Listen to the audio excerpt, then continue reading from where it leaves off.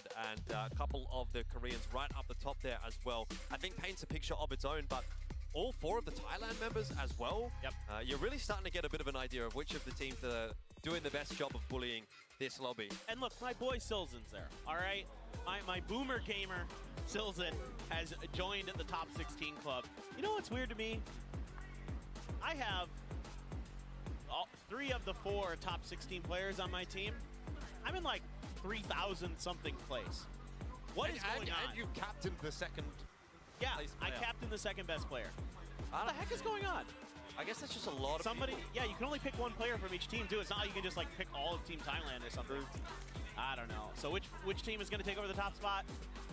USA leading the charts there. You know, which one is going to be able to take down Korea?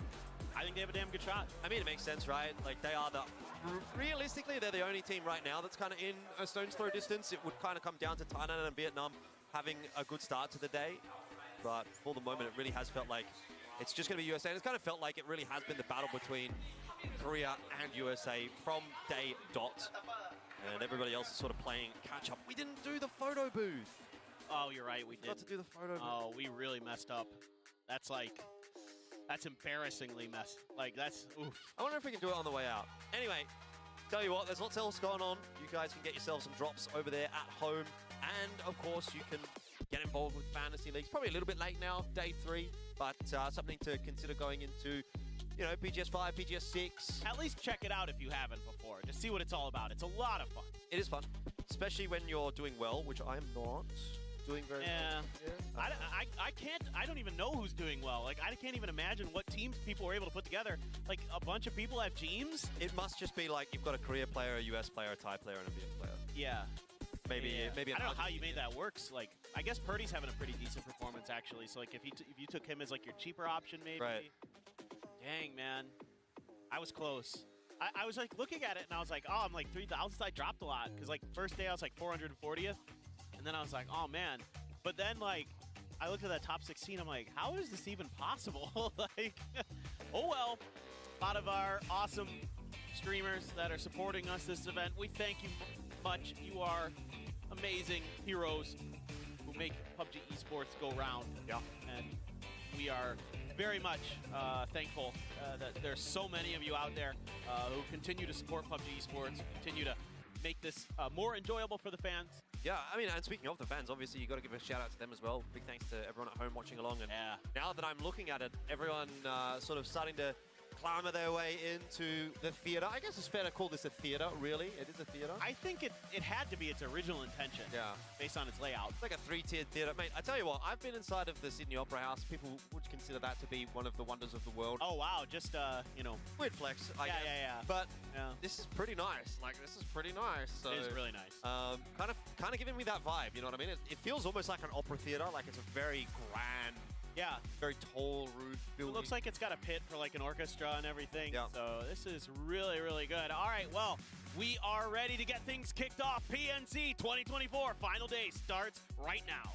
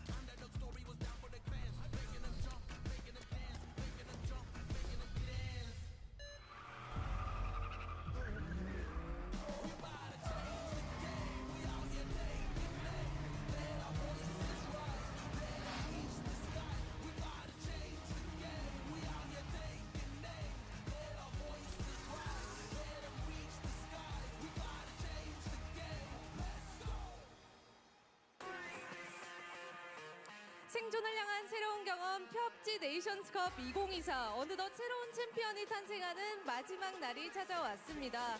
특히 PNC 2024는 서울특별시와 크래프톤이 공동 개최했기에 더 의미가 큰 대회라고 할 수 있는데요. 상황리에 펼쳐지고 있는 PNC 2024 현장에 펍지 팬분들과 국가대표 64명의 선수들을 만나기 위해 아주 특별한 손님이 찾아와 주셨다고 합니다. 바로 1000만 시민의 안전과 미래를 책임지는 서울특별시 오세훈 시장님입니다. 무대에 오르기에 앞서 영상 먼저 만나보시죠. 너 서울에서 뭐해? 무건 수행 중. 디제잉 파티하면서. 열일하는 중. 숲속에서 Вот это чихнул сейчас, прям чихнул, так мое почтение. Здравствуйте, ребят. Всем доброго-доброго. Начну сегодняшний игровой день, пожалуй, с вами. Это третий день. Сегодня лутаем, в первую очередь, дропсы на моем канале. И, конечно же, не в последнюю очередь досматриваем завершающий день турнира Кубка наций PUBG 2024. Смогут ли игроки сборной Южной Кореи удержать лидерство, либо все-таки конкуренты из США, Вьетнама и других сборных талант, там же рядышком Германия и, в общем-то, много хороших коллективов, прям очень-очень близко в упоре. Могут ли они как-то сместить Южную Корею, или все-таки Корея дожмет, как что, в принципе, они умеют делать последний день, продолжать гнуть свою линию и дожимать. Я с вами ненадолго. Буквально через час, около того, это у нас что получается? Тео? А, это мэр Сеула. Вот так вот, мэр столицы. Да.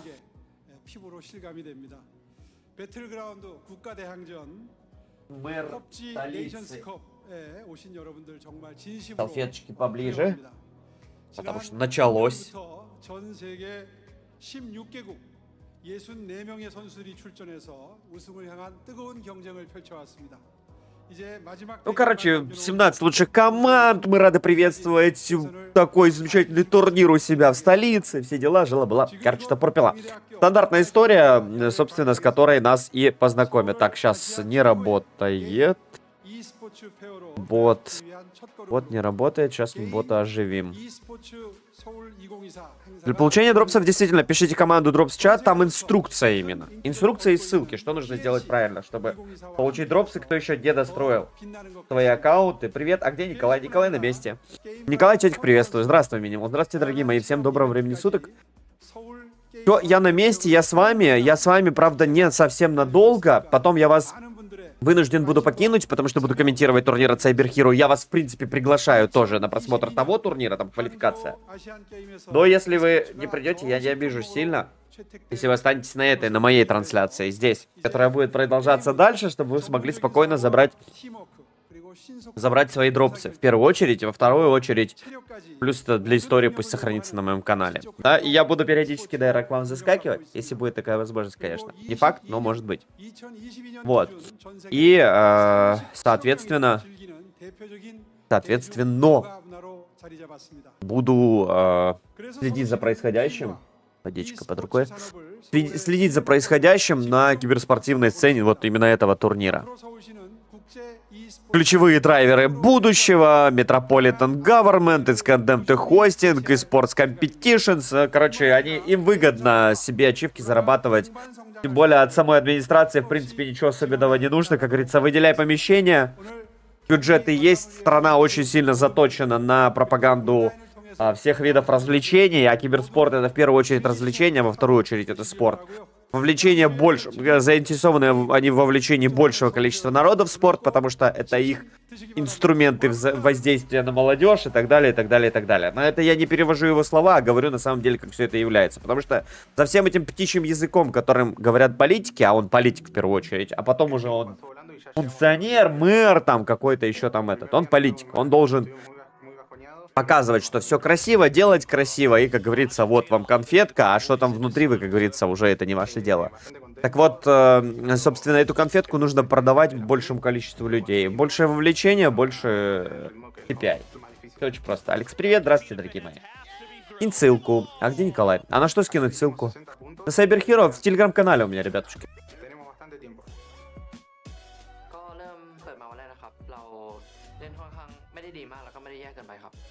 Посмотрел видео про танки, упомянули тебя. Ты про Октопуса, где он про одесскую банду говорил, или что, Алекс? Именно Октопусовском видео последнем я себя не услышал, я просто про одесскую банду услышал, и там вставка была нашего первого стрима с Ангелосом. Я Ангелос. Я и мой звук снова с вами. Привет, Флека, привет, дорогой. Ну да, наверное. Наверное. Спасибо огромное Октопусу, в любом случае. Я это ценю. Всегда. Доброе утро, здравствуйте, ребятки. Первый стрим легендарный. Да. И можно сказать, чуть ли не последний тоже был легендарный. На самом деле, наша встреча с Ангелосом случилась внутри самой игры, еще когда были роты 7.42. Не роты, ну как этот? Я не помню, как это назывался режим. Когда, короче, собирали команды и шли, играли 7.42. Формат внутри игры был этот режим. Я не помню, как он назывался. Роты, не роты. И я тогда попал к Бенгу и Ангелосу в роту. Я был на Т1. И я на Т1 развалил борща в той катке.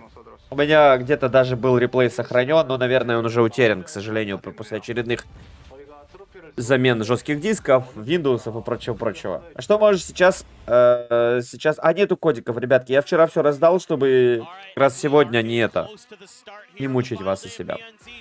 Насморк пока что плюс-минус. Какого он генеза? Простыл или аллергия? Аллергия отпадает, потому что пропил диазолин. Изменений 0. Вот, соответственно, думали, что на амброзию, как и у большинства, да, в этот сезон. Командные бои, да, наверное, я уже не помню.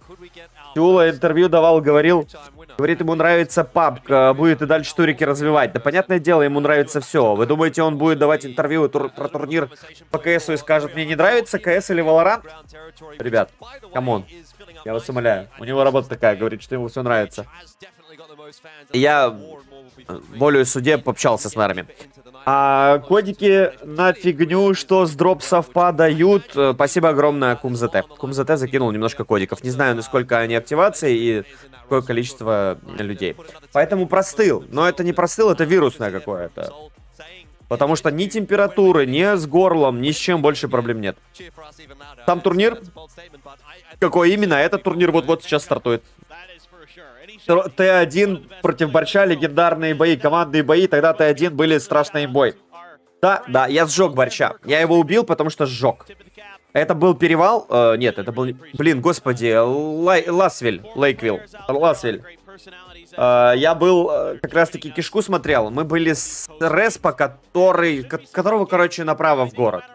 А слева кишка. Вот я с этого респа стоял, Т1 светил кишку все это время.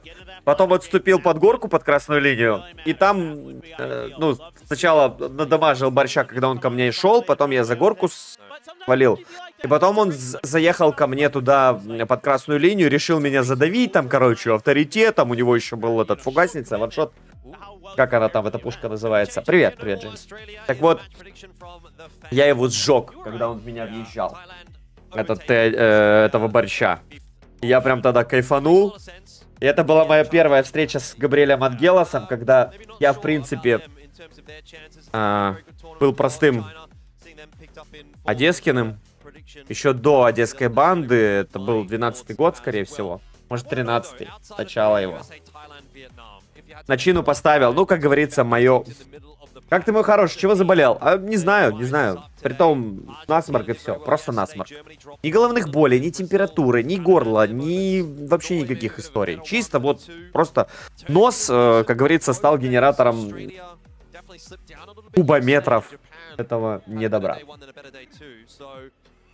Вот начинается. Салам алейкум. Алейкум и, в общем, сложный никнейм. Приветствуем тебя. Турик вот готовится у нас, собственно. А Спектра не должен был играть. Должен был присоединиться Интенс. И, соответственно, вместо Спектра Интенс как раз-таки присоединился. Он сидит рядышком между Эйдзи и... Текерсом. Интенс, Текерс. Они вместе играли, они знакомы, поэтому все нормально. Ты тоже так клавиатуру раком ставишь, когда в PUBG играешь? Нет, у меня классическая посадка и раскладка клавиатуры, ну, то есть размещение. Я же за компы сел в 92-93 году. Тогда не было этой шляпы, и у меня привычка сформировалась в 90-х, когда про киберспорт только начали говорить в 98-м, 99-м, и то в рамках того, что это, блин, там разыграл свою Ламбу или Макларен, что там было у Ромеро, по первому турниру по Квейку. И ты такой, вау! Вот это был весь киберспорт. Малое кресло самурай, серьезно? Нашел? Надеюсь, какой-нибудь на OLX, потому что я там видел. Сейчас будем болеть, да. Да. Купи натрия хлорид для инъекции и промывай каждые 2 часа нос. Шприцом в нос заливай. Я вот эту вот сейчас штуку бахаю. Нотти. Вот эта вот штука с Нотти. Вот им. Вымывает, да. Да, 16к в Украине. Да, класс, хорош, красавчик. Но это не... Чуть не за это. Вдохнул ртом, и салфетка закрыла, как говорится, отверстие. Сделай себе клизму, забудешь о насморке. Да, лучше всего трансформацию боли применять. Когда болит палец на ноге, реально ломай палец на руке. Сразу забудешь про боль на ноге. 16к это за хорошее кресло, 16к это все еще недорого. Вот прям вот вообще. Плюс ребенку, плюс это здоровье, плюс, может быть, оно ей не понравится визуально, там скажут. Оно не геймерское, оно не как у моей подружки Нюши, там еще какой-нибудь Анютки или так далее еще. Вот, но, скажем так, ты как родитель должен прекрасно понимать, что тут дело не про красоту и нравится визуально, а про то, что это будет дофигища ей полезно, и ты потом его заберешь себе. Когда дочка пойдет в институт, и оно ей будет уже не нужно. Ты заберешь его себе, и оно будет еще отлично. Минг-минг. Его называют Минг-минг все. Потому что есть Минг, он играет в Петрика Роад. А Минг-минг, типа, это вот молодой человек, вот этот вот молодой человек, он играет за New Happy. И у него 2 М в начале, ну, то бишь М-минг. А просто Минг в Петрика Роад. Всем здравствуйте еще раз. За вчерашний день 196 очков залутал. Чувствую себя хуже, чем если бы вообще ничего не залутал. Да. Потому что пропустил первый день, соответственно, да. Она сама тестила, там было и дороже, но сама посадка ей не понравилась. Она уже в универе учится, так что кресло я не увижу. Ну, значит, еще быстрее ты его увидишь на самом деле. Потому что закончит универ, а там работа, личная жизнь, все остальное. Ну, ты сам знаешь, как все это работает. Из-под папиного, маминого крыла вылетит, и кресло вряд ли будет забирать. Хотя, если хорошее кресло, почему бы не забрать? Ну, короче, шанс 50 на 50 сохраняется. Красава, я одобряю выбор, вот серьезно. У меня не было советчика и человека, который с сознанием дела может что-то подсказать. Поэтому в своей жизни я своими деньгами, своим временем расплачиваюсь за все свои знания. Но поделиться этим могу без задней мысли, потому что я ничего не продаю. Мне ничего не капает. Мне не нужно вам впаривать всякую хрень, и моя совесть максимально чиста. Турик был, Турик идет 3 дня, сегодня 3-й заключительный. Ой. Простите, ребят. Немножко, как говорится, с салфеточками я обнимаюсь, потому что залил недавно нос, запшикал, и протечка. Да, сегодня решающий день, но смотри, ты красавчик сегодня подрулил. Сегодня подрулил. Еще Сань, Алекс, тут ты, блин, Алексей. Я тебе объясню по-простому. Если ей посадка не понравилась, это не значит, что в долгосрочной перспективе это плохая посадка. История какова? Посадка ей может не нравиться. Вот это вот в магазине сел такой, ой, да нет, что-то не то. История такая, если проводит очень много времени в кресле, 4-5 плюс часов, то, соответственно, со временем вылезут все приколы. Потому что большинство вот этих вот странных ковшей, геймерских кресел, большинство этих ковшей как раз-таки рассчитаны на то, что на первое впечатление ты садишься, такой, о, прикольно. Оно мало того, что красивое, а еще ощущается классным креслом. Но фишка в том, что именно на длинной дистанции выясняется обратное. К сожалению, вот такие парадоксальные у меня выводы, по крайней мере. Кто до этого выиграл? Пока ведут на первой строчке идут сборная Южной Кореи, вторые США и далее по списку. А для видеокарты 3070 блок питания нужен какой? А то разные источники по-разному пишут. Один 550, а другие 750. 750 оптимальный. 550 это минимально в потолочную, скажем так, потолок можно упереться. Лучше всего, конечно же, 750, чтобы у тебя был запас по самурай минимализм. Так, там прикольно в изгибе спинки. Алекс, ты мой хороший. Я тебе его советовал, потому что я это кресло никогда не знаю, не видел. 700 норм с головой. С головой. Не отпускает его дисциплина? Да, наверное.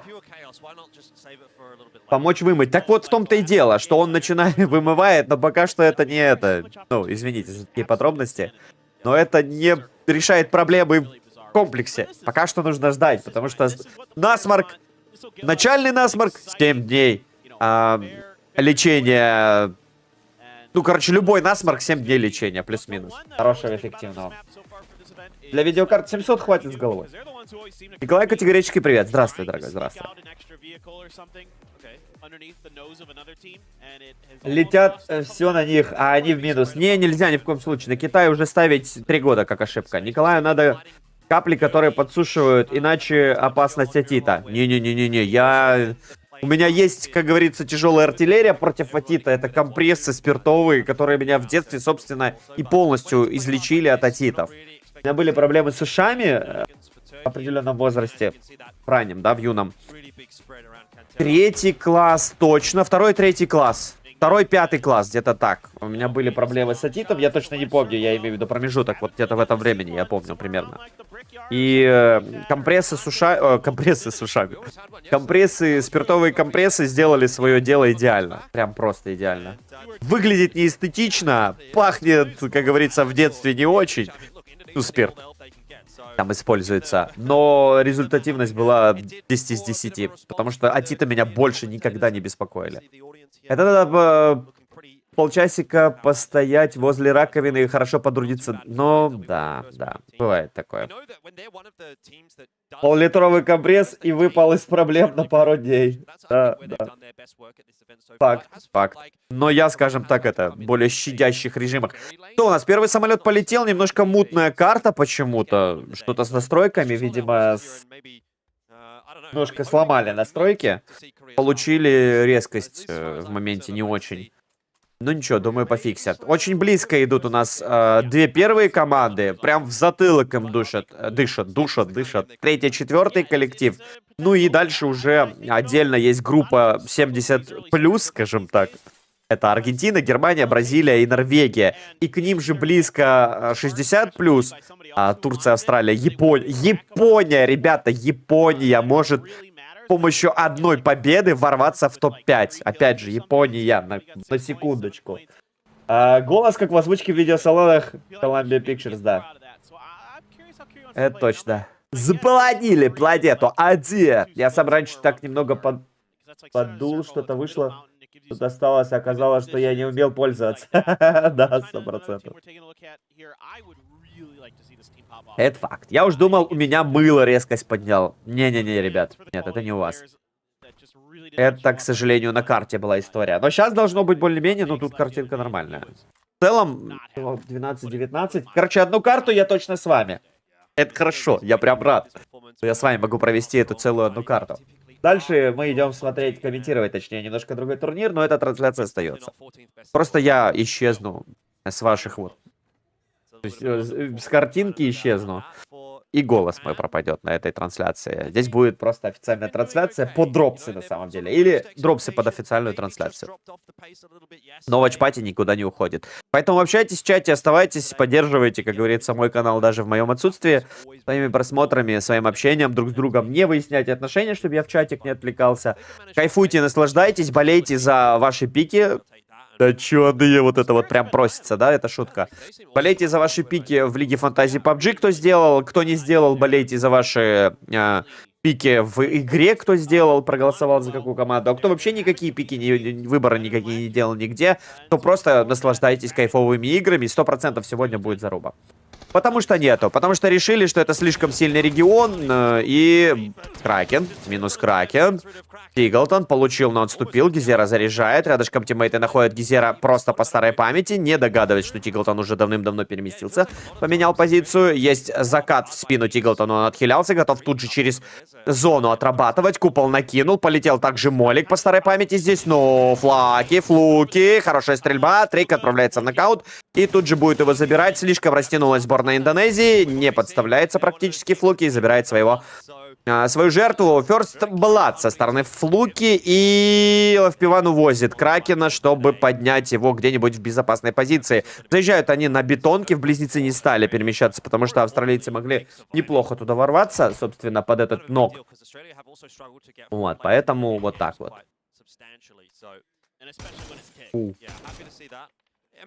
Леха.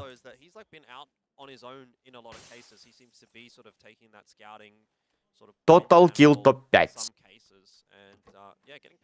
Ты просто как пойдешь комментить Киберхиро, Смайл мод включи и все. Если у меня модераторы есть классные, зачем Смайл мод? Понятно, что некоторые модераторы... Да. Ну Смайл мод нет смысла. Что-то другое комментить. Привет, кстати. Да, я только что сообщил, ты прям зашел чуть позже, как я закончил рассказывать. Сайберхиро будем комментить. Только через минут 40. Поэтому одну карту я с вами, как я уже до этого сказал.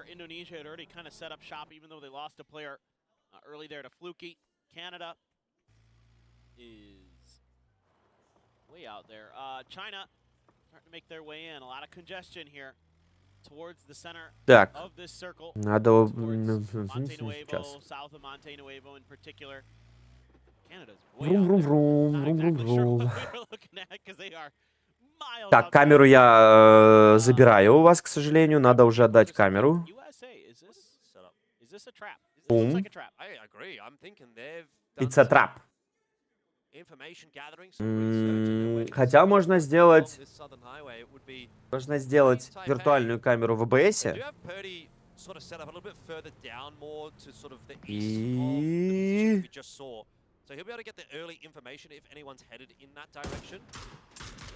Подождите, запуск.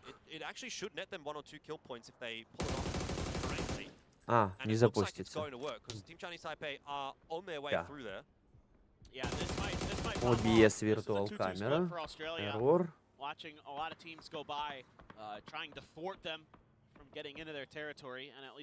Источник сцены, источник. Там один. Ок. Запуск виртуальной камеры.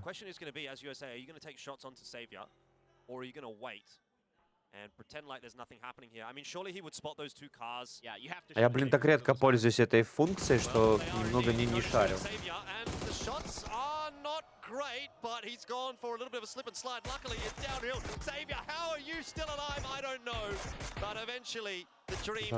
Предпросмотр. Так, подождите, надо понять, как это работает.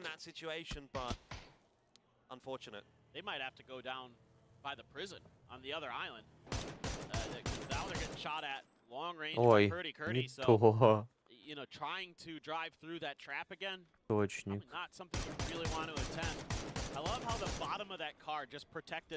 Блин, не понимаю.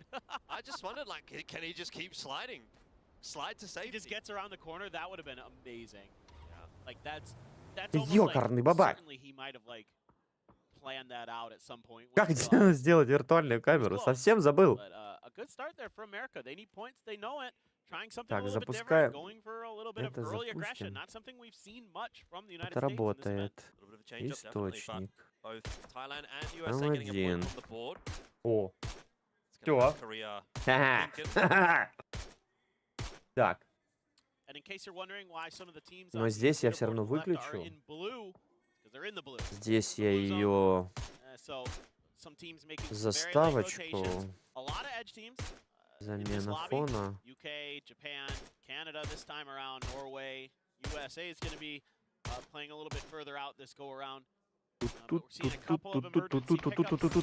А где тот фон? О,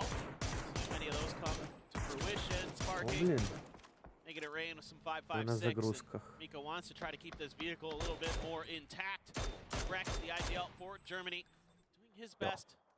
Try to keep his other players safe. It's Chris has Kraken right behind him, sparking, and he got close. Doesn't like it. He's gonna back off. Two emergency pickups happening at the same time. Norway and Vietnam, you can see here as the zone's going to pop. Korea, indisputably the #1 team on Miramar at the moment. Circle shift. I don't think it's going to be a particularly crazy one there. On fairly central. Japan not having too much luck with their road camp. So Canada gets by unscathed, keep holding on to a nade. It's Brazil and Australia that seem to keep running into one another. Oh, Kraken got a knock on a TIG. This is a good opportunity for Monty. Almost converts. Where's the rest of Australia? Luke 12 and Flood a little bit too far away. Monty has to try to hold the fort on his own. LFP1.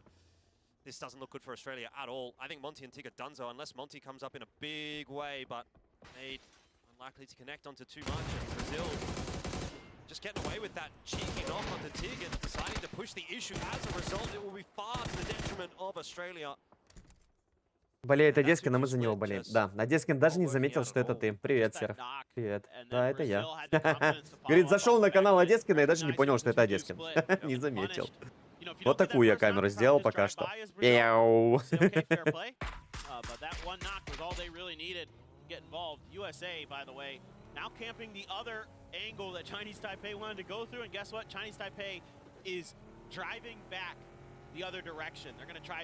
Chinese Taipei. А если как-то можно еще откуда-то набить, нафармить? Нет, только в голосах. Купоны можно купить. Так, у нас здесь Австралия зарубилась сборной Германии. Притом один нок дали. У австралийцев уже все очень плохо. Проредили их ряды. Немножечко я не смотрел, отвлекся, соответственно, много пропустил. Привет всем. Бразильяне хорошо играют. Как думаете, Корея чемпион? Ну, пока что очень похоже на то. Корея чемпион, да. Так. Сюда. Тибоун помог. Минус сборная Германии. Ждали от сборной Германии. Сегодняшний день также хороший старт, но, к сожалению, не получается. Есть информация по сопернику. Полетела хэшка в окно, залетела. И Люк в сейве успел отхиляться. Минус 38 секунд залетел. Еще одна хэшка залетает. Люк нужно как-то здесь пережить заброс. И сборная Великобритании уже крашится полным составом для уничтожения конкурентов. Флад лежит. Флада не спасти. Хаешки инвестирует в большом количестве. Все, он еще сейвится. Есть у него позиция. Док. Второй. Нет, не получилось. Хорошо. История закончена. Австралия топ-15. Нормально, нормально. Минус 4. Или минус 3. Да, очень здорово поиграла сборная Австралии, но, к сожалению, этого недостаточно. Всего 3 килла они сработали. И 9-я строчка пока что зафиксирована. 70 поинтов. Дальше они ждут следующей катки.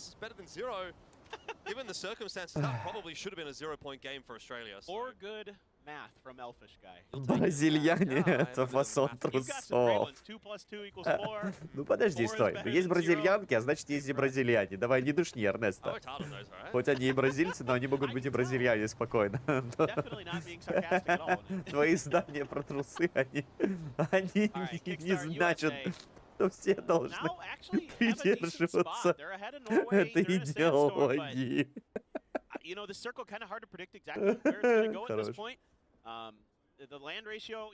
Хорошо, да, действительно хорошо, согласен.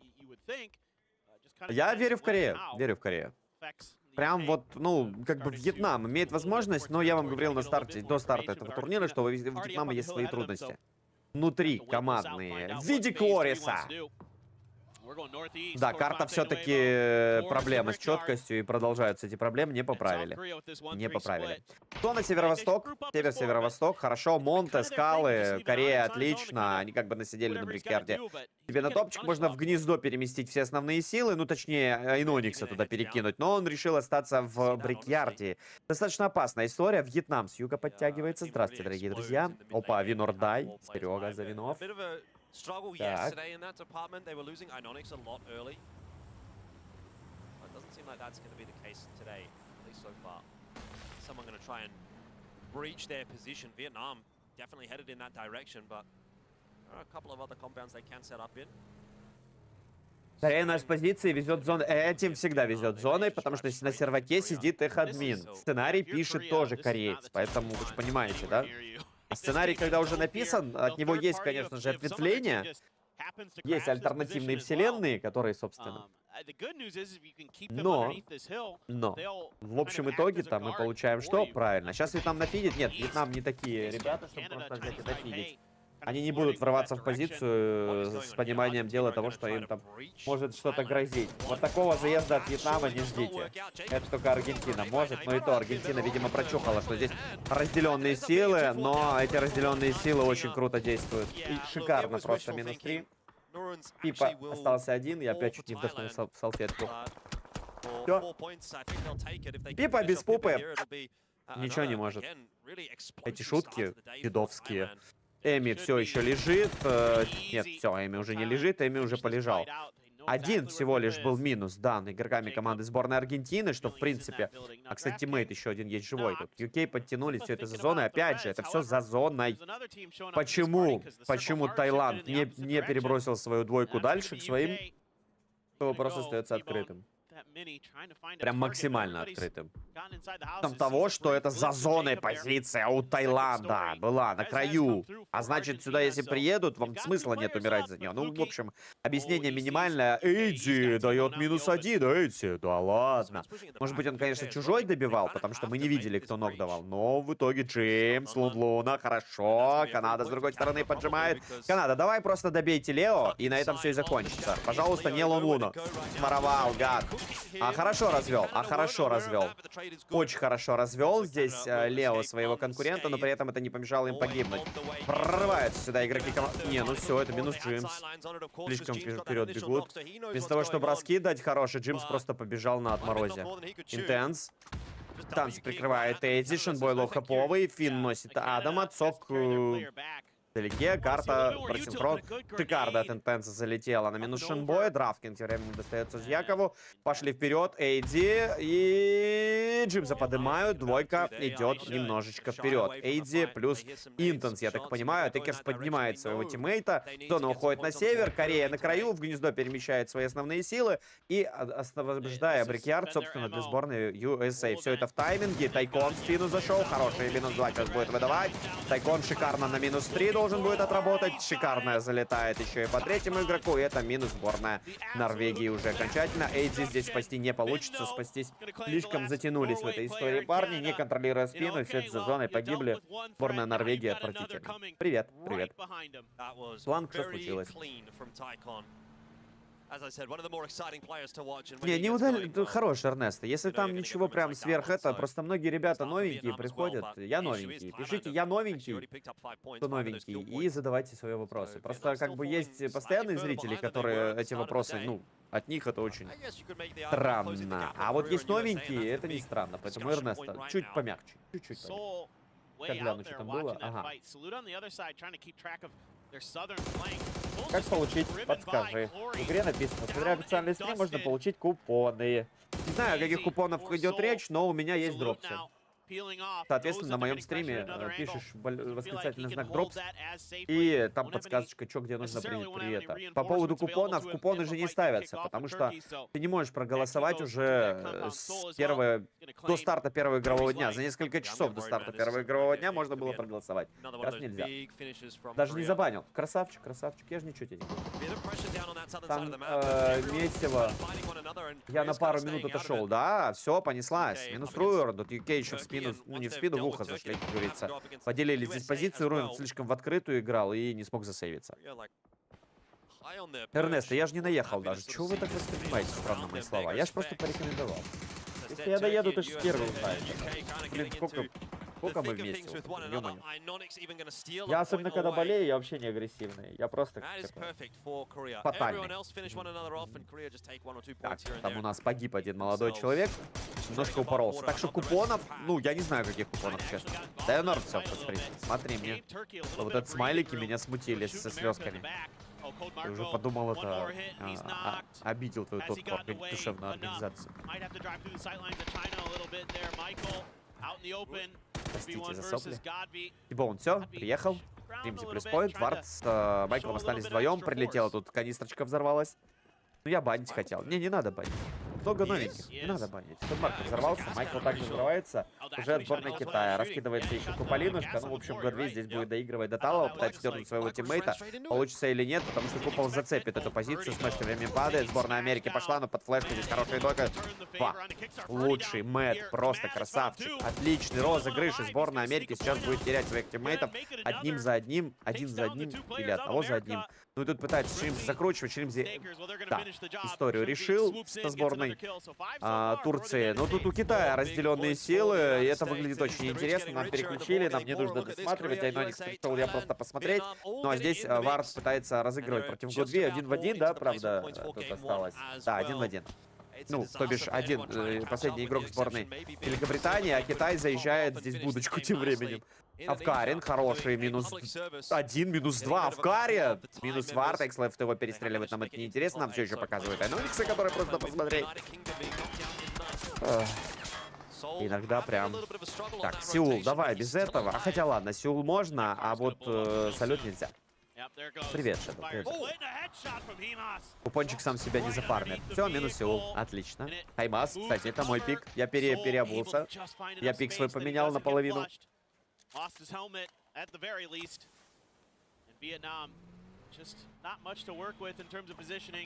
вот Каш Рыбак. Ну, на туре синоним.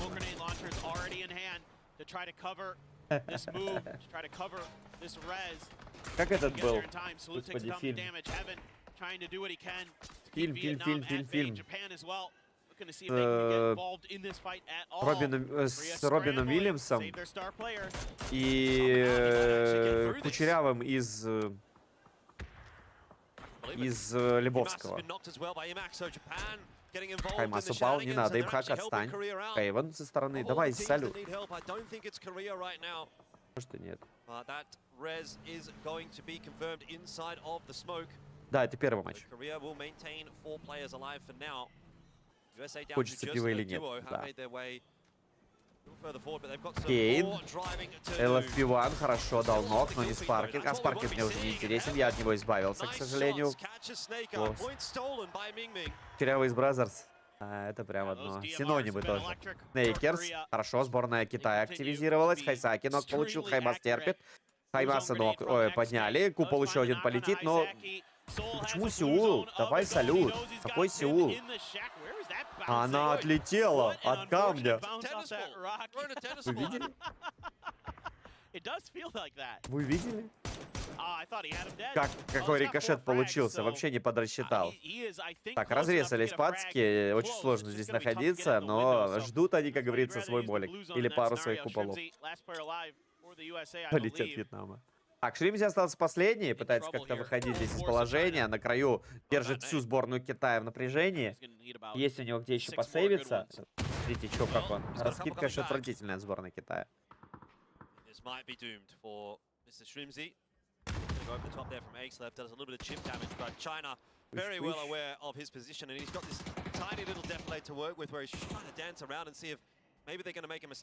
Да, господи. Going to happen. Korea are on the way. Korea are hunting, man. This is a Korea game like I've never seen it. This is exactly what they were doing on day one. And it worked out so perfectly for them. I mean, Shrimzy goes down before they do arrive, but either way, they're able to start putting some of that pressure back onto China. Maybe even deal with their rotate. That, of course. A fantastic grenade. And speaking of tennis balls, that was a bounce and a half. That was a prediction there from Korea. Так, ну что, ребятки, последние минуты я с вами смотрю эту карту. Зажали, 100% зажали. Ну, просто он, если бы чуть-чуть пространства, он бы там их всех отблагодарил за такое внимание к себе. Салют, давай, родненький, только по тайкону. Разрешая по тайкону, тайкон не должен набирать поинтов. Хаймасу зеленый свет. Так, Хайсаки, ну, поднимает тайкона, полетела хаешка, но она будет такая себе.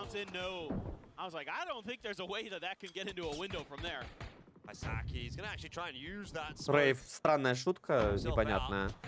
Нет, там немножко другое. Там Хайсаки в ноке от Сеула. Так, отстань, Сеул. Короче, если правильно понимаю, о каких купонах идет речь, то купон, который тебе дает возможность проголосовать за одну из команд. И, собственно, если твоя команда попадет в топ-4 или топ-3, ты получишь нормальное количество баллов, за которые ты сможешь обменять на на этот. На внутриигровые плюшки. Чисто переделочки я их называю. Индонезия живет. Это вообще шок-контент. США удивляют, но они еще близки. Корея, правда, жила. Будет набирать сейчас поинты без них.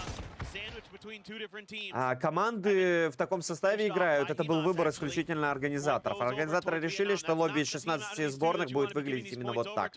Последние несколько лет именно такая обстановка, и она пока что будет такой дальше, пока организаторы не передумают. Все вопросы к организаторам, дорогие друзья, к Крафтону и в официальные группы ВКонтакте, наверное, в Телеге и так далее. Где вы найдете? Салют? Не, ну салют, ну серьезно. Ну салют.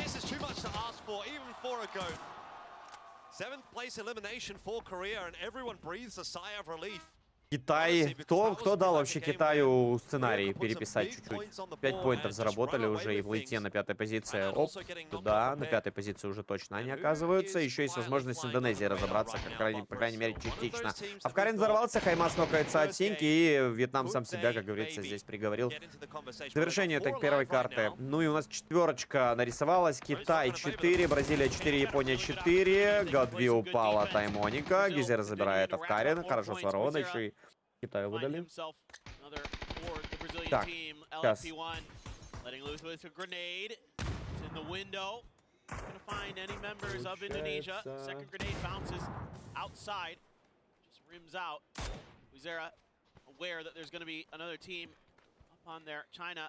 Trying to get into position to barricade the rest of these squads out of this final circle. Japan trying to figure out what the heck's going on. And they're just going to keep claiming space, setting up with a 2-2 split.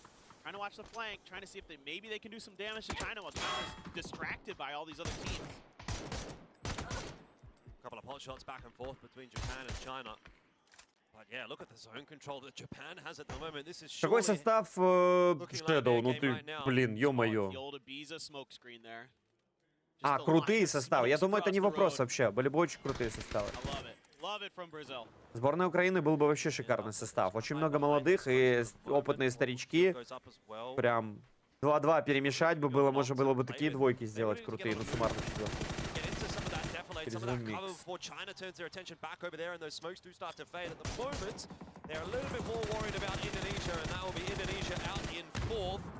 In saying that, though, that's their best game of the event so far. So, minor improvement going into day number 3.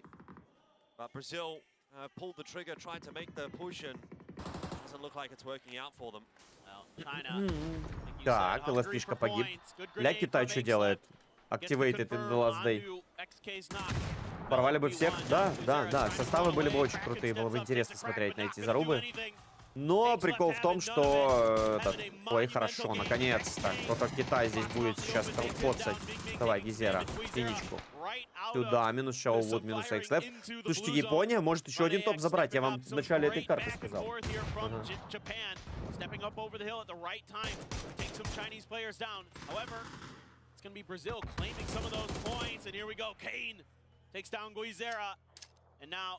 Сайберхиро ТВ. Все, я понял, немножко не тот канал я указал в посте. Я поменяю в посте канал, собственно, если что, сейчас мы будем на Сайберхиро ТВ. Япония прочитана. Сюда.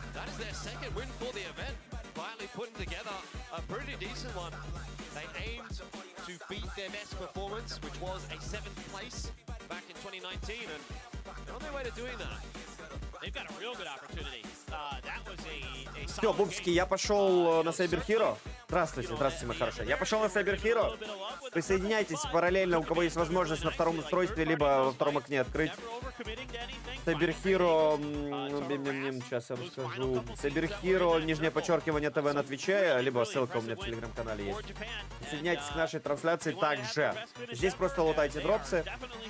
Звучок можно притушить и будем периодически подглядывать за происходящим. Все, с вами я, скажем так, говорю вам до свидания, до скорой встречи. На этой трансляции я, может быть, еще появлюсь, но точно вас жду.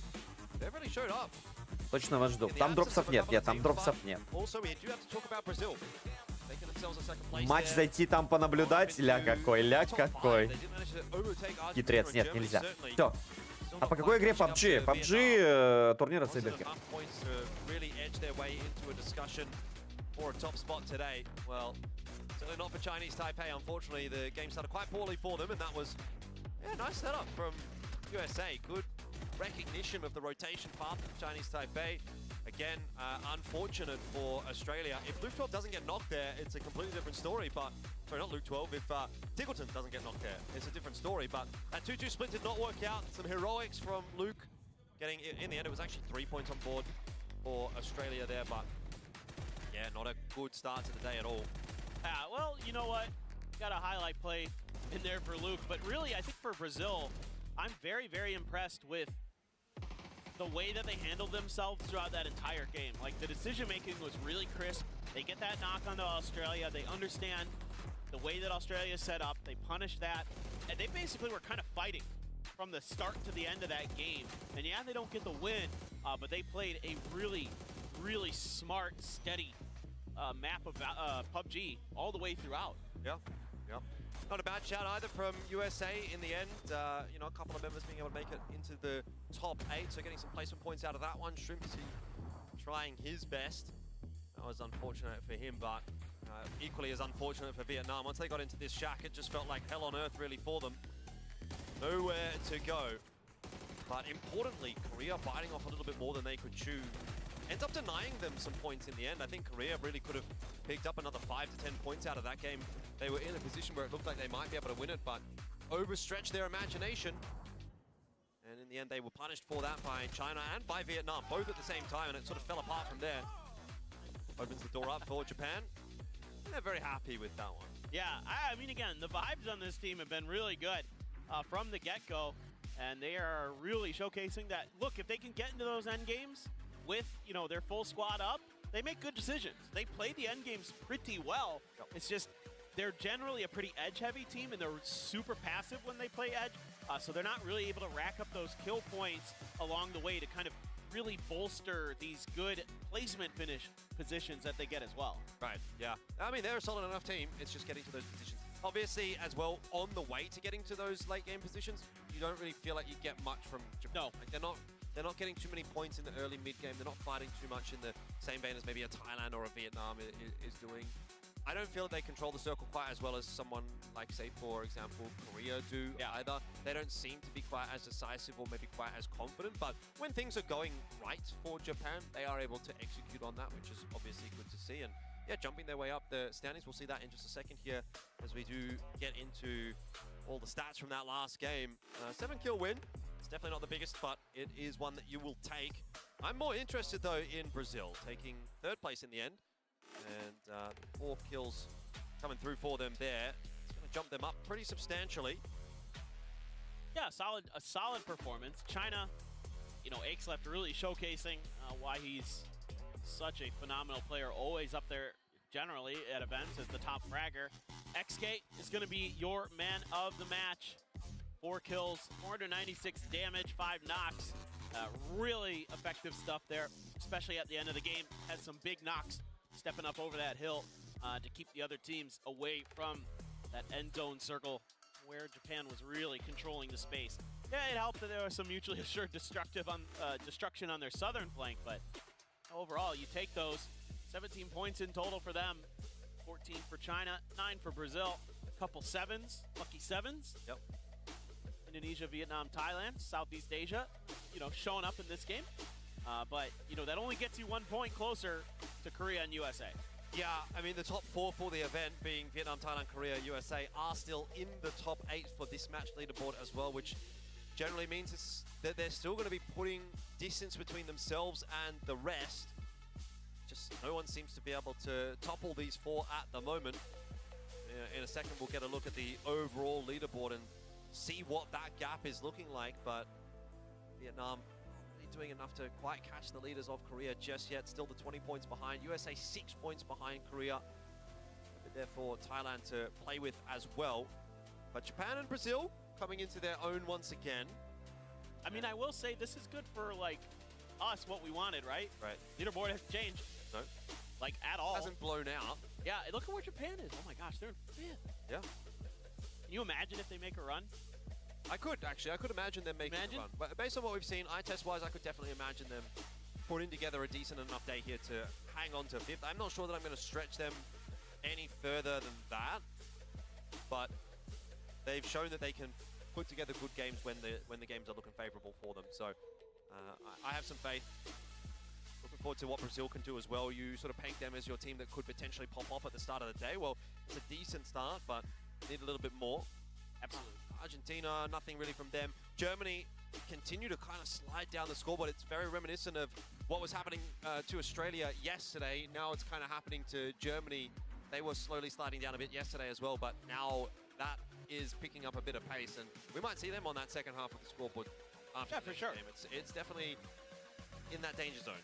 Yeah, I mean, I think they can. I know they can. I don't just think. I know that that team is capable of doing that. It's just a matter of getting there. It's a real thing. And, you know, it's tough because this is such an edge-heavy lobby in a lot of ways. I mean, that circle right there, you're going to see a lot of fighting over the center because that part of the map has a lot of really bad stuff in it because there's these huge canyons out there. So if you get stuck in those, you're just dead. Like, you just can't win the game.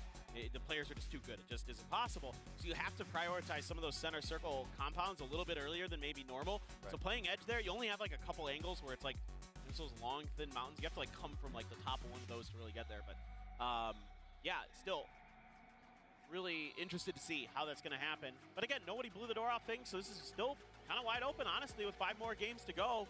Somebody gets 50, 60 points in those 5 games. Yeah, who knows? Yeah, kind of in that holding pattern at the moment, it feels like, right? We're kind of just waiting to see when is the thing going to happen. What is the thing? We don't know. Is it going to be a team catching up, or is it going to be someone running away with it? But we're just in the holding pattern, in the eye of the storm. Probably get through the first sort of 3-4 games of today, and then in those last couple, that's where we've really got the understanding of where things are going to be headed, and hopefully it'll pop off to sort of finish things off. But yeah, I like that it's kind of kept things pretty open. Only thing is, I will say, you know, there are a couple of teams that I'd like to see maybe pick the pace up a little bit. Norway, yeah, you know, they had a really good day one, and it's been a bit sort of slow from there. So they're about due for one. Again, you know, I've been talking about Australia a lot, no doubt about that, but they're kind of due for a good game. They haven't really had any great standout game at this point, so I'd like to see it for them.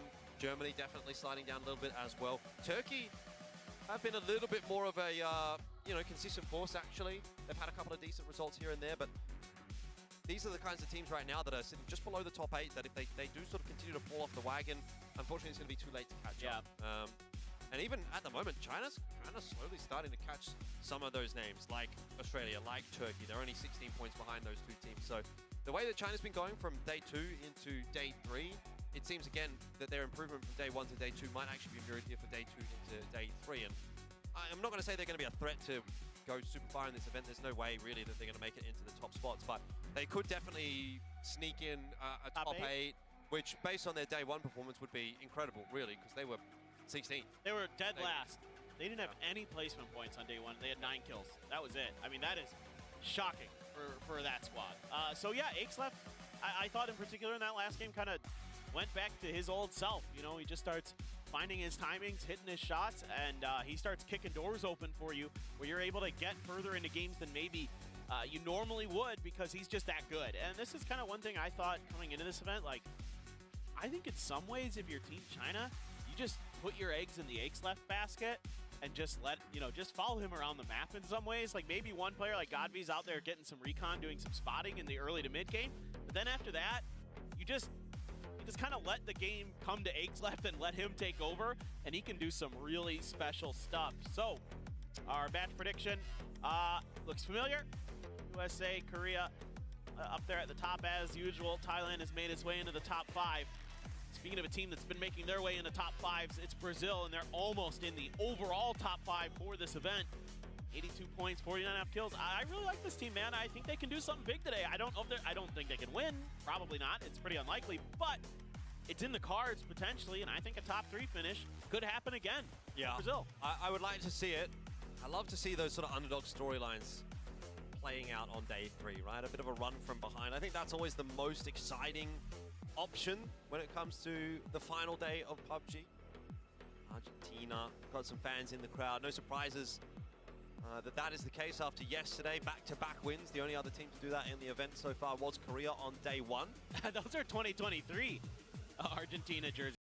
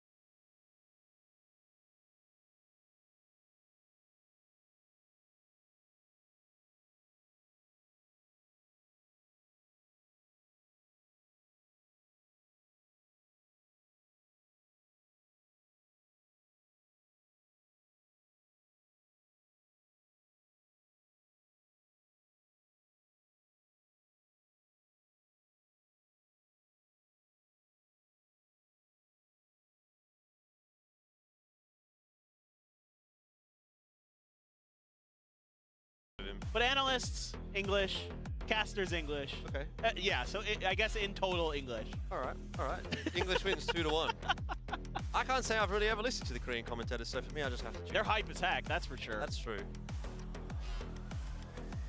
Tycon's back. Tycon, my man. I feel you. Give us the heart. Atta boy. All right, we are ready for another Miramar, guys. Thank you again for sticking with us. We go into game number 2 here on the final day of PNC 2024. Plane is up. Dusty Dunes are arriving very shortly. Yeah, and for the last time as well at Nations Cup. Oh, man. Why do you have to be like that? Because after this, it's all green, baby. You're just speaking truth, I guess. All right. Tego, Rondo, Arango. Yeah, so okay, so you're happy because we're going to the green maps. Green is good. Okay. Green is money. That's true, it is. You're not wrong. Big round of applause here. I'm not sure what the cheer is for. I think the fans are getting something for showing up. I think they're giving them the announcement about the skins and stuff. So if you came to this event, if you had tickets, you were able to get some extra in-game stuff as part of your package, I guess. Okay. Yeah. All right, definitely an island circle. Calling it now. Calling my shot. Pointing to center field. Man, I'm here for it. You know, like I am here for it. Yeah. I feel like we could do with a bit of spice here. On Why not? A3. You know what? Things are close. Let's just throw, all caution to the wind. Probably won't be. Maybe we get a Northwestern circle. Actually, we haven't seen that yet. True. Nothing. Well, I think we had one that was up there, maybe. But no, we haven't, have we?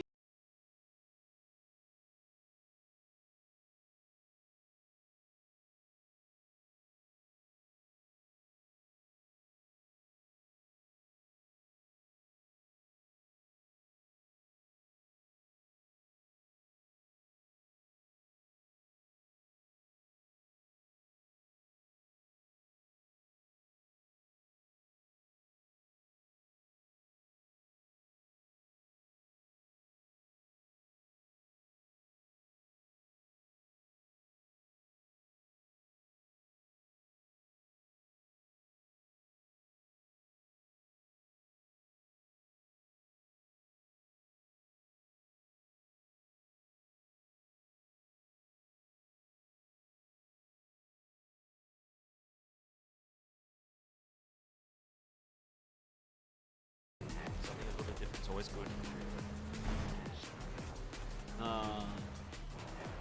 Giggles. Kalaris is angry at me. I'm sure he is.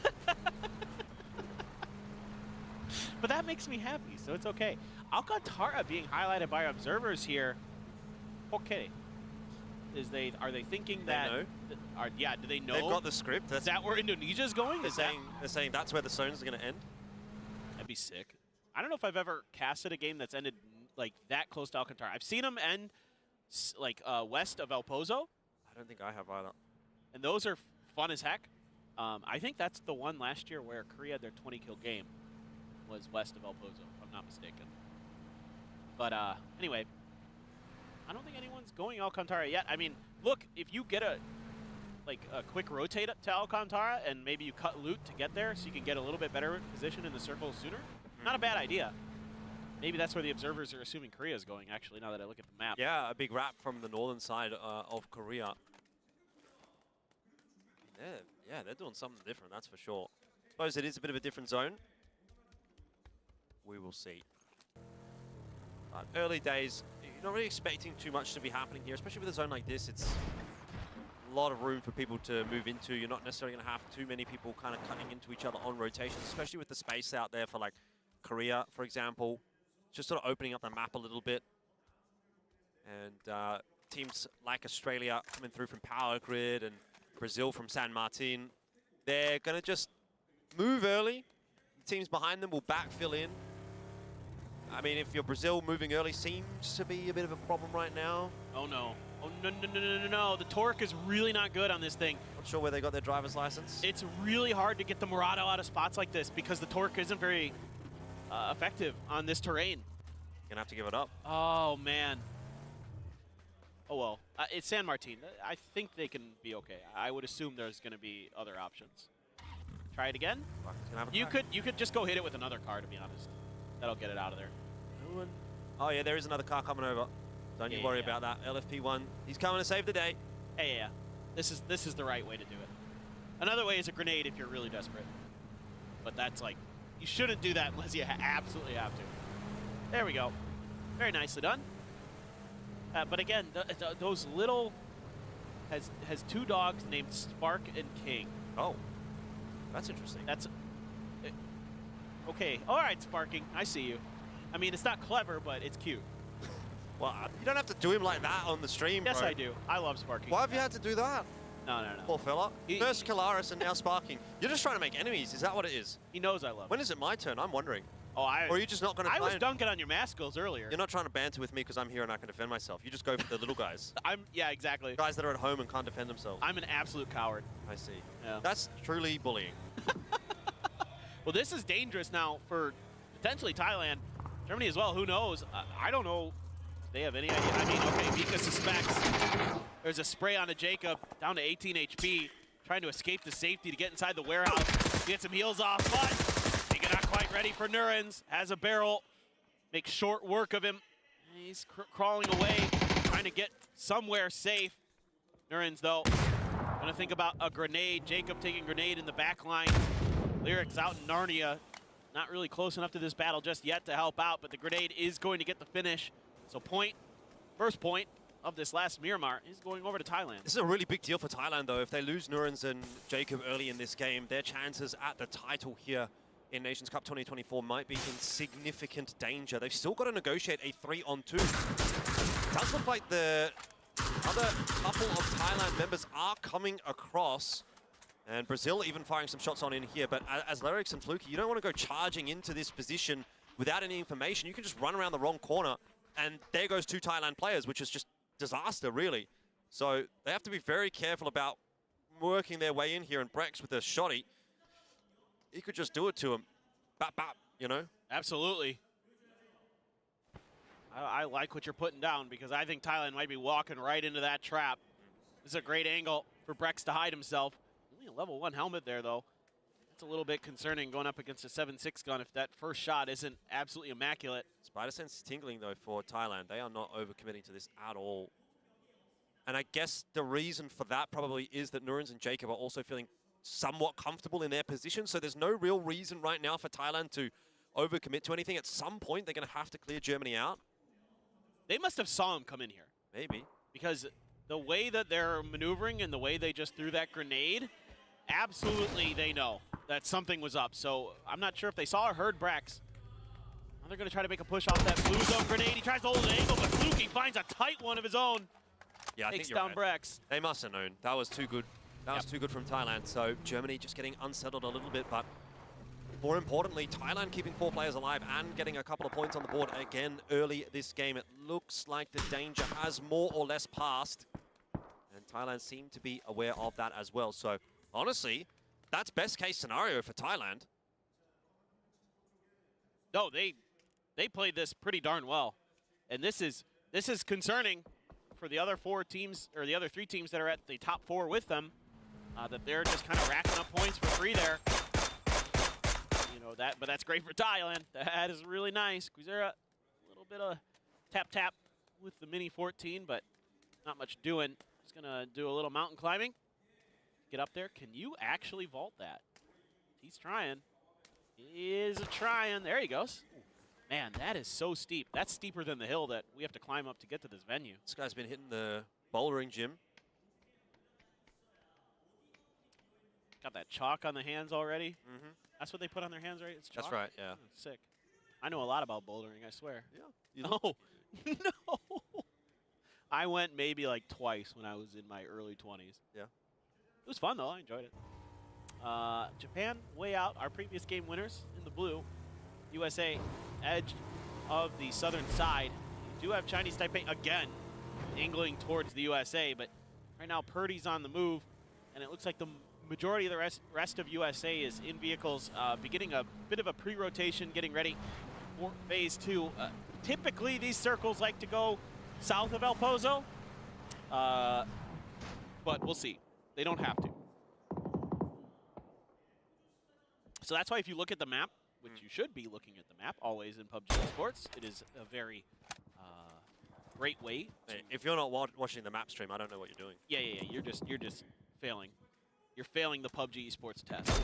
But if you look at the map, that's why everybody's actually on the southern half of the current circle, is because everybody has heat maps that kind of understand what the circles like to do, because there's certain rules that affect how circles maneuver. There's a great breakdown of that by Avenger at EWC. You should go check that out. But yeah, so everybody understands that that's the most likely thing to happen, and therefore they play to that. They play statistics in this. You have to play the percentages. Yes. All right, well, we'll get to find out in 20 seconds. Korea will be hoping for something a little bit unorthodox, because they're a little bit more out to the west than most. China set up in a good pivot position. They can kind of go north or south if they need to. Got a bit of a split. Godv trying to lock down his position. Here comes the zone shift. Oh, and that is not what we were expecting. But that's what I want. Brazil wants that too. Oh, yeah. I mean, Brazil, they've called for the emergency pickup. Yeah, now they don't need it. They definitely do not need it. Unless maybe you want to move, like, another player up on top of one of those rocks. That's Back up to Guizera. Yeah, near him. Like, there's a couple of them up there. So you could maybe split out, like, 1-1 on top of those rocks, something like that. Argentina, not too far away there from Brazil as well. And everybody's going to be on the move. There's going to be some chaos here. See if Vard can find anything out of it. Clories avoids disaster for now. Tires safe. Health intact. He's able to, I think, get on by safely. Yeah, it's an early move for Vietnam, but they're going to go hard south. And they might even actually run into Chinese Taipei. We'll see how that goes in a second. China also moving. Korea have somehow just sort of swindled their way into a very nice rotation onto the church. They actually had a really good opportunity on this circle because they were west of El Pozo, and they were able to get ahead of everybody else that was south of the city. Everybody, you know, there's traffic. There's a traffic jam. You know, it's a big city, and it's going to be the man who's paying the price. And again, it's Thailand finding points. This is massive for them. 3 kills already. They're on the edge of this city as well. On the edge that other teams have to go through to likely get to the next circle. Ruin's just done. There's just nothing he can do, and it's another point. That's 4. 4 for Thailand. Thailand's making me feel some kind of way right now, but then again, so is Brazil. It's been a good day so far. Just bounces up and over. Perfect, really.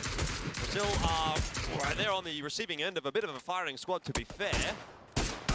They seem to be okay for now. Certainly not the case for their brethren from South America in Argentina. Mimics surviving for the moment. Does have Sills in there. It's important that Silson doesn't get knocked here. Brazil are looking for it though. Zera could make the difference with a couple of good pot shots right here. 23 damage initially. Nade over. No, it was just a flash. And through the smoke. It's not connecting. Not so far. How Pippa has been knocked as well for Argentina, so they are really in trouble right now. But I actually get the feeling that they might be able to make this res happen. Just a bit too much pressure on Brazil right now.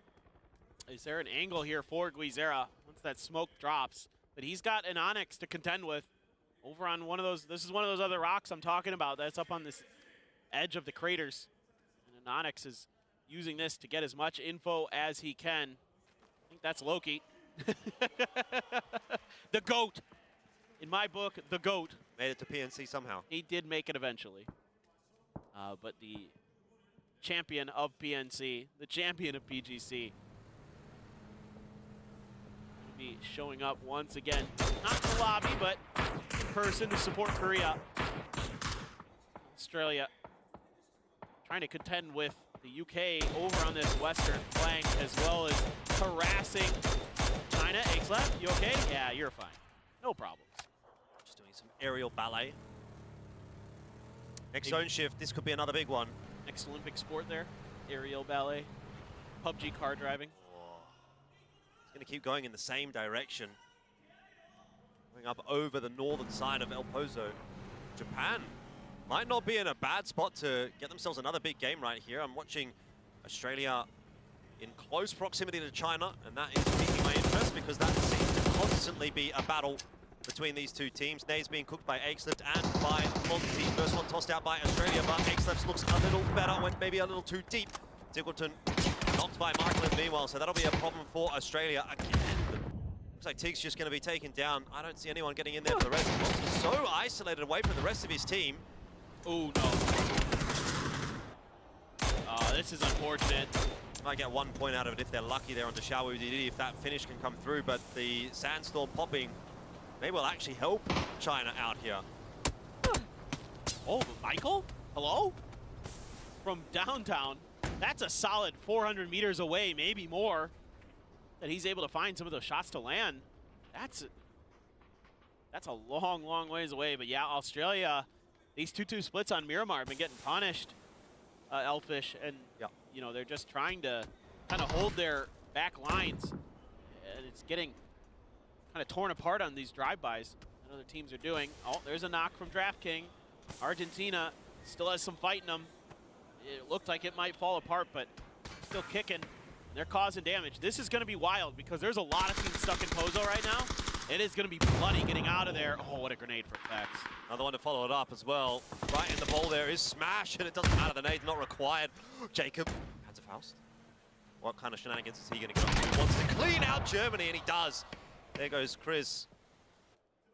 Lukey still hiding in the corner, knocked. Need to clear out Germany pretty quickly here, Thailand, because they have UK to worry about afterwards.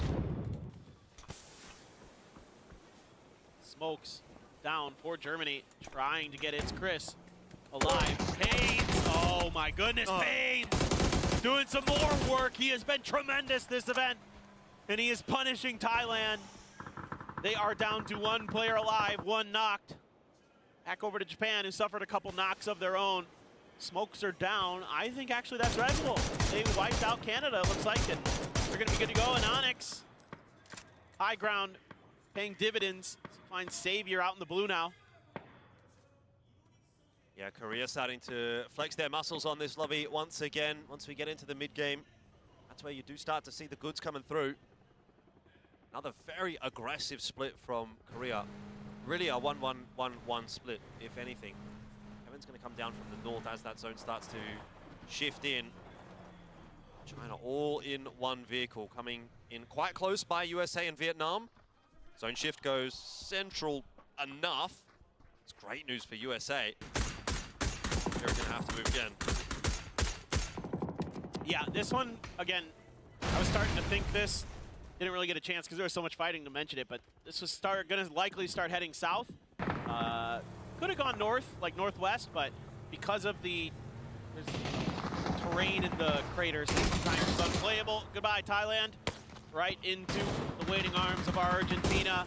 Indonesia on the move, trying to cut through the center of the circle, trying to find some open space. And Onyx again, it gets 2 knocks. He got Savior. That's a re-knock. Zennon as well. Way out there towards the blue. I think in the blue, in fact. Yeah, they're both. They're done. There's no getting up from that. It's really just Onyx against the world. If you look at where his position is compared to the rest of his squad, there's nobody even nearby. He's just cyberbullying Team Chinese Taipei. But he'll have to get a bit of a wriggle on. He's going to get picked up by Seoul. China all 4 to 1 vehicle. You don't love to see it, and they're going to make a big rotate. They've just come from this direction. Now they're going to go back again. They've lost a tire. They're going up the hill. Somehow they're alive. The car's not. Here we go. Points on offer for the USA. The shots are connecting, but everyone's surviving for the moment still. X left down to the blue. Godby's going to go down as well. There's no doubt about that one. China are getting decimated by the USA. What an angle there that the USA is able to hold. Ming Ming again out in the blue. How many first aids can he find this time? Because he's going to need quite a few. Again, he's going to make some kind of run in this one. Leo in trouble. Chinese Taipei along with him on their last sliver of health. Silzen, though, catches Vex out in the open. Pippa getting involved there, too. Finds the knock. Chinese Taipei out, but at what price here for the UK? They are starting to take some serious damage. Argentina has all 4 players up. Incredible stuff. Flores, well, that didn't feel so good, but above Japan is a grenade and just Runax. It bounces inside of the vehicle. Runax hears it, gets out of the way. That's pretty fortunate. He's gonna get another. Goes for the flush, has it. Run AX 4 HP into the smoke. Bro, he's still kicking. He's in an action movie. There's cars trying to run him over as well. Somehow he's alive. It's like a Michael Bay film. He's going to get the revive, maybe even. China eliminated in the meanwhile. Korea on their way in. Still a 2-2 split from those guys. They could actually pick up some points here as well, as Taikon will be spotted out by Salute. Chinese fans worried about things at the moment. Korean fans very happy. Australian fans certainly distraught. How about Indonesian fans? Well, I'm not sure they're going to be liking seeing Orca knock Teddy. But right now, Korea are rising up once again. Oh, what a play from Run AX, though. Is going to be knocked, and Japan is looking on the outside of this lobby. Korea on the move already, going to be clearing this space, going to be claiming another point, stealing it away from Norway. And now, looks like XK, only one left. Salute guessing that he might be in the shack, but in fact, XK says, well, look, even though it doesn't have the best in terms of tires left, I can at least maybe escape Korea, and maybe they'll have to post up on top of the hill up here, and I can survive for a little while longer. Heaven, hitting some shots. Oh, that was close. Pains is somehow still surviving here for Germany. He's got 4 first aid kits. As long as he doesn't get spotted out by Argentina, he can persist here inside of the blue for quite a while. Maybe there's even more that he can pick up in that next death box. Would actually be a real problem for Argentina if he pops up behind them at an inopportune moment. Oh, James, that landed right on Teddy. That molly was beautiful, but Indonesia getting cut apart between Norway and Korea. Korea trying to get whatever points they can out of it, but it's actually the USA kickstarting Snakers from afar, also finding angles into this fight. Stealing points, Sparking gets knocked by Anonix. Korea can't find any points out of that. Well, it's important for the USA to stay toe-to-toe with Korea at the moment, but Norway also looking to rise up the standings a little bit there. James continues to impress, gets that knock onto Pippa. Korea are definitely looking in that direction, but yeah, 5 points out of this game for both Korea and the USA, and here comes Pains for Germany. As we said, causing a problem for Argentina. And it feels like Argentina are really just a punching bag of the circle right now. How many teams they've got looking at them? Norway, Korea, Germany, probably Brazil maybe as well. USA. I think just about everybody could see Argentina. I think you're absolutely right. 80 is going to go down. That's going to be Heaven who finds that. Couple points going over to Argentina, and Pippa as well, though, off the back of some previous knocks.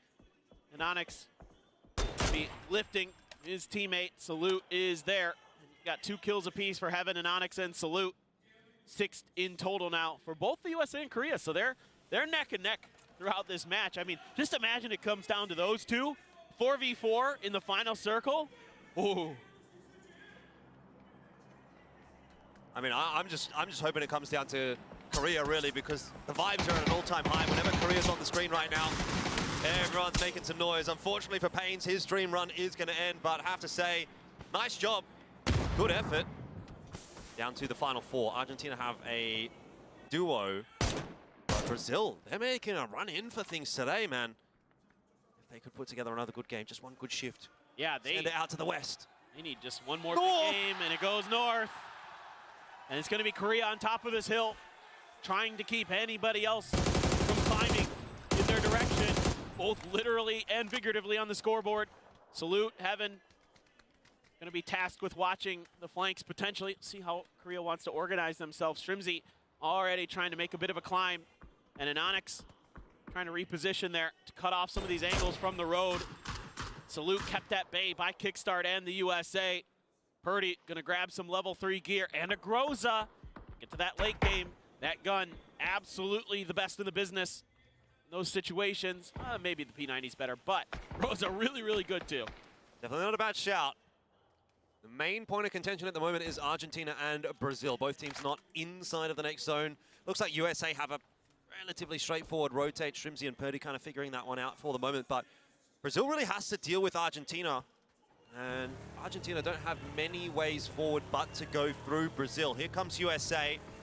Korea not firing any shots on them, so no really substantial angles there. And you can see that there is some degree of safety afforded by the deflates here for USA, at least for now. Sparking gets knocked by MX. How is Argentina still fighting in this game? I don't know. They have been outrageously tenacious. Keep it going. Heaven sees a bit of an angle, but not really clean with the shots there. And USA alerted to that presence. LFP1 looking for the two-piece, but only Silzen found, and actually it's just going to be Emick going down to the blue with some help from some damage. And Brazil has to load up and make a crazy run of their own. Trimsy has a Groza. P90 for kickstart. I mean, the level 3 gear is flowing for the United States. Here they go. Everybody in one vehicle. Soul gets knocked. Hell, LFP1 stuck behind as an anchor, and he found a huge knock. All right, well, maybe it's game on for Brazil, trying to make a run in for that top 5, doing a real number onto the USA right now. Kickstart has to duck his head down. Wazera, okay for the moment, but here comes the nades from Korea. The artillery barrage not quite going to connect. But if it ends up being Brazil and USA fighting, I mean, this will be Korea to sort of walk to a victory, really. Ugh. And the USA is trying to do their best to keep Brazil off their backs while trying to bully Korea a little bit. Rez now going to be attempted. It's maybe the opportunity that Brazil needs. Timing push, kickstart there with that P90. Snakers positioning. They try to back him up with the M4. Grenade out for kick. Not really finding much damage there. Wizera trying to watch the feet of the United States players underneath those vehicles, and still a little bit of time to work with. Just kind of jockeying for position and damage. Oh, the USA gets in a vehicle.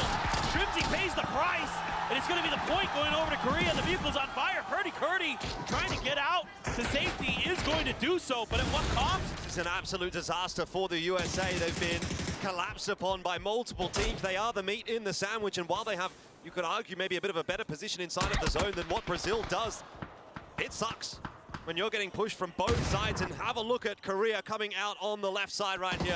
Heaven gonna get stuck into one, Iononyx another, and that should surely be the end of the day for the USA. Purdy gonna try and find that revive inside of the smoke. Korea there finding a phenomenal angle. USA eventually feeling like their position was going to collapse and trying to get ahead of it, but shut down quickly by the other squad. A grenade from Purdy. They want to deny the points. They know it's USA ahead of them, or excuse me, Korea ahead of them. They don't want to give them anything if they can, and that is a really smart play by the United States. Desperation for them at that point, but it leaves Korea up against Brazil, and there is everything to play for right now for Brazil. There is no reason to be denying points for them. They actually have to take this fight to Korea, and again, you could make the argument that Korea has a slightly better position than what Brazil does, but it's definitely tenable for Brazil right now. A win right here, that would actually see them leapfrog Vietnam, get into the top 4, and join the chase for first. Well, if you're a USA fan, you are now a very big Brazil fan, but they are lacking in utility. They have 0 smoke grenades left. They have 0 frag grenades left. Yeah, they've got a lot of mollies and a stun, but that's not really as much as you'd like to have, especially in a final circle, especially when you're going to likely need to push into Korea's positions. Don't know for sure yet. Still have another circle to go. Still going to be some patience shown by both teams as we await this. You do have 2 players from Brazil trying to find an angle from the south, but that is really dangerous. As we saw earlier with the USA, Korea has a really good angle down into that, so you have to be extremely cautious. Yeah, you make one false step here as those 2 guys down south, and it is done so. Even if one of them goes down, it could be very difficult to find the res. In the meanwhile, Zera and LFP1 are trying to explore the northern route. Does feel as though at the moment, Brazil are being a little bit more active in this zone than what Korea are. Zone shift, again, favorable enough for Korea. They had really most of that zone control, and it's going to center up over Seoul. Another thing to consider is Korea's armor is pretty beat up. Salute's helmet on a sliver of health. I saw earlier Seoul had lost his, so unless he's picked up another one somewhere along the way, there is opportunity. Some good headshots from Brazil could open the door towards a win here today. And so Salute's in trouble. Heaven's trying to get there to back him up, and he will. He has one, tries to go for the flush. The angle's not great. The jump shot, that is extremely difficult to do. The guns in PUBG don't do so good when you're jumping. No. I don't know if this is going to be a res angle, though, for Brazil. I think that one's probably a little bit too far gone. Trying to toss a couple of pieces of util up there. Nothing connecting thus far. It's a tremendous bait and switch. All of the players starting to congregate on this position, though. So the ants on the hill are starting to come together. Brazil might just get this revive if they can get Quazera back up, bring it back to the 4-on-4. But Sol, look at this position. This is a dominating position. Sparking will have to keep his head ducked down. But Brazil have been afforded enough time to find the revive now. That cover, at least momentarily, for Brazil, but you're going to have to get some shots to land. Sparking feels like he might be the X factor here, but having been spotted out, makes it really difficult for him to activate. So kind of just has to play the anchor role and allow the rest of Brazil to work their way up and over the top. There's another spot. Oh, LFP1. He's found that knock onto Sol, and now it turns in the favor of Brazil. Yeah, they found a really nice angle there. Korea kind of unaccounting for the potential that somebody could be there. Now Anonix is watching the back, making sure no one's coming through the blue. Could be a possibility. Sol is going to be flushed. Brazil now with the man advantage, trying to see if they can finish this off. But the angle coverage for Korea, very, very good in this situation. The real question is did Brazil take enough of the space in this circle that they now control that center point? Even then, a 4-on-3, difficult to negotiate. There's just so many nooks and crannies on this hillside that if you go around the wrong corner at the wrong time, you're a dead man. Everybody knows that. They don't really want to be moving, quite honestly. Sparking is the closest player to the center dot. Whether or not that's going to come into play, we'll have to wait and see. But it kind of puts the pressure onto Korea to start to get on the move. Heaven now spotted out, as well as Inonix. Brazil starting to put the pieces of the puzzle together, but Heaven from absolutely nowhere. And Inonix another. Brazil, they're falling apart. Kraken will save the day. Sparking as well. It's down to Inonix. 1-on-2, and he can't find Sparking. He's got to take the fight against Kraken. He's done this so many times in his career. The 1VXs, the up and over, just a step behind. Now they know where he is, but they're both so weak for Brazil. Sparking, not able to find the spray just yet. He's trying to hold the res, and Onyx doesn't see it. Tries to come around the side, gets him to pull off, but Brazil is going to find the win. And a big day, a big Miramar performance from the South American squad, and they are making a run. Well, that's revenge for day one. If you remember, it was Korea versus Brazil on Tago. And it was Korea that took the win there. But this time, it's Brazil that will reign supreme against the home crowd from Korea. Job's not yet done, of course, for Brazil, but a monumental start to the day on Miramar. Took a third, and now they've taken a first, and they are right back in the running for a deep placing here at PUBG Nations Cup 2024.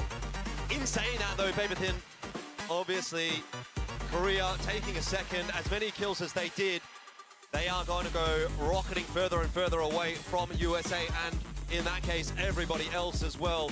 So you have to say, while it's not the job yet done for Korea, they are well on their way to doing it, even though they don't convert that game.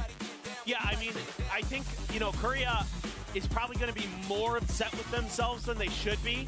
They probably feel like that game should have been the tournament winner, where they would have been just cruising through the rest of this day with a big win.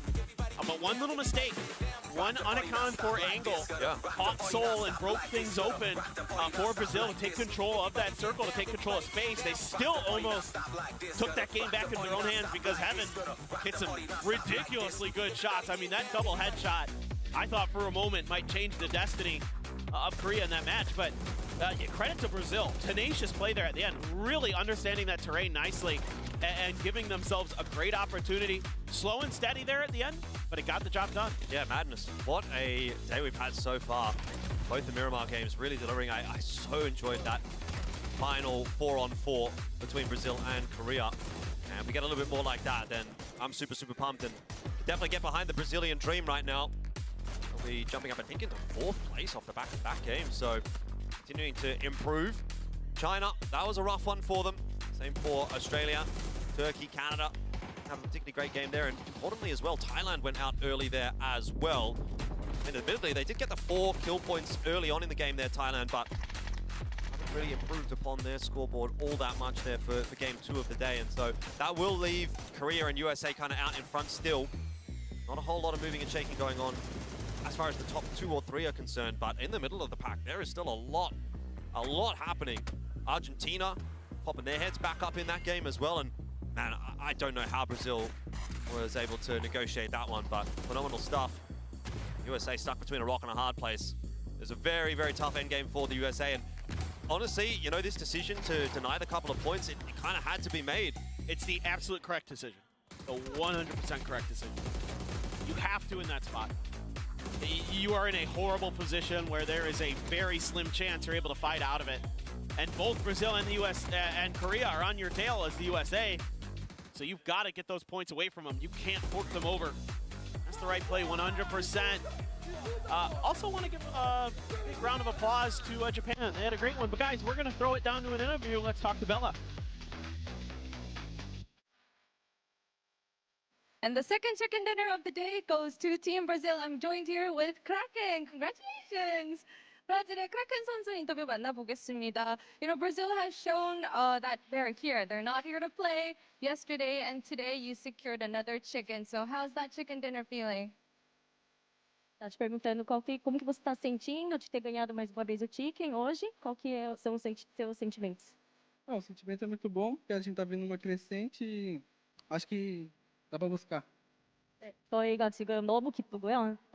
좋은 점수를 얻는 것 같아서 우승도 지금 찾고 있다고 얘기하고 우승이 있습니다. 코앞에 있다고 느끼는 건가요? 그렇게 얘기했습니다.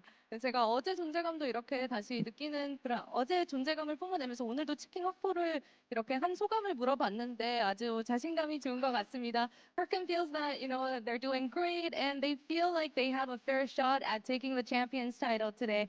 And also, it's only 4 matches until we meet our PNC 2024 champions. So what's the thing that Team Brazil wants to focus on? 이제 4매치만 남겨두고 있는데 좀 팀 브라질은 어떤 점에 집중해서 이렇게 경기를 임할 생각인지 궁금하네요. A gente só tem mais 4 partidas pela frente e qual que vai ser o foco de vocês daqui pela frente? A gente vai continuar com o nosso jogo, vai jogar o que a gente tá jogando desde ontem e não vai mudar muito. A gente vai tentar se esforçar e ficar bem colocado. Colocar o Brasil no topo. 어제처럼 같은 플랜으로 한다고 하고요. 약간 적극적으로 해서 우승이 할 수 있게끔 하겠다고 합니다. They're going to keep doing what they did yesterday, keep playing the aggressive Brazilian style. All right, thank you, Kraken, for the interview. And 방금 이제 브라질 크라켄 선수 인터뷰 만나봤습니다. 분석 데스크 나와주세요. Well, certainly the aggressive Brazilian style has been working as of late. They've been racking up a lot of points these last couple of days. Their last 3 games have been a first, a third, and a first. So going back to obviously the last game of last night, it's been a really brilliant run from Brazil. And if they can maintain that, you know, for another 2 or 3 games, then they're right back into that conversation. I mean, they're still a pretty hefty deficit away from Korea, but a top 3 is feeling very, very realistic for them the way that they're going at the moment. They've even overtaken Vietnam off of that game. So you can just see how strong this day has been from them so far. And we can break that down a little bit more when we get into the leaderboard. But yeah, man, the dream's definitely alive for Brazil. Kind of feels like the dream's alive for Japan as well. They keep kind of popping their heads up into some pretty good games as well. So Yeah, they had 7 kills in that one. yeah, 7 kills, 8th place. That's not a bad game by any stretch of the imagination. But we'll give Kraken a shout out here as he's the man of the match, picking up 4 kills there for Brazil, doing a real number onto Korea right at the back end there. So that's what we want to be seeing. Kraken was definitely unleashed in that one. Love to see it. Great game from Brazil. Really fun ending there too, you know, with 3 teams up at the top 5, you know, 4 players alive for each squad. A lot of things can happen there. Really exciting finish. Got the crowd all riled up out there too, so that was a fun one to end Miramar on here for PNC 2024. And Miramar has been extremely kind to Brazil. They have been phenomenal. Now we're going to be, our next couple of maps are going to be on Tego and Rondo. Yep. As we switch over to those, Aaron Gull will be our last 2, but see exactly what our 2 newer maps have in store for us. But I mean, the problem here is that Korea got 15 points, right? They absolutely slaughtered even though they didn't win. Yeah, the big talking point was, Korea 15 points gets them up to the top end of things once again. 132 points on the board right now, 10 above USA, Thailand in there, but Brazil, importantly, have breached the top 4. They have overtaken Vietnam. Absolutely. Well, it looks like it's going to be an explosive finish. Don't go anywhere, guys. We'll be back more here at PNC 2024. We the best, no contest. We the clique, we handling biz while you and your clique just act fugazi. You couldn't persuade me to give a damn, it just don't faze me.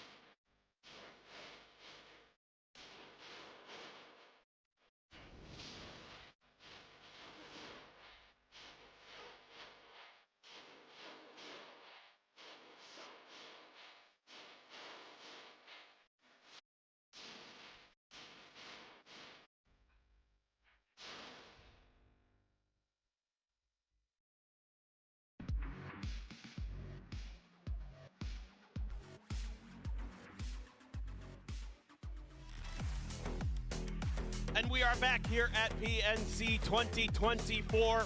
Still, Korea maintains their lead, 10 points over the United States, but it has been neck and neck through the first couple games of Miramar.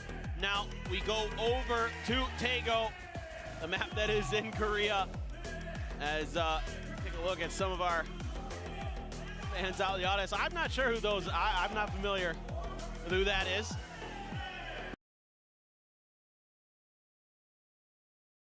Well, if you're not, I've got no hope. I can't hear the Koreacasters because I've got my headset on, so I couldn't, you know. They knew who it was. Oh, well. I'm not sure. Well, as they say, ignorance is bliss. And at this point, no, that's a team in Australia. That is a team. Shout out to Bliss. Great little team.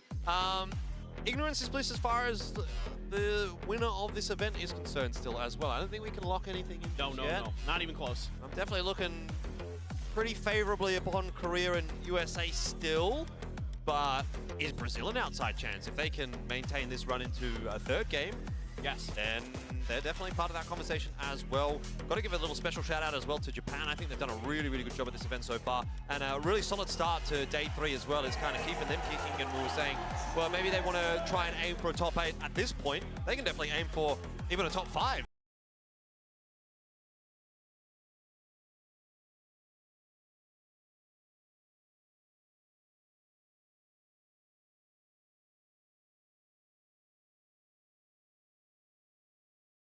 Which was the dominion of Korea on day 1, but it didn't really come together for them on day 2. This is actually where things started to slip a little bit for Korea yesterday once we got onto Rondo and Taego. Obviously today it'll be Taego and then Rondo, but if that slip occurs again today for Korea, they will be very likely overtaken by at least the United States. Oh yeah, I mean they can't let go. There's still a ton of pressure on Korea, and you could see it on their faces there. They were stressed. They weren't happy that they didn't win that game. And they're still feeling the after effects. You know, we can sit here and say that, you know, they shouldn't be too disappointed with that. They still put up a ton of points. But again, when you leave an opportunity to close the door on an event, it can come back to haunt you, and they know it. It's true, but enough talk, it's time for some more PUBG. We'll head into Taego, game 3 of the day.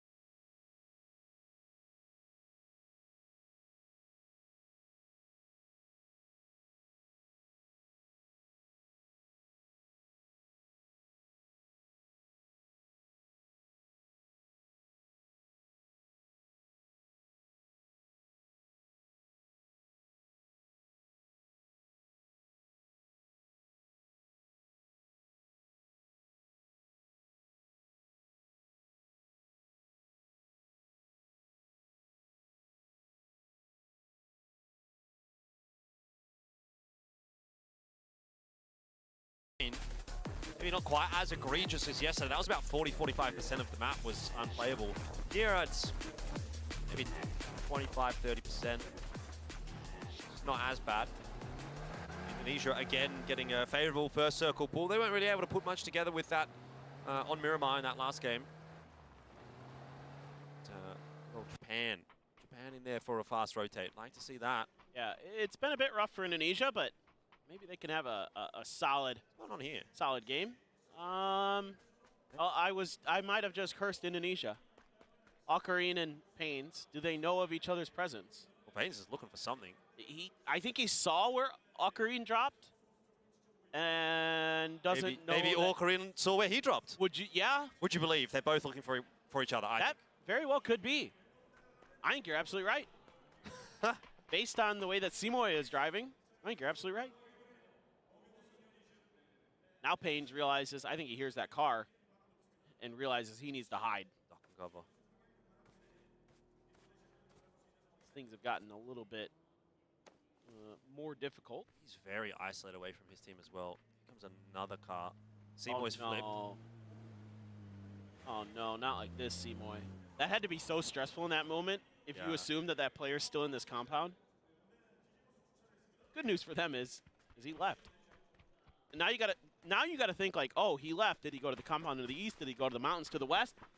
I think starting to come down. But I think the direction that he went is like the least likely that you would expect in a lot of ways. Yeah. I mean, he might be on for a free knock here if he just pops up as they get back in the cars. The rest of Germany coming down as well. This could be really bad for Indonesia. It looks like Germany doesn't want to shy away from this fight necessarily, but Mika's still up in Shipyard. So he's taken his sweet time. Chris is on the bicycle. He spotted him out. Here we go. This is where Pains can really activate, especially if the damage is done. Oh, they're going to go right towards him. Pains will come up huge right here. 1, 2. Not quite the third. He's run out of bullets and he's been taken down by Ocarine.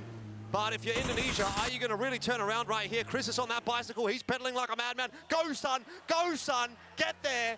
He can't get there to save Pains, but he might at least still put a number into Indonesia. Tricks coming back across. What is this madness? Unbelievable headshot goes through. Chris, you've got to win this duel. He's in the car. They're both in the car. What am I watching right now, Chris? No! Germany, what is this? It's an absolute mess. That was awesome. I mean, Brex is going to claim a couple points.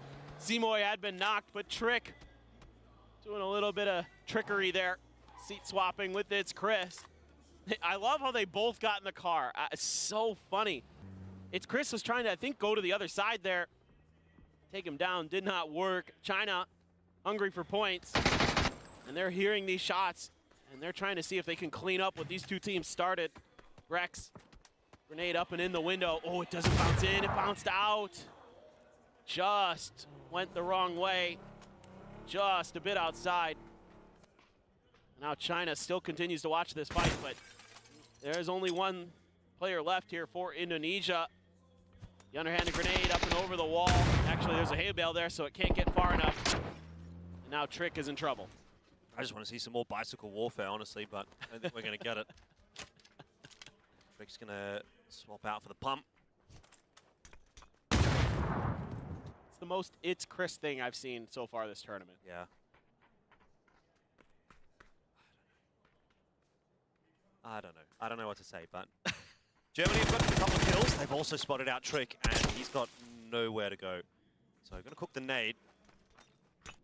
I'm not going to get away with it, and I don't know where you're going to be able to go from here if you're Trick. Ah! The flash is causing some problems.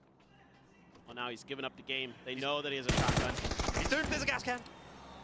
Shoot the gas can. Good. They shot it. I mean, he knew that he had safety there with the gas can. The real thing is because he got stunned and he opted to go for the blind shot, now Germany knows not to push, but I think they heard, did they hear? No, they did not hear Ace left. Surely not from that one. Trick. Oh, he's a 1 HP wonder. Can he get another one? It's 5 HP in fact, but it's not going to matter because he'll be done. Still, here come the nades from China. Ace left going to cook it. It's a small window to slot it through. But it looks like it's gone in.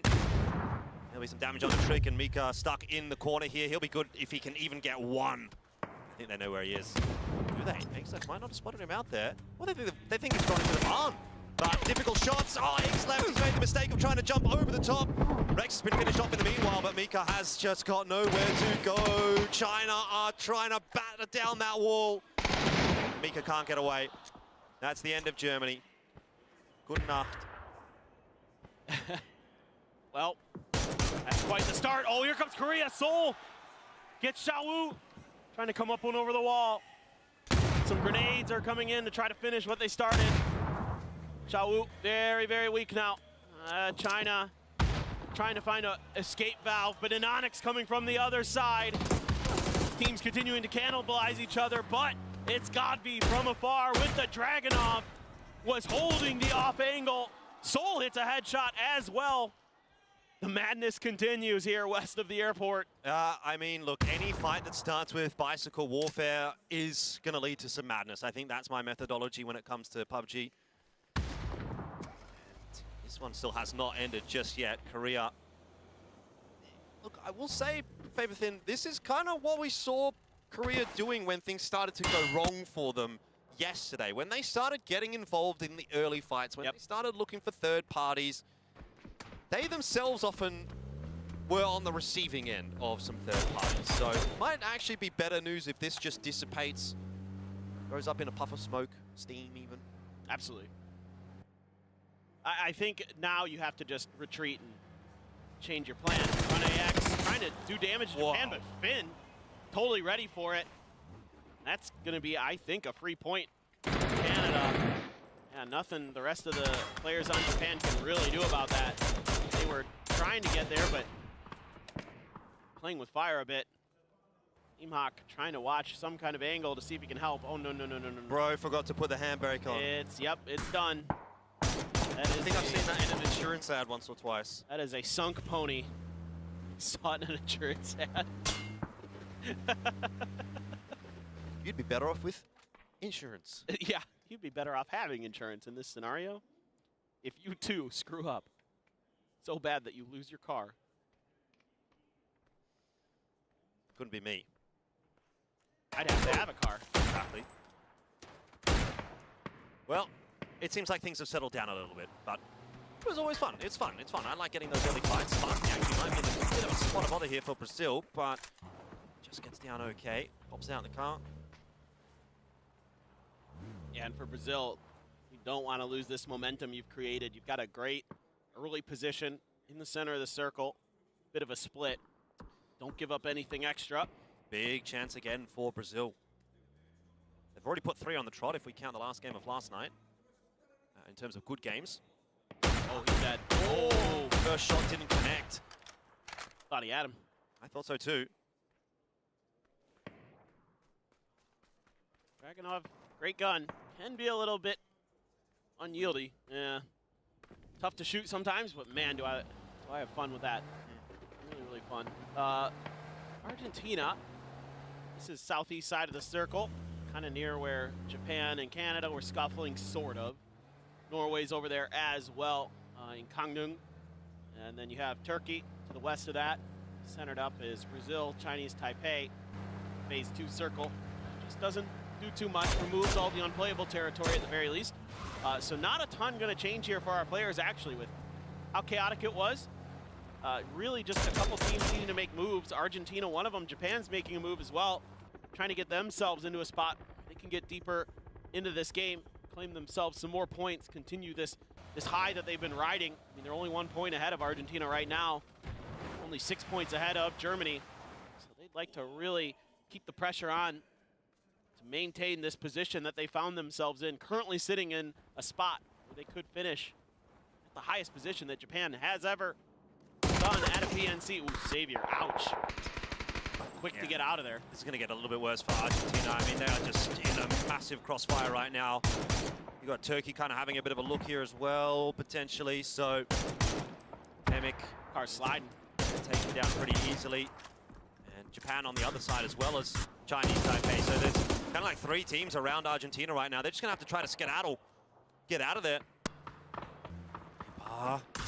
All it will take is one more shot, and he'll go popping out of that car as well. But okay for now. So I think, honestly, kind of lucky to get away with 3 there.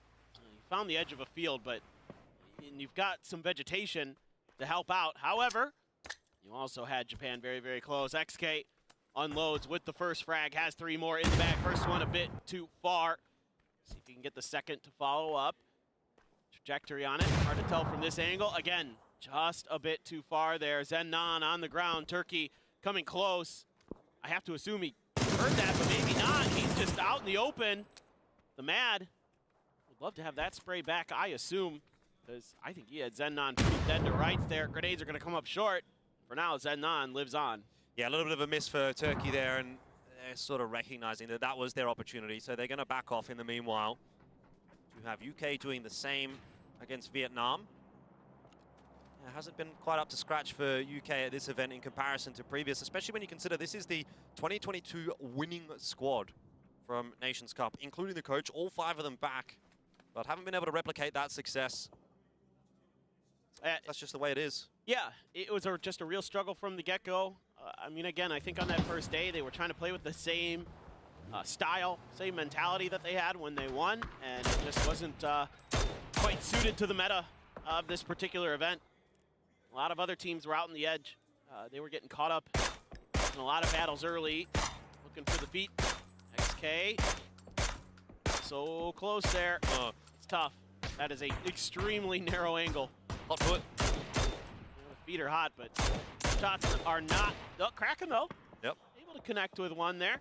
Tago, DMR damage, top 4 players. Michael, believe it or not, #1 so far this event. Honestly, I'm going to be surprised that that's not Seoul. Yeah. I'm actually really surprised that Seoul's not even on that list. Or anybody from Or anyone from Korea, because they were just farming on day 1 with the DMRs on this map. But anyway. Ruin up there, though, as our top damage dealer coming into the day, really just has been ultra consistent. Turkey hasn't been able to necessarily get as many points as they'd like out of that damage, but still not bad at all. 1 point for Korea so far this game, but certainly hungry for more, but they're going to play it safe. Do have Heaven way out to the east there of the rest of them. Argentina's still stuck underneath Japan, looking for an opportunity to break out if they possibly could. USA harassing a couple different teams. Brazil trying to regroup, set up as 4 up on top of the hill. USA just going to have to let them at this point have some vehicles they need to keep safe for a potential phase 4, phase 5 shift if it doesn't go their way. Kick, juggling a Panzerfaust. What is going to be the plan there? Maybe just stick it in the trunk of a car, but Evan actually got knocked. Yeah, he's not getting back up. Happy again from the same spot. Will go the way of China. There's quite a few Chinese fans in the house right now. They've got a bit of a cheer. But this next zone is going to be a real stinker to work with because it's got that river still kind of running through the middle of it. No one wants to be down on that low ground. Got Australia and Vietnam kind of jostling for position out on the western side of the map at the moment. Everybody else, let's just say on the quote-unquote mainland. Yeah, it's a few teams that still have moves to make. Here's the knock onto Heaven. Wow, these will be some great shots. No way. He doesn't even think he's going to get him.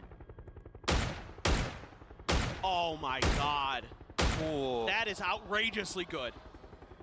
It is so hard to hit shots from that distance with the Dragunov. Yep. So difficult. Thailand. Now we're back to the emergency airdrops. You got to get on the ground ASAP if this is what you're going to do. Oh, and God. Indeed they will, but are they Brazil going to end up landing above Brazil? Yeah, they're not quite going to go into that compound, which is a good choice. Honestly, not a bad shout from Thailand in the end. James holding fire. Feels like he hasn't been spotted. I mean, he's surrounded by Canada right now. We're back to the hide game for James. He's been so good in these spots in this event. He's found tremendous opportunities, but he's just reeling this info. He's got players that are going to be able to punish. I think he unleashes here, right? Yeah, this vehicle. Really? Just let him go past. He's trying to get with the rest of them. Yeah, he was reeling this information over to Intens and the others, letting them kind of do some damage. Argentina immediately immediately puts some fire in the jeans. Canada still trying to drive through, and Tens gets another knock. But immediately load up with the grenade. This is looking pretty nice for Norway. Canada losing a lot of players there. Nice little finish with the nade there as well. Here goes USA, clown car style. They've left Birdie Curdy back. They might have heard some of these shots from Argentina, so should be aware that there'll be a team just below them. Looking to try and clear out their space for the moment. This is very scary. Lots of sightlines, obviously, onto this position for the USA. They've got to be very, very precautious. Cautious, even, in a precarious position. There you go. To try to get my words out. It's not looking too hot there for Australia either, but Vietnam going to go past them for the moment. Actually more interested in taking a central position, and it's getting quite hot in the center. That's where Korea is going now as well. Trying to find something on the side of this hill. This is about the only area they were able to scout, but there is a lot of teams, a lot of players here.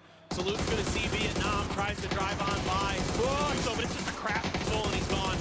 No hope there. Salute trying to bail him out. Did find Haisaki. Taipon has an angle and has the finish. Korea's out in 13th. That's desperation from them, isn't it? That is really desperate. It is. From Korea, and USA will be looking at that, licking their lips, salivating, thinking about jumping up into first place right now, but nades are coming in from Thailand, and hey, maybe they want to have their crack at first as well. Speaking of, USA will get some vision of them now as they start to push their way along this hillside. That's causing problems for Argentina. Norway across from them as well, getting some shots in. Listen, Tens has got 5 kills. Great match for him in Norway so far. A lot to deal with, though. A couple teams on both sides of him. Silzen going to be eliminated. Argentina with him. Birdie Curdy letting loose with some grenades. Has been so well known throughout PUBG history. He's one of the best in the business doing damage, but ain't seeing that prone state. Taking a little bit less because of it. Birdie lets loose with the last frag in the bag. And that one's just going to scooch on by. And America going to piece out of this fight for now. Kick, though. Zainty trying to come up the hill. Shrimzy finds Techers.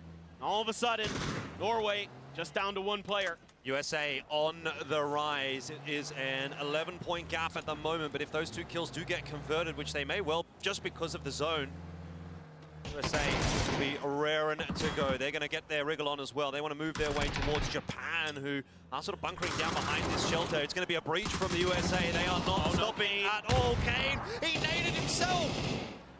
He thought he might have had a smoke in his hand. I don't know what that was. He was trying to throw it out the door and just missed. Just clipped the edge. I guess you're right. Yeah, you're right, of course. But yeah. Oh, dear. It was unfortunate. Just a little bit of a micro mistake there. Cost Kane, cost Japan. Still 1 point. Not what they'd want for sure, but they continue on so far. Currently in 6, depending on how Norway finishes this one. Godby has a FAMAS now. Level 3 gear to back up that Dragunov that he has been disgusting with this match. 2 kills, 200 damage. That's efficiency right there for Godby. Now China has a move to make. Aches left up on the front, able to kind of get a little bit of info, but it's going to be tough to see much beyond the hill in front of him. Wade not going to get through that small window there. Chinese Taipei fending off this attack from Turkey as best as they can. Zendan's going to hold his shots. I hear a mortar somewhere.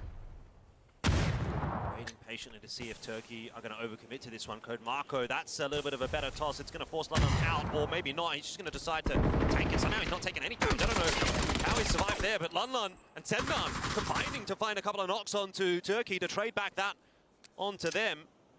Mad down on the floor right now. Zendan hasn't moved. The nade doesn't look like a bad throw at all. Not going to be enough to find knock though onto Zendan, and he's keeping his head down nicely. Oh, here comes the USA. They want a third party this fight. They're seeing that kill feed. They're hearing this. It's actually going to be Luke 12. Takes the kill onto the Mad. Zenon scooches to the outside of that blue zone grenade. Shrimzy, along with Purdy Curdy, leading the charge there for the United States. Australia as well, somewhat in the vicinity of this with the US. Gonna take this rock, see if they can maybe use this to get an angle onto the fight. Leo, though, kind of slipped the net here. Gotten around there to that cement wall, and it's actually going to be Savior who finds Kickstart. So the United States might be in trouble. The grenade is out for Savior. right past Shrimzy. Shrimzy's gonna back off. Trying to find the flush onto Kick. Not gonna happen. Kick's still alive. All of a sudden, Australia's getting torn apart in the background. Yeah, and all of a sudden, Gunnar starting to look a little bit more invested than some of those look-ins that we got yesterday. Some very intense stares going on right there in the coach box. Australia, as you say, under the pump at the moment, but Monty's managed to get that knock onto Michael. Luke 12 will be finished off in the meanwhile. Just snakers for the U.S. Xavier's been doing a ton of great work here. A little help from some of his friends. Snakers is done. The USA is out. Chinese Taipei wipes them. Unbelievable. Wow, okay, well, that was the opportunity that was gone begging now for the USA. Australia joining them as partners in crime, 10th and then 9th for those two teams. Feel like maybe USA missed a trick by not being able to capitalize on Korea's early exit in this game. But what about Brazil? What about Brazil? The storyline becomes Brazil and Thailand right now, and it has definitely been Brazil's day up to this point. They're in a pretty good position again to make something happen. For sure. I wonder, could this be a miracle run from the South American squad? I'm all about it. What a start they had for the day. Bard, good shots from him. But he goes for the reload. Smash punishes him. Just wasn't quite expecting a repeat from that angle. Now Fex, though, going for a res of his own. Bard is quite a ways away from Fex and Michael. So probably just going to have to seed that player over. Here comes Chinese Taipei again. Oh, it's actually Vietnam. They get the knock. Dimas. Now it's a race for the flush. Fex is actually going to get it. United Kingdom able to keep valuable, precious points away from Vietnam. They need them too. They're still at that 100-point threshold. They still have an opportunity to do something today. They could have a big game. So a lot could happen here. Oh man, that's clean from Michael. Yep, nicely done.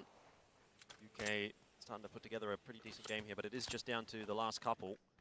And they're going to be gate-kept out from China. He's left having a look in that direction. Vietnam as well. Intus is being very cheeky, isn't he? Look at this guy. What is he up to? He's using those tinted windows to full effect. Mum's just left him in the car when she's gone shopping. Oh no. Mum, when are you coming back? That's a crime. Roll the window down. That's illegal. Oh, Michael though.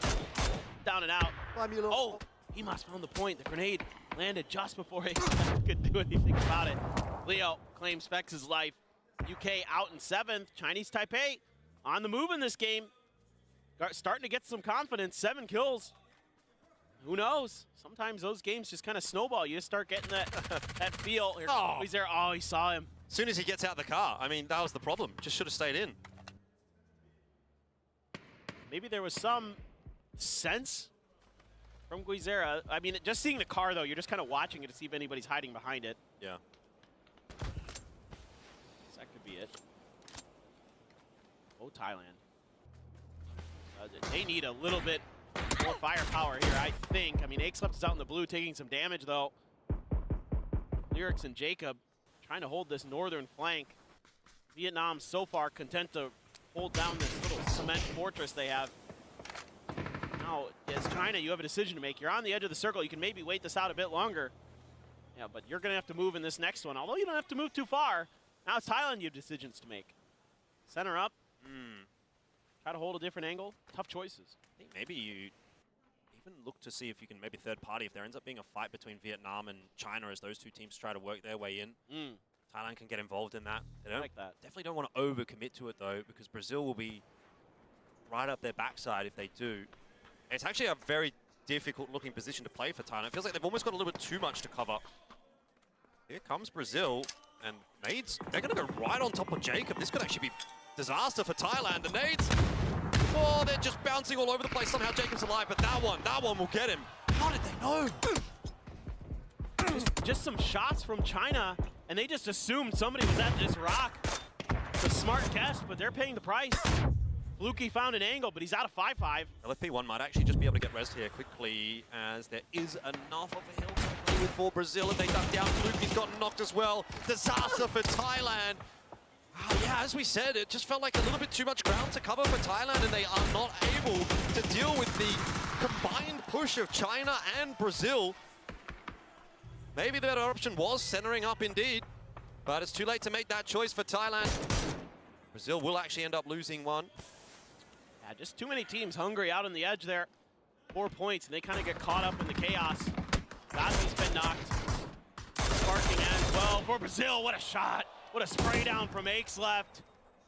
Nasty stuff with the mini there. Ming Ming as well. Trying to finish off Sparking.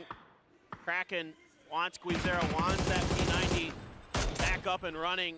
Leo harassing Vietnam a bit. Yeah. Oh, Kraken gone. What? Intense. What a game for him. How many kills does he have now? 7, 8? Something like that. He is being shot at right now by Chinese Taipei, so he's going to have to get down behind the taxi. 8. Wow. 8 from Intense. That's a big game for Norway, probably their best of the day. Keeping Norway quite stably inside of the top 8 at the moment. But he's been found out. Blue Zone nade going to cause a real problem, and it forces him out of position. He's alive, though. How? Amazing. He still has just enough room to hide. He's a smooth criminal. Just moonwalked right out of there. I mean, this is a kid getting up to some shenanigans, right? We talked about mum leaving him in the car when she went shopping. Kid's gone roaming. No leash on him. That guy, he's a troublemaker. I'm all about that life. Only 2 bandages left, though. Literally no utility to speak of. And a well-deserved round of applause here for Intense. Has had a tremendous game for Norway. Just going to try and keep his head down for the moment. See if he can sneak his way into the top 3. Cause any more problems. Ooh, he's actually not going to keep his head down. He's going to try and take this fight with Ace left. Going up one of the best in the world here. Bold choice. Ming Ming there as well. I wonder if China are at a point now where they're like, well, we kind of have to get rid of this guy. He's being too much of a pain. Though they can't really push because Chinese Taipei is watching them as well. This should be Chinese Taipei's game. That grenade is so close. So close. Able to scoop some up there. Tens now has a molly as well. And he's able to bandage up a bit. Trying to get back to as much health as possible. Vietnam begins to make their move. Some vehicles as they can kind of caterpillar their way up the hill.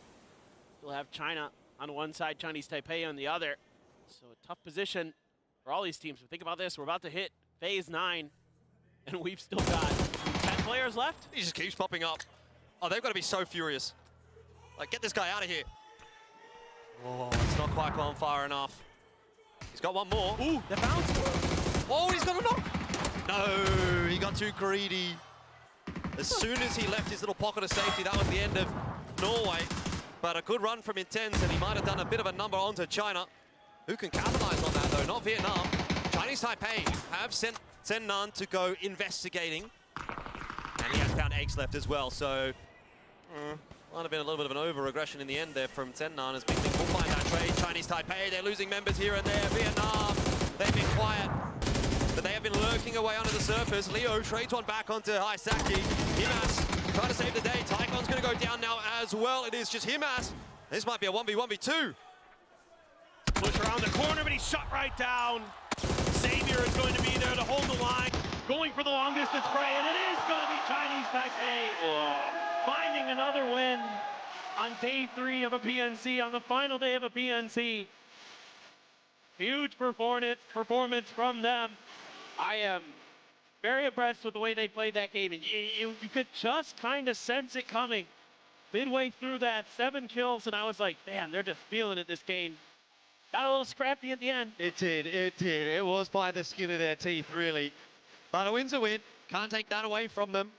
Wild final circle there. Honestly, that game was kind of wild from start to finish. Yes. Where do you even begin? Bicycle warfare. Yeah, that's where it began. And that kind of set the tone for the rest of the game. But Chinese Taipei will be very happy with that. Kind of needed some points. They were sitting down in 14th place, so they might even be able to leapfrog UK, China. Probably not quite enough to catch up to Australia just yet. But Every placement makes a little bit of a difference. Down there, you can grab yourself another $500 here and there. So that's true. nice Yeah. to grab it. Hey, extra money, you always take that. Yep. Heck yeah. Every position matters at this event, so there's always something to fight for. Yep.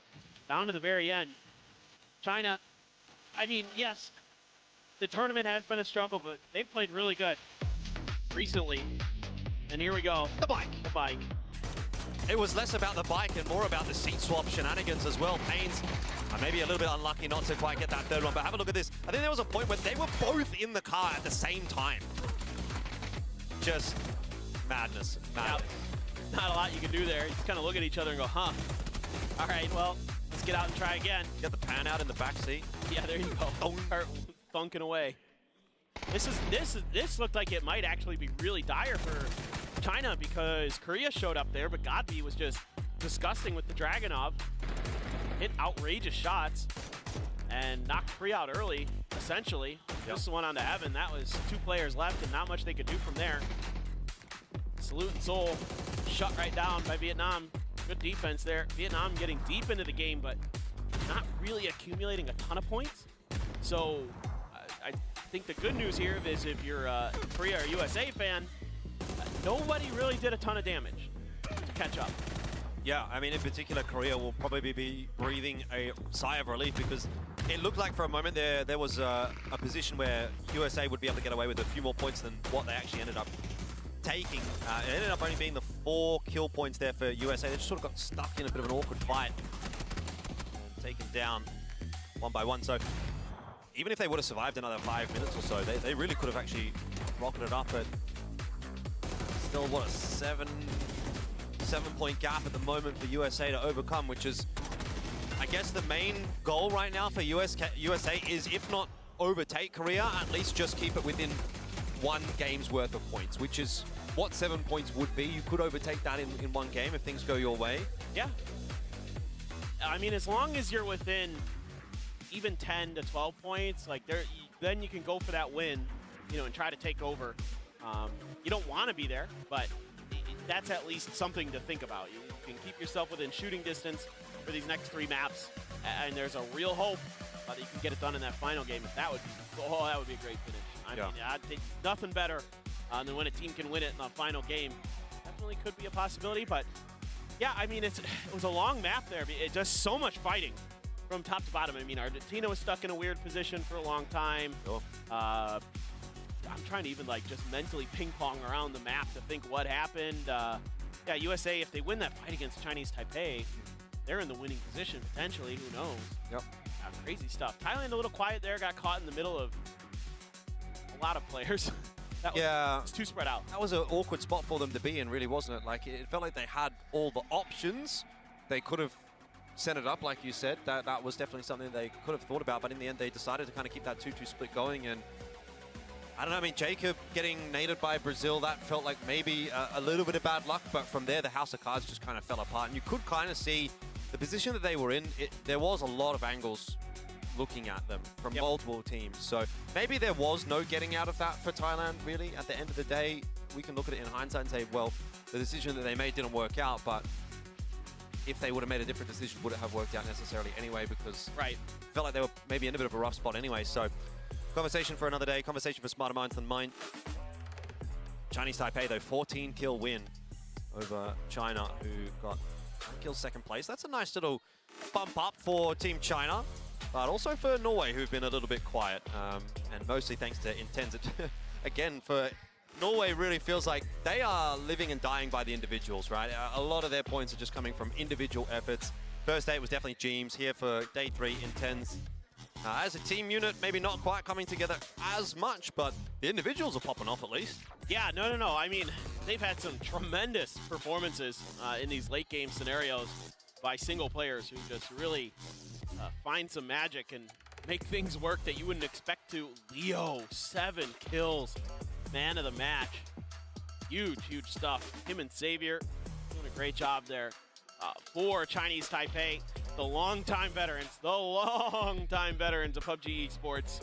Again, a lot of these players have been around quite some time. Leo's definitely one of them, and he shows you he's still got it. They have a great showing here on Taego. And then we get Rondo next. Ooh, yes. Rondo time. One more Rondo. Feels a little sad. We only get 3 Rondos total. Yep. Kind of enjoying it so far. Wouldn't mind a few more, but do be like that. 24 points total for Chinese Taipei, 15 for China, 13 for Norway. Only 8 for Vietnam, though. Even though they get so deep into that game, they're not really able to rack up enough kill points. It's been the name of the game for Vietnam for the majority of this event. They've had decent games, and they've had consistently decent games, but they haven't had those 1 or 2 big games that some of the other teams have gotten, and that's why they're, you know, a little bit behind the 8 ball. Here's how things are shaking up. Vietnam have actually snaked that 4th spot away from Brazil once again. But Korea, USA, Thailand remaining unmoved for the moment. Still got 3 games to go, but the 20-point deficit for Thailand is just not shifting. Doesn't seem to matter how Korea go. Thailand just can't really make any inroads on that deficit right now, which the longer this goes on, the more it starts to feel like a 2-horse race, because 20 points, you're not going to overcome that in one game. That is 2-game territory. So realistically, only a couple of games left in here for Thailand to be able to close that gap if they want to be looking for at least, well, at best, a first place finish. Yeah, it takes really crazy weird stuff to happen where that 20 points is attainable in one game. It takes really weird stuff. So yeah, you're absolutely right. For some of those other teams that are maybe 30 points out, you also kind of have to start here. Like, you have to catch up now. You can't be going that far down. You can't be 30 points down with 2 maps left. Oh, very, very difficult to win 2 in a row, which is essentially what you need to do at that point at the end of a tournament like this. Because the thing is a lot of the teams that are below are really starting to push the tempo, push the pace for those extra points. They're looking for those third parties. Yep. So it gets a lot more difficult to sort of hold down stuff on the edge of a circle, play safe, because a lot more teams are going to be a lot more active on the map, and you can get caught up in that real easily. Yeah, I mean, if you're one of those middle-of-the-pack teams, right, I guess you're just sort of throwing caution to the wind and saying 1 or 2 points could make a big difference for us. Like Argentina goes 2 points, they go from 8th to 7th, you know. Let's see if we can kind of push and grab ourselves one little pick up early on in the game and play a little bit more of an aggressive style in here. We're not necessarily looking for burst, we're just looking to find 2, 3, 4 points a game to keep ourselves in that jostle for a position inside of the top 8. The slip and slide continues, though, for both Germany and for Australia. They do feel like the 2 teams that have kind of been on the receiving end, whereas, you know, a couple of the other teams are maybe going up. Chinese Taipei, obviously, Brazil, definitely. But, you know, when one team's going up, another team or 2 are kind of going down. And unfortunately for Germany and Australia, that seems like it's the case, as both those teams have had really, really rough days so far today. Not really coming together for them. And at one point, it felt like China was probably too far away to gain themselves another placement. They would be forever stuck in 13th, but Australia have really been hurting for points, up on 2 now. And in fact, actually, China's only 2 points away from Australia now, which is dramatically crazy different from where we were on day 1. Only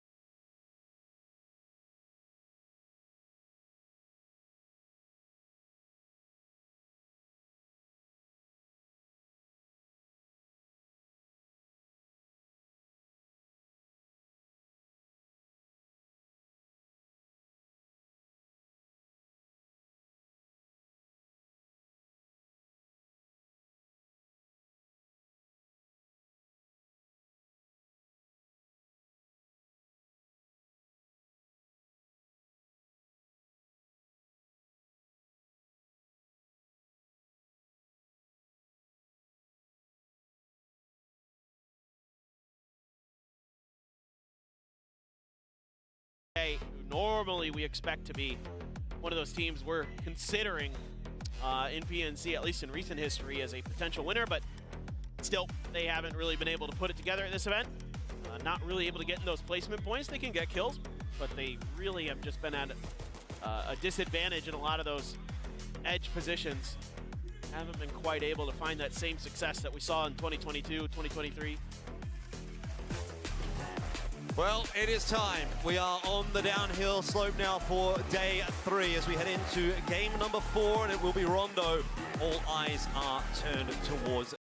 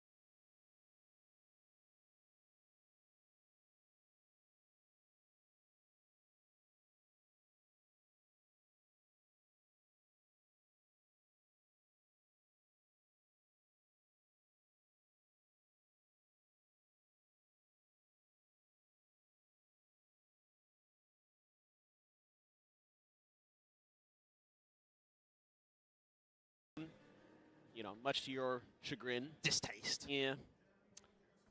But you know, the green is nice. I'll cede you that point. Chinese Taipei though, actually not really dusting up with Argentina. So it's like they just don't feel like scuffling again. I think that's fair enough. Yeah, it's probably better to just, you know, take that win you got and don't try to, you know, force it in the next game, and then all of a sudden you go out instantly, you're out in 16th, no points, and you're like, well, that was all for naught. Because they're what, 11th now? They shot way up there. And they're, you know, only a couple points behind Turkey now. Top 10, definitely in sight. Yep. Argentina only just holding on to 8th right now, so I don't imagine they want to be taking too many risks early on in the game either.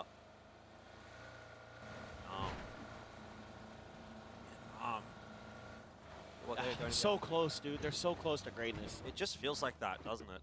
Over the entire day, really. Entire event, I should say. Vietnam have kind of just been on the precipice of doing something special, but haven't actually gotten it together for a win yet. It's just like if they could have taken 1 or 2 fights a little bit cleaner, like it could be a very different story for them. They just, again, you know, pouring over the stats, it's just like, well, they take a ton of damage. And that's just not sustainable in PUBG because not only are you taking knocks, you're losing armor, you're losing helmets. Like, you know, yes, they're putting out a ton of damage, but they're generally actually taking more than they're giving out, despite the fact that they're doing quite well. Their timings are phenomenal in a lot of ways, but they're also kind of not in some ways because they put themselves in such risky spots. They're able to just individually frag their way out of some bad situations. Yeah, but, you know, again, slight tweaks and they could very much be challenging Korea for first place. Speaking of Korea, they're way outside of the current circle, so they're going to have to make some big rotations. Maybe a bit of a north all the way up towards, like, Lee or something, or an Antoine, and then wrap in from the northern edge. Is my guess is how they might play this circle. The thing is you've still got Germany chilling, taking their time to loot. Yeah, Korea might actually run into Germany if they try going through Jiaotin. That's what I'm kind of. I think Anonix might be somewhat aware of it. Honestly, Germany have actually gotten themselves into that kind of situation a little bit at this event. Taking those slow rotates and just running into a team partway through here and there. And I'm going to be honest, I don't want to see Korea get in an early fight. Like, that's got to stop if they're going to win. Like, just to be blunt, can't have that. Oh, boy. God V. He's got all the info. Shots in there from Luke 12 as well from Australia. There's about to be some pretty nasty shots from God V. We did see that though on Tego. No Dragonov this time. So Turkey goes past all good. All right, yeah, they're going to be able to settle up the warehouses, hide a few vehicles in there, and kind of move on. I heard a bolt. That makes me happy. Love me some bolt action rifles. China, though, just going to set up and kind of wait for the next circle. My guess is based on what I'm seeing from the teams, that the heat maps tell these teams that the circle is somewhere actually near this river. Either like south of it or west of it or east of it. So that's kind of interesting. Or a lot of teams are east though. So like basically like test track is super unlikely. And northwest is super unlikely. East is like generally where this circle's gonna go. Okay. That's my guess. A little bit more of a congregation around there. USA, Canada, setting up east. Australia have got another 2-2 split on either side of the river. Two splits have somewhat been their undoing in this event so far, but if they can lock it down, let's give them options. Vietnam are taking their time to rotate their way up. Mass is the kill leader on Rondo. He's the kill leader for the event as well. 34 kills total for him. 29 for Kickstart, 28 for Seoul. That makes sense that if he's the kill leader, he might be the kill leader on Rondo as well. Oh, no. Well, if you just shake the wheels back and forth, you generate a little bit of momentum. EMP, of course, disables the vehicles. See? Yep. It's just like when you're and you're like skating, or you can kind of just wiggle back and forth and get a little momentum. Back online, and actually they found a glider. Nice. Are they gonna put two in it? I would say it was sparking that we've seen previously in the glider for Brazil. So if anyone, I imagine it's probably going to be him. They're just doing a little bit of loot swapping right now. And indeed, it will be sparking to jump on in. I mean, this is worked okay for them. It gets them cement, info on the edges. And that's really what this is all about. Listen, bro. I don't know if you've ever... The bus. Have you ever taken a plane before? Did he take damage there, too? He had to have. Does he think that the... well, the wing might go over the top of the Pico bus. I don't know, but the wheels are what was causing the issue there. Just staring down the bus. Letting them know who's boss. Just asserting dominance. I took a flight one time where the catering truck ran into the plane. Really? And we had to wait for a few hours for them to fix it. To make sure it... To make sure the plane wasn't damaged. Yeah. So, I don't know... Like it ran into the wheels, or...? I don't know what it ran into, but it ran into the plane somewhere. Really? And so I'm wondering if Sparking was the guy that was driving it at that point. We can blame him regardless. There's not much he can do about it. Anyway, he's managed to get aerial now. So going to find some information for Brazil. It's actually quite a congested area of the map, so he's going to have a lot to look at. Yeah. Germany, glider as well. It does seem like Germany and Brazil have actually really been the two teams that have lent into this glider. You also have Korea rolling up not too far behind Germany. Although they're going to see it from the glider. Rex definitely is going to see that extra car in the rearview mirror. And they're going to set up a little impromptu barricade, but Heaven, wise to it, peels off. Salute's going to follow him. What is Korea's decision going to be? Actually, they're going to send an Onyx out on his own to go to the top of the hill potentially to see what's going on, but Germany says, we're good. We don't really need to commit to this just yet. And they're going to watch Mexico fly around. So, I mean, the thing is, as Korea, you have to know that you're completely red. There's nothing you can do that's going to surprise Germany. So, safe is better than sorry there, for sure. Yep. Yeah, pretty slow early game here on Rondo. First time we've gotten to 10 minutes and there hasn't been a kill. I say that, 10 seconds left. Haisaki might be able to find us one here on a Thailand. Oh, he might well. Oh, never mind. He decides not to shoot, but he was definitely spotted out there. Will indeed get to 10 minutes without a kill or a knock. But I'm not sure that we're going to last too much longer beyond that. Himas is trying his best. Sprays a little bit off there. Thailand and Vietnam, the two teams that are kind of chasing the leaders, running into one another. It's not really what we want to see. But zone shift, I actually went out to the west. Yeah, and Korea looking to head to the mountain, seemingly. Our observers have been pretty on point with predicting the battles. This fight over on the east, Brazil's also heading in that direction. Goodbye. Oh. Goodbye, T-Bone. Run over by a bus that looks like that. Yeah, not ideal. Oh, nice. That's cute. Nifty driving there through the river. That's a great map where it is from the United States. Splashing some damage down on top of Canada. As Argentina with Sock, that's a pretty good angle.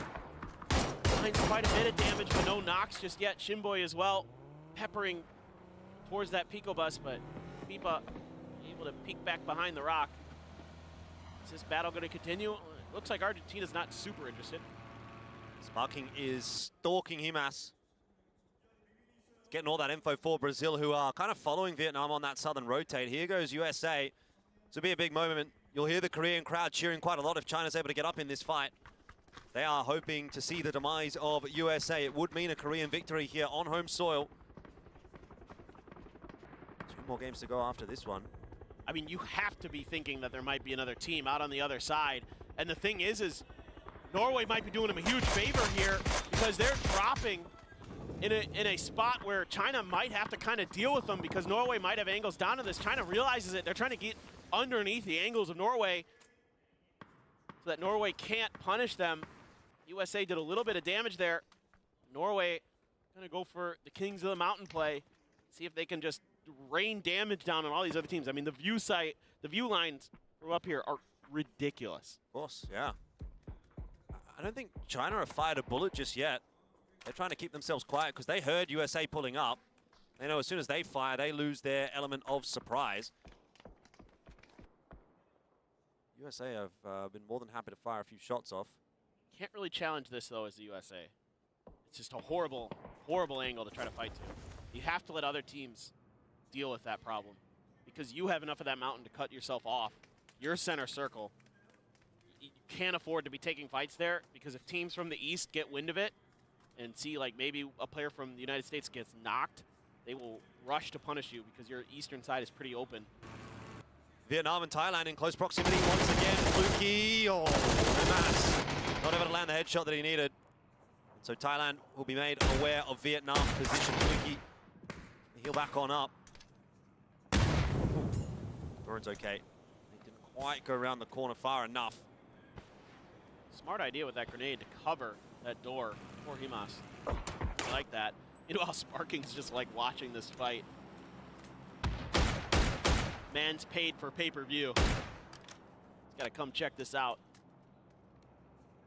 But you can see how cautious with, 3 games left with both teams being so close to the top of that leaderboard, how cautious they are being with this fight. My word. Centering up, still quite a bit of the river in play. And as mentioned by the observers, Big Hill. Norway right on top of that. Well, my guess is this has to end somewhere between the river and where everybody is by this big hill. Korea has to saddle up on this western side, try to keep these vehicles safe for a potential future rotate. Germany still pretty outside the circle, but that's nothing new. It's the way they PUBG. Michael's up here on his own north, and he's actually exactly where Germany is driving toward. So I wonder if he gets into a spot of bother right here. Oh dear, they're going to run into one another. Fex is going to come across to try to render some assistance. Germany, are they aware? They're certainly not going to be aware of Fex. No, they're not. First couple of shots do land, but not enough for a knock. Michael going to fire a couple off as well, and so Germany are starting to piece the puzzle together. I see Australia in the distance, but I was kind of curious if maybe they'd want to take a peek at this fight. Fex, though, going to turn his attention to the air. Oh! Sparking got taken out of the air by Snakers. That's phenomenal shooting. It's hard to shoot someone out of one of those gliders. We are seeing, and in that meanwhile, Vietnam is rocking up on Brazil. This has been a real rivalry that's been developing today. Vietnam lost their place to Brazil. Now they're taking it back. And Brex has just been taken out by XK. So both the glider players now out of the sky. This is a no-fly zone. I love it. It's Chris. Throws out the stun. Michael just done. Nothing he can do. Both angles covered there by Germany. And the stun into the drive-by. Phenomenal coordination there. Germany trying to get their player back. Trying to get their IGL in. You know there's a player underneath him, but oh, what a grenade from Guizera! It finds two of the USA. Underneath the rock and on top of their heads. Oh, what a shot from Titan, though. Hits a headshot from afar on the Kraken. It's going to take some real salvaging for USA. I don't think they're going to be able to do it. Shrimzy inside that smoke, he's done so. It's going to have to just be Snakers and Kickstart for the rest of this game. Oh, Shrimzy. Oh, no, he doesn't know the fire's Into the there. molly. Oh, yeah. I mean, he was doomed one way or the other. It was Blue Zone nade, Molotov nade, something like that. A stray shot, he was gone. And USA losing two members. That is going to be painful. Korea's still 4 strong right now, and again, it has been proving very difficult for USA to catch up to Korea. And they just can't quite seem to find success. Is this actually going to end by these rocks? Are these, like, I guess these aren't unplayable. Maybe they are, and it's just going to end close to them. This phase 4 removes the water as much as it can. This is going to be absolute madness. A lot of teams on the southeast have to make their way through. But the teams that are kind of blockading the closest entrance are USA and Brazil, and they're very beat up. Oh, kickstart. Okay. That's huge for the USA. Oh. That's huge kick. Oh. Oi. Where's that come from? Great couple of shots. Yeah, I mean, this is the dirty work that USA now have to do. They're down to 2. They're not going to win this game, but if they can just find, you know, another 2-3 points, they can keep it interesting up against Korea. Vard's going to try to hold out. Germany with that nade underneath the car. Oh, too little, too late. Germany, though, have rocked up, and they're getting a little bit of a helping hand here. UK and Australia handshaking to cause a problem for Germany. But Vard is getting flanked, getting wrapped upon. Nade's going to go through the window, 8 HP. And he's done. It was always going to go that way. Seoul did get a knock. Quite far away there. 300 meters minimum. That's a okay start, but you can't really finish that. Keep your eyes towards China. Now Argentina having a tough time losing players to a couple different teams. Leo out in the blue, grenade in his face, gets the heel off, but is he going to be able to make his way in? Zennon trying to press forward, trying to see what he can do, but he takes a grenade, he's down. And it's all falling apart here on this edge. Too many teams have too many angles. Leo's going to see if he can find any extra value out of this round. Nurens, hello? No, don't do him like that. He's missed every shot. That is very unlike Nurens. Tycon gets a second lease on life. Sol with a knock on to Jeans. The point is stolen away by Aches left. Tell the crowd here is really hanging on every single point that Korea could possibly be getting. Vietnam tries to slide their way forward. Up in the air is Indonesia. I mean, this is free pickings. Potentially, maybe Simoy. Yeah. It's actually Tiggleton who gets that. From where? That is forever away. From downtown. Trick. Oh, what trick? That is not a magic trick that you want to be doing. Okay. It's getting a little bit silly here on Rondo. But for a few teams, this is all important. USA definitely. Yeah, another one. don't make the same mistake. But that res is going to come through. Himas gets the better of Emic. Argentina eliminated in 14th. Zone shift, as you did sort of predict, is going to go closer towards the river. It eventually got there. Yeah. I was just guessing. Wasn't entirely sure. Okay. Those from Turkey, right towards the USA. Once again, under mortar fire, under pressure, sidestepping it a bit. Leo does go down to the blue, and Chinese Taipei has found 13th place after winning the previous match. America trying to cling on for dear life. Maybe they can at least get some placement points. Yeah, like you said, blue collar work. Japan and Canada scuffling again. Actually, Himas finds that knock. Guy is absolutely outrageously good. Finds so many good angles. Up and over. Japan, good timing, starting to fire together. Kane, run AX. Making mincemeat of Canada. Yeah, Japan continuing to look good today. 94 points. Can they maybe make a run into steal 5th place back away from Brazil in this game? 4 players alive on a fairly quiet side of the zone. Japan have been solid. Give them the benefit of the doubt. Tekka's here for Norway alongside Intense. Are playing a very different kind of game than the rest. It's like a scene out of Predator. Just hiding in the bushes. Patience a virtue. Oh! Spotted. Nade's going to get tossed in there by Indonesia. Tekka's getting knocked. But there was a trade back, so Intense, he doesn't have a whole lot of room to work with. He doesn't have the ability to choose when this fight happens either. He should surely lose it. Trick is trying his best. Orkarin has been actually finished off by a Molotov. This is a very awkward fight for actually both these players. Intense might even be able to try and gamble on a res, but he would make a mistake if he did that, because that nade is going to land right on top of Tekka's, and... Or it's not, it's going to roll downhill. Man, Tekka's is still alive. Yeah, I was right there with you. I thought that was going to land right on him. I thought there was a little pocket that it could have landed in. Yeah. So the hill is steep enough that the grenades are going to roll down. Thailand trying to dodge some shots. Korea now hounding down players of China. See if they can take them down. They also have Germany out on their flank, but they've got the edge of the circle. They just need to maintain it for now. See if they can collect a few kills. Himas so good. Only getting a little bit of damage into Fluky. To drive up on top of that hill, find enough safety, has the emergency cover flare potentially to use. There's finally Trick is going to get Intense and get Norway.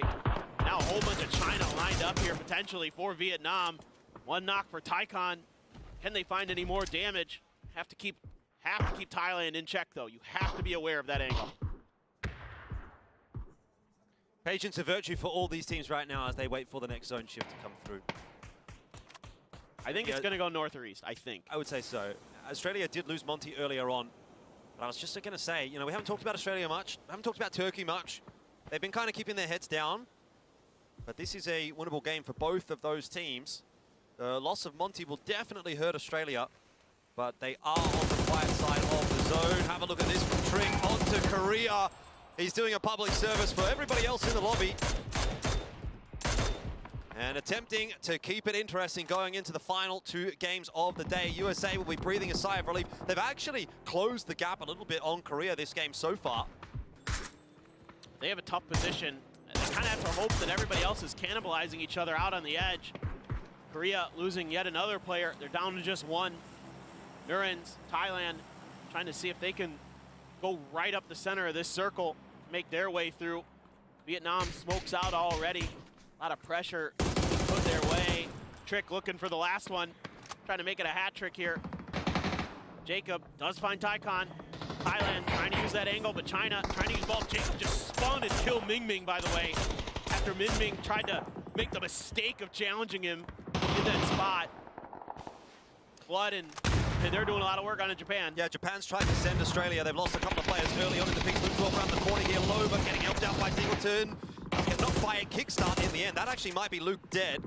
Singleton around the corner will finish things off alongside Flood. It's a nice hold from Australia, but they've got to try and get Luke up if they want to win this game. In the meanwhile, Vietnam and Thailand, they've been at blows this entire game so far. And it looks like it might go the way of Thailand for the moment. It's hard. Both down to a duo, but slightly more favorable positioning for Thailand. Well, at least in the case of Haisaki, actually, there's a couple of Vietnamese members that have already made their rotation in, so... It's going to be tough. I mean, it's really tough for both teams because there's already so many players posted up around the southern edge of the circle. Getting through there while having to fight each other along the way is extremely treacherous. Vietnam has a slight edge because they're at least in the circle, but Turkey has had enough of it. The grenades are in, they're right on the money. Code Marco finds Glory, smash with the M4 finds Emas. And just Tycon left, he's done. That's it, that grenade blooms and he's done. Vietnam goes out in 9th, no placement points for them, not much ground gained, if any. Certainly a lot of ground gained by Turkey. They are starting to flex their muscle on this zone right now and moving into position. But they're unaware of the USA. Snakers and Kickstart. It's a stealth mission from those guys. Right, if Turkey goes past them, this could actually be the make or break. The make for the USA, the break for Turkey. A couple of extra points right here could get USA above Korea. It's just Iononic surviving for the Korean squad. In the meanwhile, Nurans has gone down to China and Turkey. Zone shift is going to go south, hard south. What a shift. Australia already preempting that by sending Luke 12 and Flood across. Now Tig will join them. See Onyx doing everything he can to keep himself hidden. China really wants Thailand off their flanks. Mika is going to find a grenade onto Trick to wipe Indonesia out. But man, Trick did some serious damage from up on high. It's Chris, though, on rear guard. Flood and Luke. The duo, see if they can break this open. It's Chris, not aware of it. They're doing a good job of masking their sound cues. They know he's there.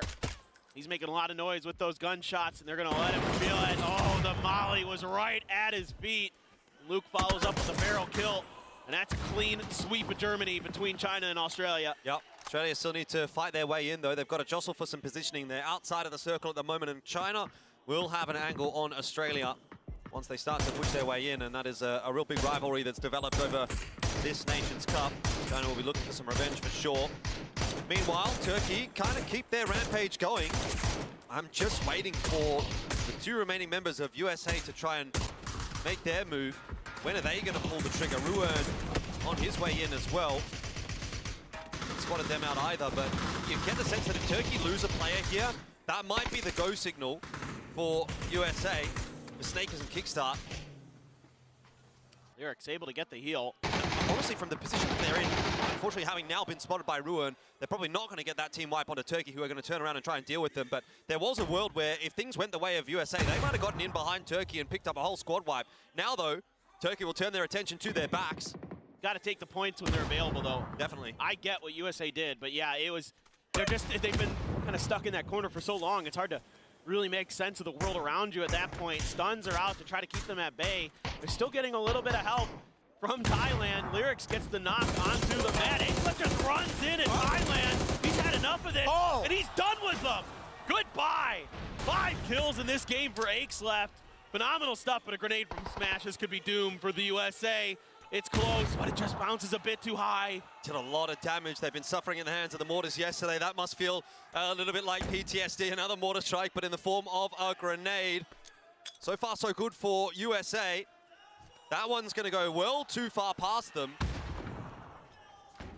China starting to encroach in upon Turkey. Smashes to that to turn his attention away. It's a 1-for-1 so far. Akelef down. The Mad dropping as well. Code Marco is low, but he's tossed a nade up over the top. Doesn't do any damage. Answer, no. Ming, however, will. And Turkey are eliminated. We're into the top 4 now. China have 1 player on the floor. But with these kills that the USA has been finding, they're 2 points away from Korea. And Onyx trying to do what he can, and he strikes. Xiao Didi down and out. That's a point for Korea. So important that he's able to get that point there for them to stay out of the USA. Ming, Overwatch. Oh, throws the molly in. Oh, that might spread there. That might hit kickstart feed. It might not. It's just a bit too far. I don't think it spreads far enough. Oh my God. They're okay.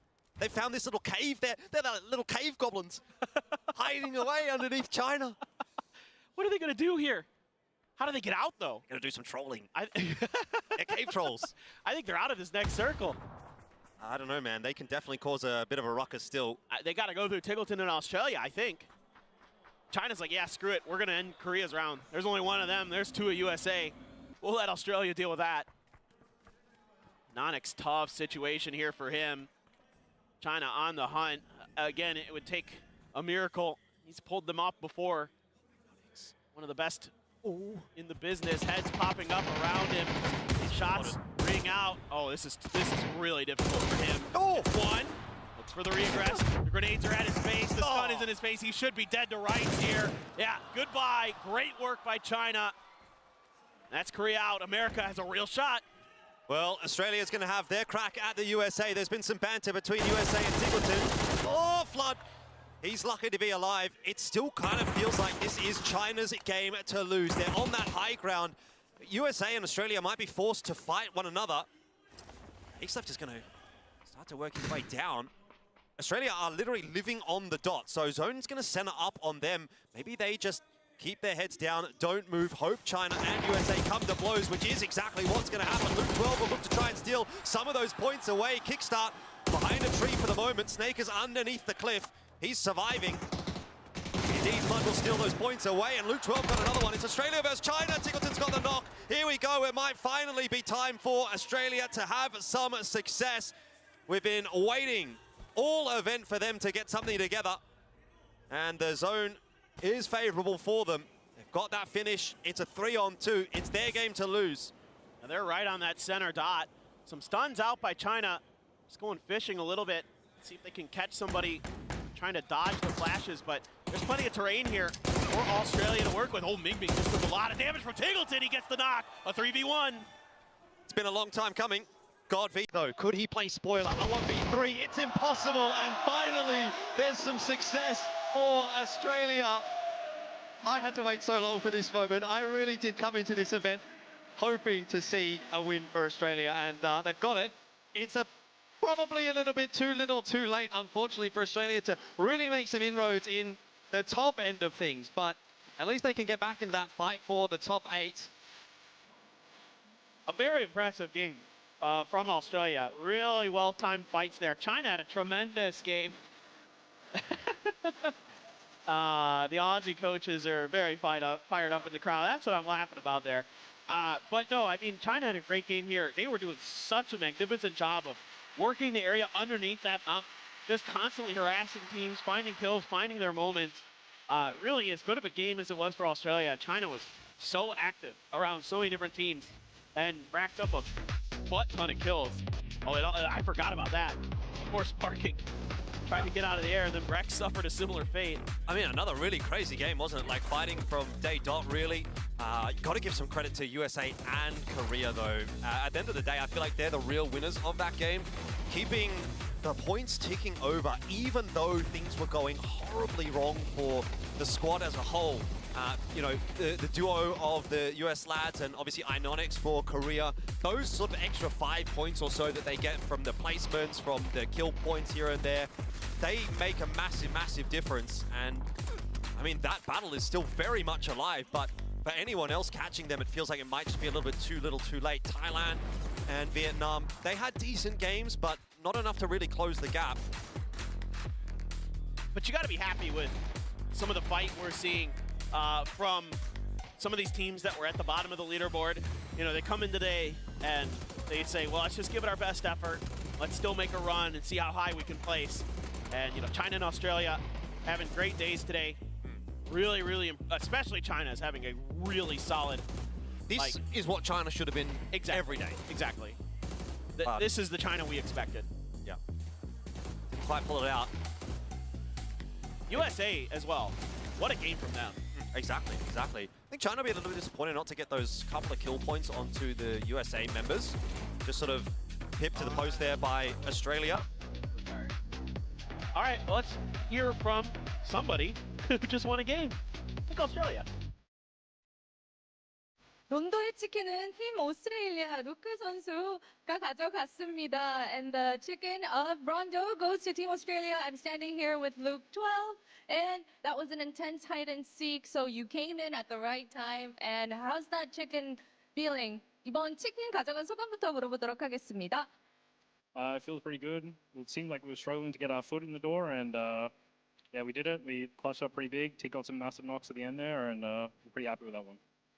이제 초반에 좀 이렇게 진입하는 장면에서 조금 어려움을 겪었지만 이렇게 클러치도 딱 하고 이렇게 달콤하게 치킨을 먹으니 기분이 되게 좋다고 합니다. 그리고 루크12 선수가 PNC가 매년 이렇게 단골 손님으로 등장을 했는데 PNC에 이렇게 자주 등장하면서 좀 경험치가 도움이 많이 되는지 물어보도록 하겠습니다. This is your fourth PUBG Nations Cup. Do you think like you being a regular PNC visitor, like do you think that's helped you? Definitely for sure. Like, Blood, me and Teague have played together 3 times now, so the chemistry's a bit better every single time. So definitely helps getting the experience here at these events. 이제 같이 플러드랑 티글튼 선수와 루크 선수 3번이나 연속 PNC를 같이 참여하기 때문에 이제 케미스트리도 되게 좋고요. 그런 식으로 뭔가 팀의 화합이 되게 잘 맞는 게 도움이 크게 된다고 합니다.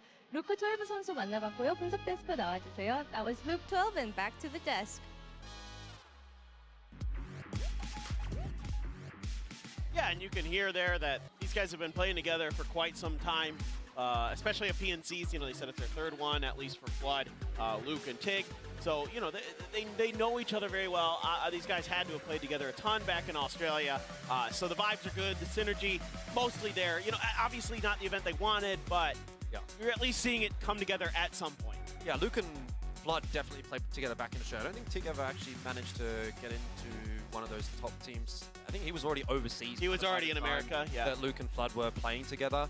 He may have played with them like really, really early on in the piece, like way, way early. But anyway, I mean, it's by the by, obviously. Like you said, they've played together quite a few times now here at Nations Cup. Monty coming back into that outfit as well. Like, this is his 2nd outing with that squad, so there's potentially some little bit of a benefit coming through there for them. And, well, yeah, like, nice to see, obviously, them getting a win. I feel like they have been due. We've sort of said that a little bit about Australia in particular, but there's a couple of other teams that you could probably throw into that.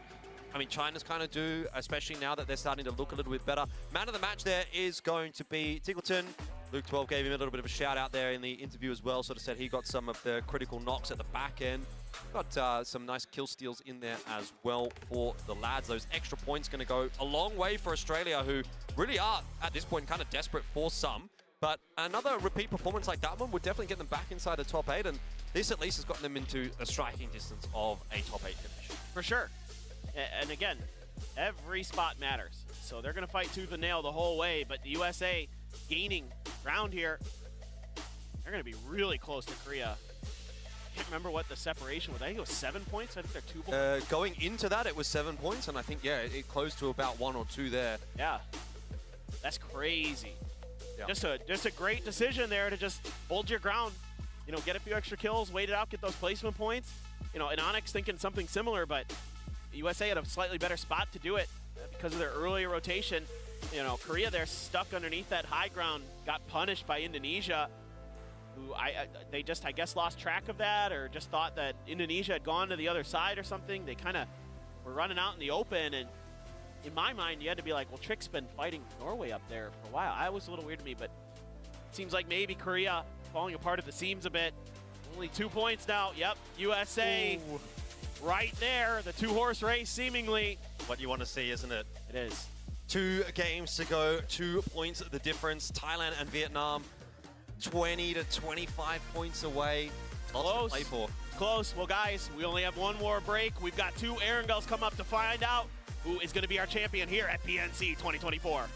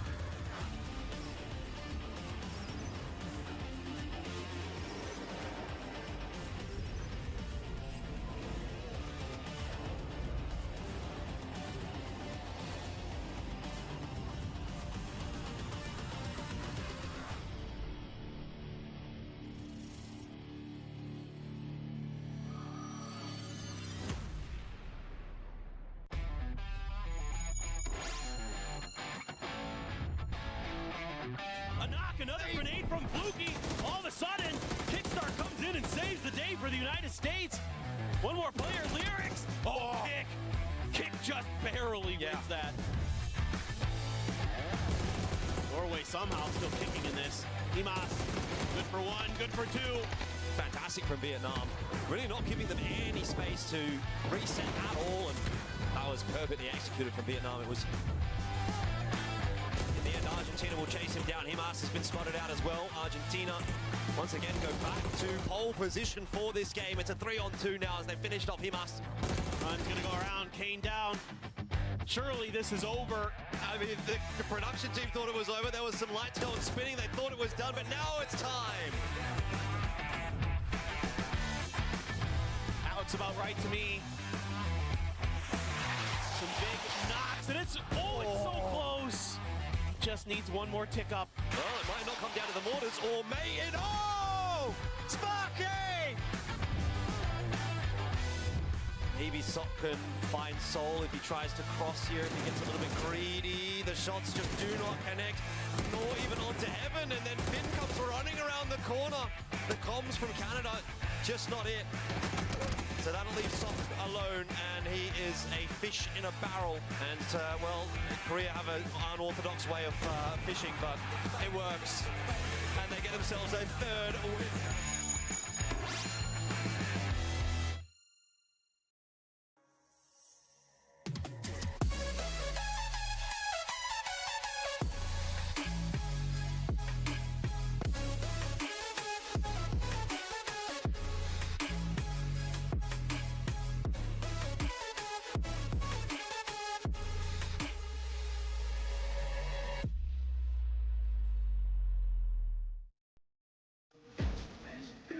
Contest. There ain't no one like cause of you dumb or you crazy. There's no way, G. Me and my clique, we handling biz while you and your clique just act fugazi. You couldn't persuade me to give a damn, this don't phase me. I got my Xbox, she can't play me. Money in a text box, I get paid.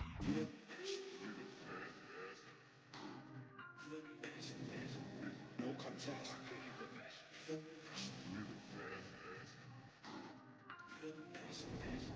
No contest.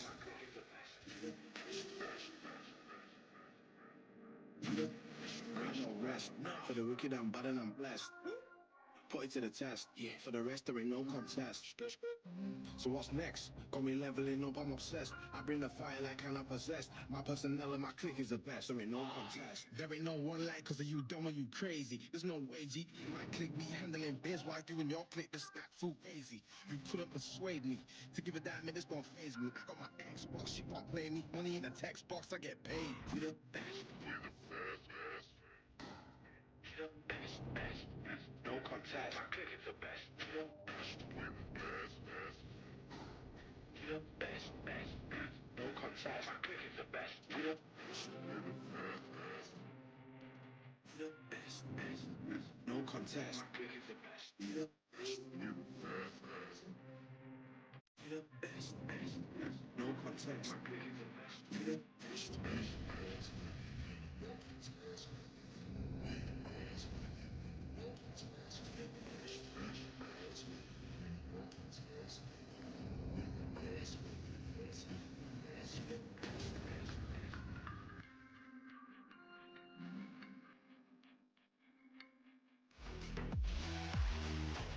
Two more games to go here at PNC 2024. There is Adder on your screen. A long time legend in Korean PUBG esports. It's Paper Thin and Elfish coming at you for these final two games. Erangel is where we will close out once again to find out who is going to be our champion, and it is neck and neck at the top.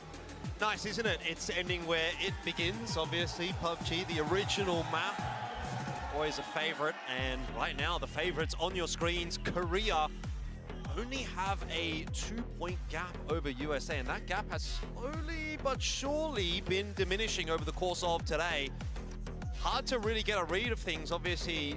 Just in the background there, when we take out a little break there, we get to sort of walk through and see some of the players on their way through the underbelly of the stadium. And yeah, I mean, both teams kind of very much in discussions, very much in thought, obviously. coming into these last couple of games. What are we going to do? Where are we going to be able to get these extra points that we need from? I think at this point now, the conversation shifts away from Thailand and Vietnam maybe being able to make anything of this unless they just have a massive game right here. Yeah. But reality is it kind of feels like it's destined to be either Korea or USA. It's just a question of who can hang on a little bit longer here for the last couple of games. Absolutely. It would take monster games here for one of the other teams to catch up to either the USA or Korea. Yeah, but a lot of Australia fans very happy. Came out today, got to see a big win for Tickleton and the boys. And Erangel, it is time we load up to see who is going to hoist the PNC trophy this year. 2 more maps. Buckle up. Seems like it's going to be a good one. Yeah, the crowd is very vocal at the moment as well. And it's not just the Korean fans that are making noise. I was, again, walking back to our Casa booth. I heard a few Jayos, which of course is Chinese fans trying to pump their team up. So there's a lot of fans that have turned out. The arena is looking very, very healthy. Speaking of, I just heard a few Jayos right there. Jayo. Yeah. But yeah, like you said, maybe China gets a win here, maybe in the final game. They'd be about due for it. They've had, since game 12, so since the last game of yesterday, they've gone 3rd, 2nd, 11th, 2nd, 2nd. Wow. So they've actually been up there.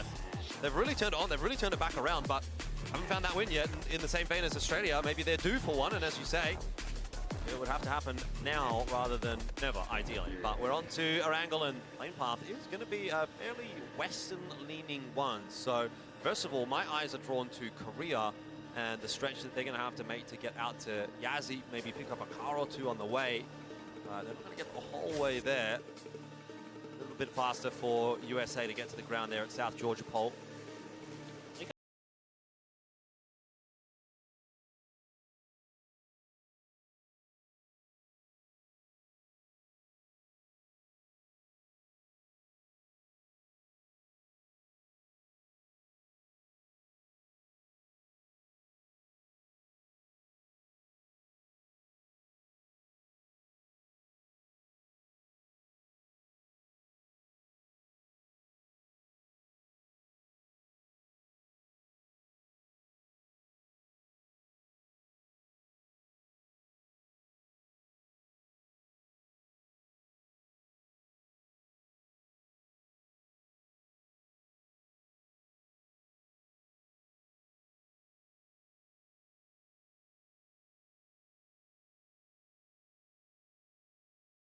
Ooh, that'd be big for the USA. They have massive prio on a lot of those compounds. Exactly. Well, as expected, Korea's going to take a little while to get to Yasnaya, and in fact, maybe they're not even interested in Yasnaya at the moment. They're more interested in Michael, who has got a gun in tow. They're even hunting this. They're really keen for some extra points. There's some good taps already. This is going to be tough. Bard only has 1 clip in this M16. Can't overchase this though. Like, it's literally a waste of time if you don't get it, and the further it goes, the worse it ends up being for Korea. So I'm kind of happy to see them just decide to give that one up. It's not a big transition to go up around the little lake outside of Yasnaya into Yasnaya rather than just crossing the bridge. They've probably lost 10-15 seconds off of that, which is not a huge concern, considering especially they're going to be one of the later teams to make their rotate in here anyway, and that is something that Korea have been pretty used to. When they know that they're going to be the last team in or one of the last teams in, they do typically spend a little bit longer on their looting, so I think they're well within their rights to go for that, waste a little bit of extra time. They know that they're going to be late anyway, so I think that's fair enough. Yeah, we've seen that they don't mind to play edge in this event, so certainly nothing too uncomfortable for them. And I agree with you, they definitely made the right decision not to overchase there. Canada is going to be one of your teams that's very close to the dead center of the circle to start. Near the chopsticks there, over by the what some people call the dumpling, the thing that you pick up with the chopsticks. Yep. This is in the military base, and this is Japan and Indonesia. Walker, what is he up to? He's walking. He's on a James Bond mission here. A bit of sneaky. I don't know. I don't think Japan is really super aware of this. It's strange, isn't it, that Indonesia would be doing this when they're at the bottom of the scoreboard right now. Maybe they're just thinking, okay, we can get another few points out of this and try to overtake Canada, but it would be disastrous for Japan, who are actually pressing in for a top 5 placing this year. If they would go down to Indonesia, and why would you be expecting Indonesia here right now? Oh, exactly. Trick's getting the info from the hills. Maybe Imak might be lucky enough to spot someone while he's climbing the tower. I don't know if Ocarine saw him or not. Tede. Trick surely would have, right? You think so? Maybe that's Tede's job. Maybe Ocarine's over towards C block, and it's Tede to take down Imhak up here on the radar tower. Yeah, I think Tede's getting set up, waiting for him to come down the stairs. He's got to hear that. Waiting for him to come down the He heard. stairs, but yeah, now definitely he is. What if you just yeeted the gas can down on top of him? Well, that is wishful thinking. Chad move ever. Imak is just dead. No, he's actually just dead. There's no way you get away with No. this. Unless it's the most egregious whiff of all time from Tede. Imak's not even got his gun in hand initially. He's pulled it out. He's dead. Oh, the crowd has given it away? Maybe. But it doesn't matter. Like, you just have nowhere to go. I think he suspected something was up. God, he's gone down in the meanwhile too. What? Why is he there? He's just been picked out on a rotation. Going for a vehicle, maybe? Yeah, on a rotation, I suppose. Oh, things are going really sideways for Japan. Kane just barely able to get back behind the building. This is tough, because now you got to try to get the heck out of here as Japan. You do have a vehicle that's going to try to roll up from XK. Brazil might be hearing a few shots as well. They're over by Novo, by Observatory. Quizera's up on the Observatory Hill, I think. And they're starting to look in this direction.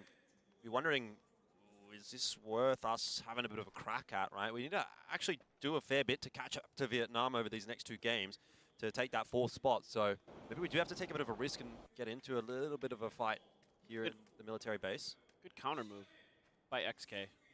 I don't know that Trick heard the vehicle pull up. I think XK might have cut the engine in time. He can get away with this.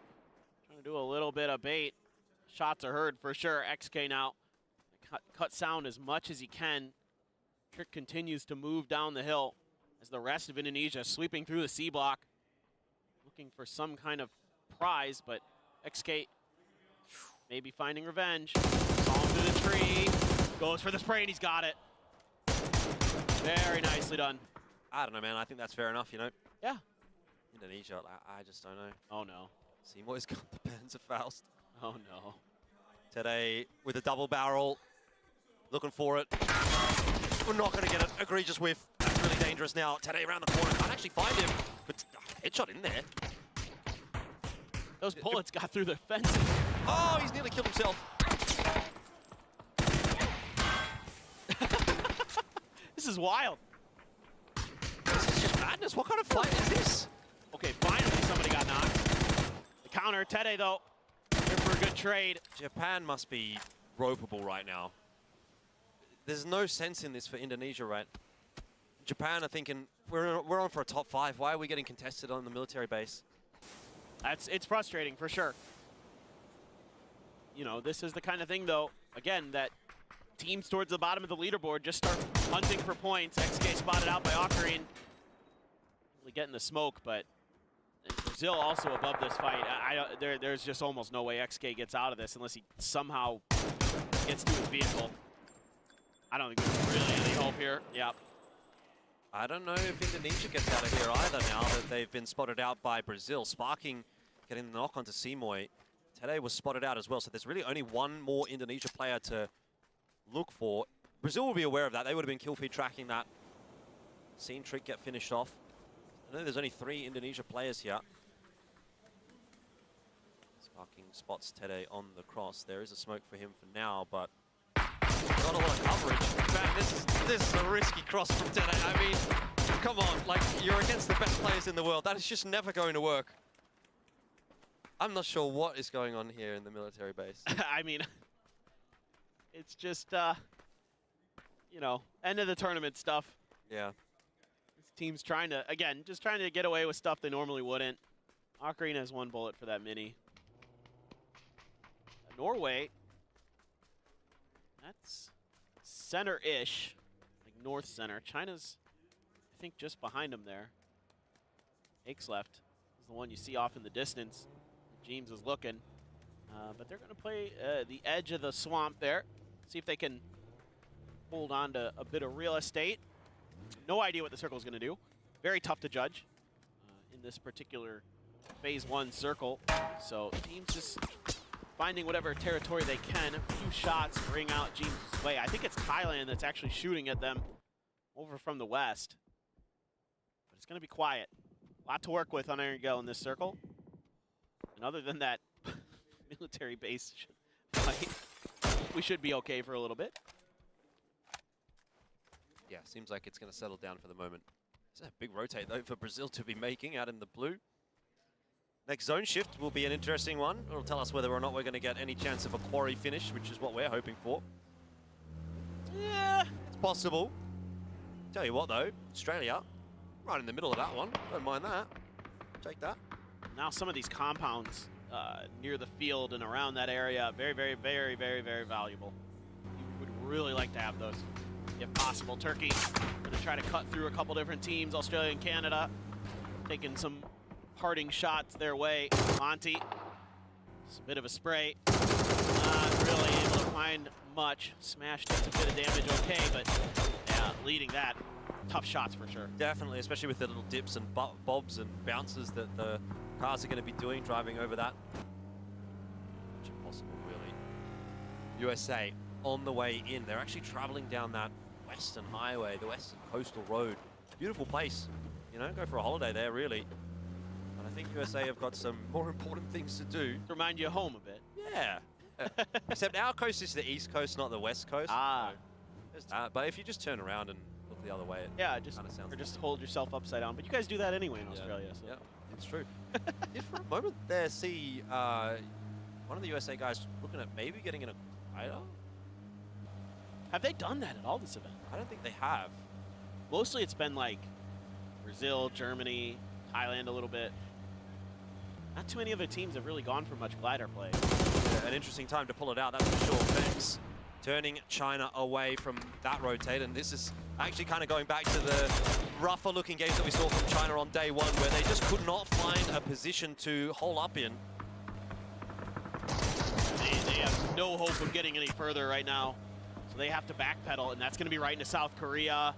Heaven already here in this blue house, but he's kind of all alone. Here we go, here we go. This is a big moment. Heaven's going to get the heck out of there if he can. Aches left close by. Get that US moving stun. No, he's run into a tree. Oh, the pressure's getting to him. Aches left, surely this is going to be a kill for China. Heaven, oh my goodness. Korea are going to lose one. It's to the hands of Mingming.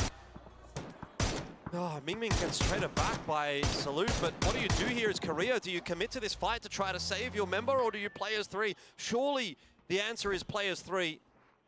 And it is. That's just, you're looking behind you and you forget there's a tree there. Zasa may have struck for Korea, but they've done more with less. Yeah. Let's not count them out yet. Oh, for sure. You've got 3 tremendous players. No matter how you cut it, still available for Korea. So it's going to be taking his time. Yeah, it's kickstart in the airplane. Zooming. Yeah, I like it. This is good. Get a little bit of info on that beach, a little bit safer. To see it from the sky, potentially. Fly out over the water, yeah. Yeah, I don't know. I like this a lot, actually. This is pretty wise. And they're going to see a lot of open territory in the Skinny Tree Forest, or even that compound, the mini pier that's over just to the west of Ferry Pier. It's not really a pier, though. But it's over near in that territory. Oh, Shinboy just got a brief glimpse of Luke. Emergency pickup. That's Aukery. All by himself. Off we go. Some value out of that emergency pickup. Just one of you. Definitely worth the price of admission. Okay. USA have gone for a massive wrap all the way around this zone, come in south, and then the zone's gone back north. A little bit of ping pong for our circle here in our penultimate game. China, wide wrap to the north, open compound That might be where USA wants to go. But at this point, are you going to assume that compound is clear without any info? Probably not. And that's not a compound you're really wanting to take unless you have absolutely no other choice, because it's really tough to get out of that compound. Correct. Phenomenal sight lines for other teams to look down into it and to barricade you. But I don't think USA has much other choice. They're having a look. They are going to go for it. Oh, a bit of a traffic jam. A bit like America, isn't it? The bigger cities, yes. Traffic is horrible. Yeah, very car-centric society. But they get in okay. Orkaran as well has managed to find a nice little shack. He's gone on a holiday.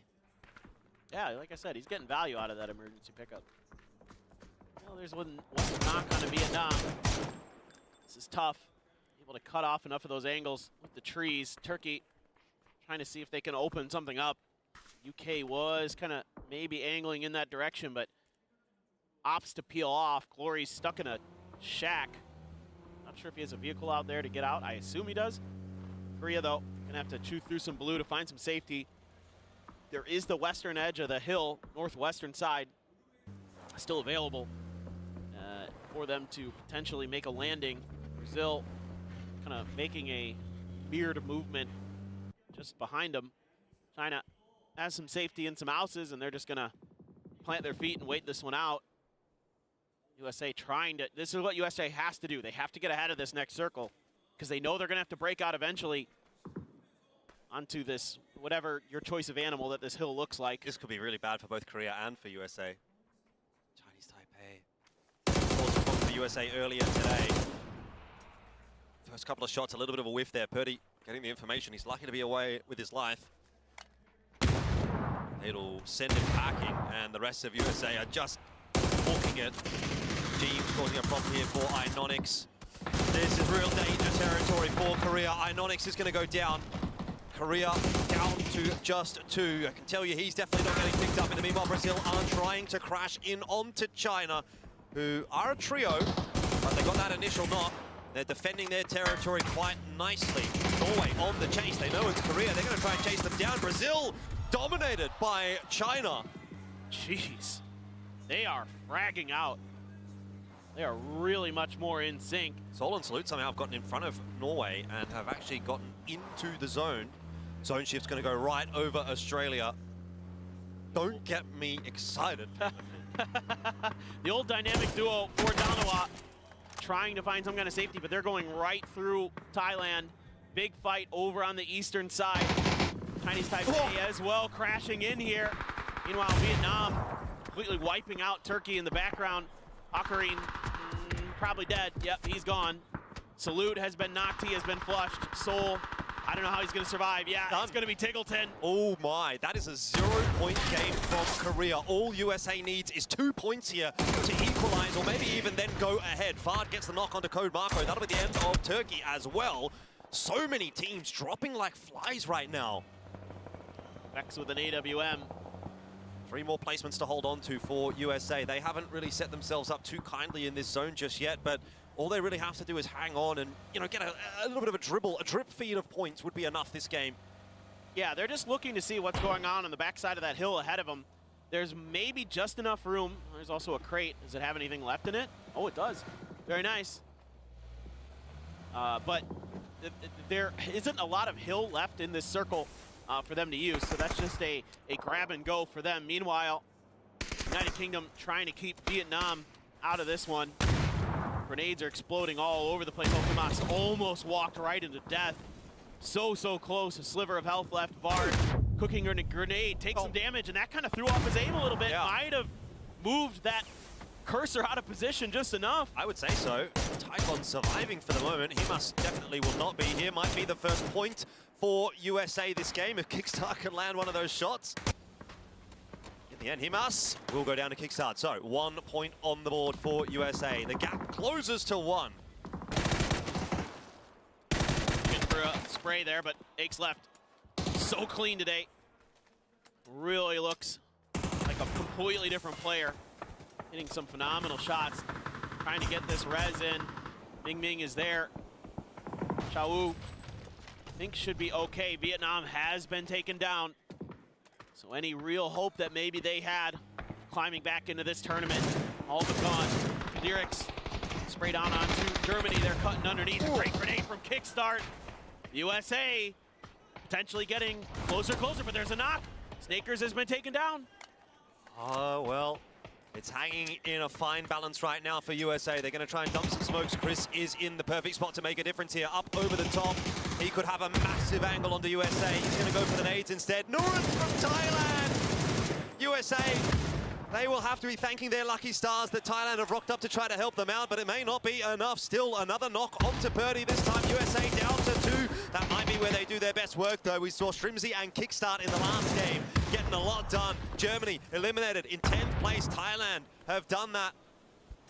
And USA are well aware that Thailand is right above them. Snake has finished off.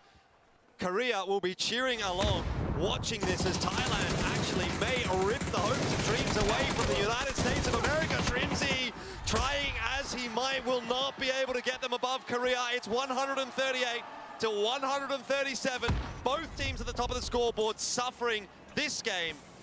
Well, just think about how important that is for Thailand. They are now very much on par to get to the top of this scoreboard. They are on track. No way we have a three-way for that final game. If Thailand have even remotely a decent finish now, they could really be in the thick of things. It could be a three-way battle. That's so exciting. I mean, what great opportunistic timing there for Thailand. 3 regions represented as well. Asia, Asia Pacific, and North America. Love to see it. You have Norway. It's a knock on the Pipa. And then James trying to be that kind of back end, trying to see if he can find that flank angle here for the Norwegian team. But it's Thailand again, looking to punish other teams all around them. I mean, they're shooting at everybody they see. But they have a tough move ahead. They can find some space on the edge of this hill, though. Australia going to barricade the edge of the compound just to their north. Norway sitting here, squaring off with Argentina. Very slow fight, still in the circle, so nobody wants to overcommit to anything. Yeah, expecting things to kind of slow down here, apart from that fight between Norway and Argentina. Everyone else fairly split. We've seen a lot of teams already go down, so there's actually quite a lot of space here going into phase 5. But it's really this fight that is the focus of attention for the moment. It's going to be a slow one, though. Tens doesn't even have a red dot there. He's iron-sighted. That's a bit of a head scratcher, but do be like that sometimes when you got to cut loot to get somewhere a little bit sooner. Teams, shots ringing out around him, trying to answer in kind. Still peeking around the edge of the roof, looking for opportunities, setting up a little bit of an angle there for Amale, 4 in 10s, and they're maybe going to go for this, but look at this wrap from Emmix. Emmix wants to find somebody unawares on Norway. Oh, has jumped out. James has spotted it, but fire was just a little bit too early. Somehow 8C's knocked in 10s. I have no idea. Oh no, not like this, not like this. That could not have gone worse for Norway. In the blink of an eye, the fight has just blown up in their face, just like a couple of grenades, and Thailand are going to make their move. They want some more points, and they recognize the opportunity is now to try and take this third party straight in onto Argentina. James still alive.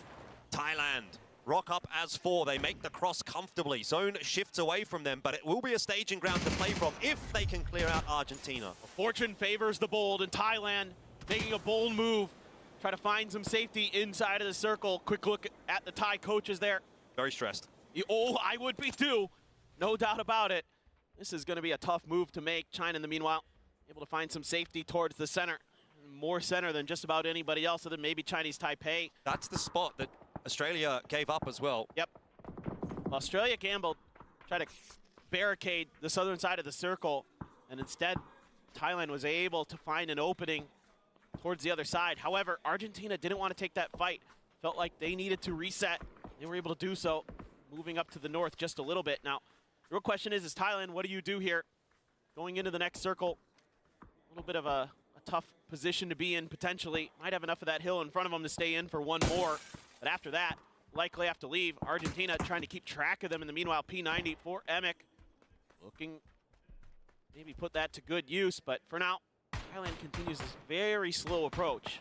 Still have quite a bit of time until the next circle, though. they're just really being diligent here.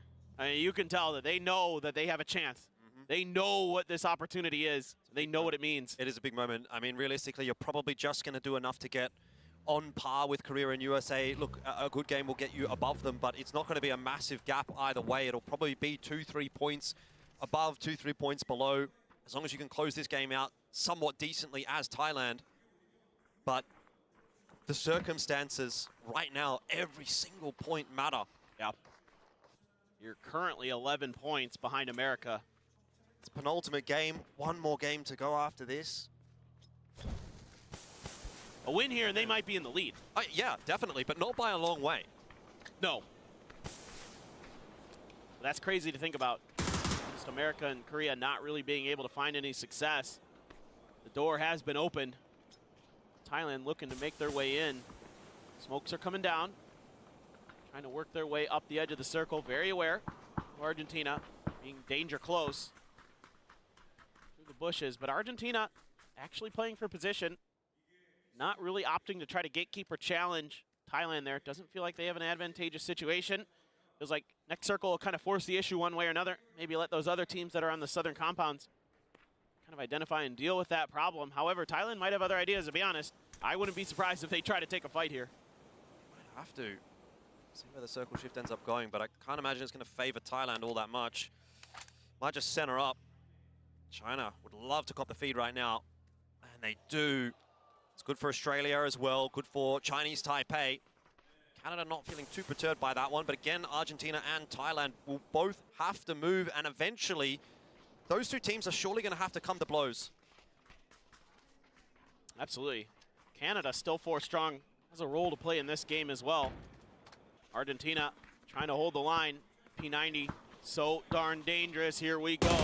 Jacob Lyrics fluky, finding a little bit of damage onto Silzen. Return fire from that P90 sends Thailand packing. Canada with an angle as well, so it's getting a little bit scary here for Thailand. Emic thinking about going for a long flank, but that would be a bit over eager. Nurans is still there watching for it.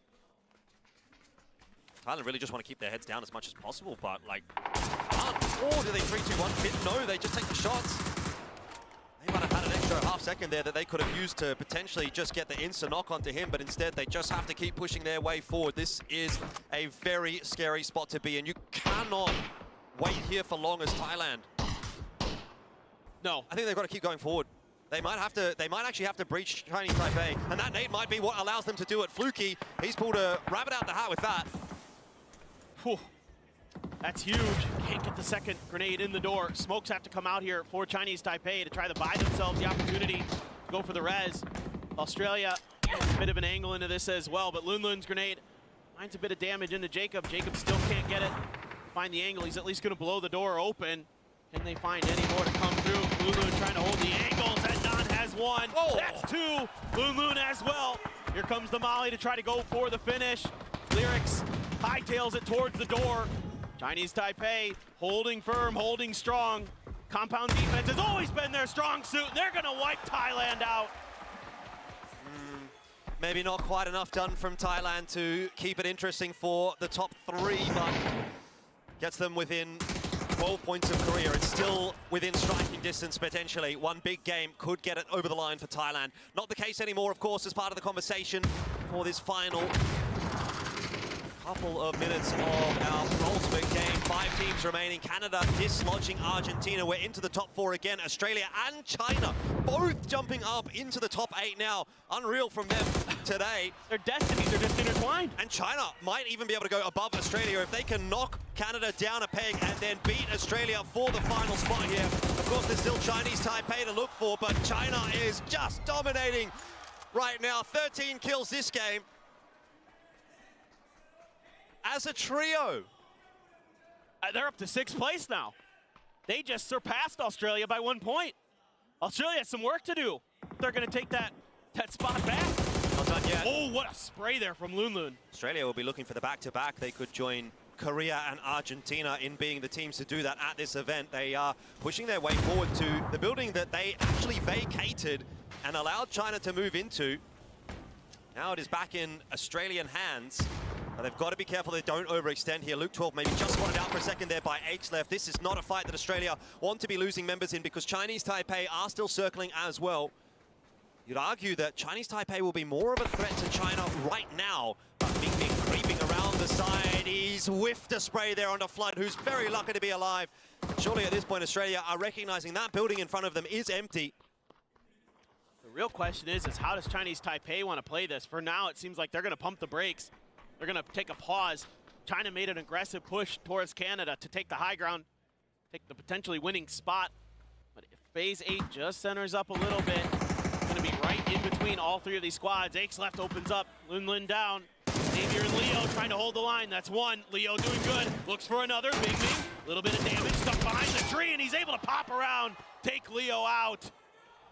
A lot of kills again for China. They're trying to continue this march forward. It's difficult for Australia to push out, though. I mean, look at the angle that Left has got on them. They want to get involved in this engagement. They know both China and Chinese Taipei are weak, but to push out of that building, they are going to set themselves up for a nice sightline for Left, and so they're playing it kind of passively here. Left has been pushed off the perch right now. Ming fighting. China have been able to get their res. Chinese Taipei, the answer no. So down to just a trio now. But while Australia would love to capitalize on all these shenanigans, they haven't been able to do so. You can see China not really willing to overcommit to any of these angles. Australia trying to hold China back a little bit. Still some vehicles to work with. Mani trying to keep this angle clear. Switching over to the rifle to try to push forward. Left senses it, knows they're coming. Let's loose with the blue zone there. Try to keep them at bay a little bit longer. See if he can let the blue himself do some work. Oh my God, that grenade almost gets Lun. China now wrapping back in the other direction. Australia on the move. Yeah, tentatively creeping their way forward, but China have come off of the ridge for a moment. They've allowed a little bit of space to Australia. Monty needs to be careful. He's out in no man's land. Will go down. Maybe there can be some smoke sauced in by Australia, but I think Monty's probably done at this point. So we would be down to just a few trios. Some damage again from Flood onto Left, but this is just such a favorable position for China. And Savior wrapping in behind. Flood looking for it. Xiaowu DD goes down, and China starting to work their way down the hill. It is Chinese Taipei that are doing a real number onto Australia right now. Tiggleton, he is on the floor and dead. Luke 12 has finished off. Xiaowu DD. Chinese Taipei coming out of absolutely nowhere. And this might well be their game now. China a duo. And Chinese Taipei looking for another win in this event and taking that dream away from China.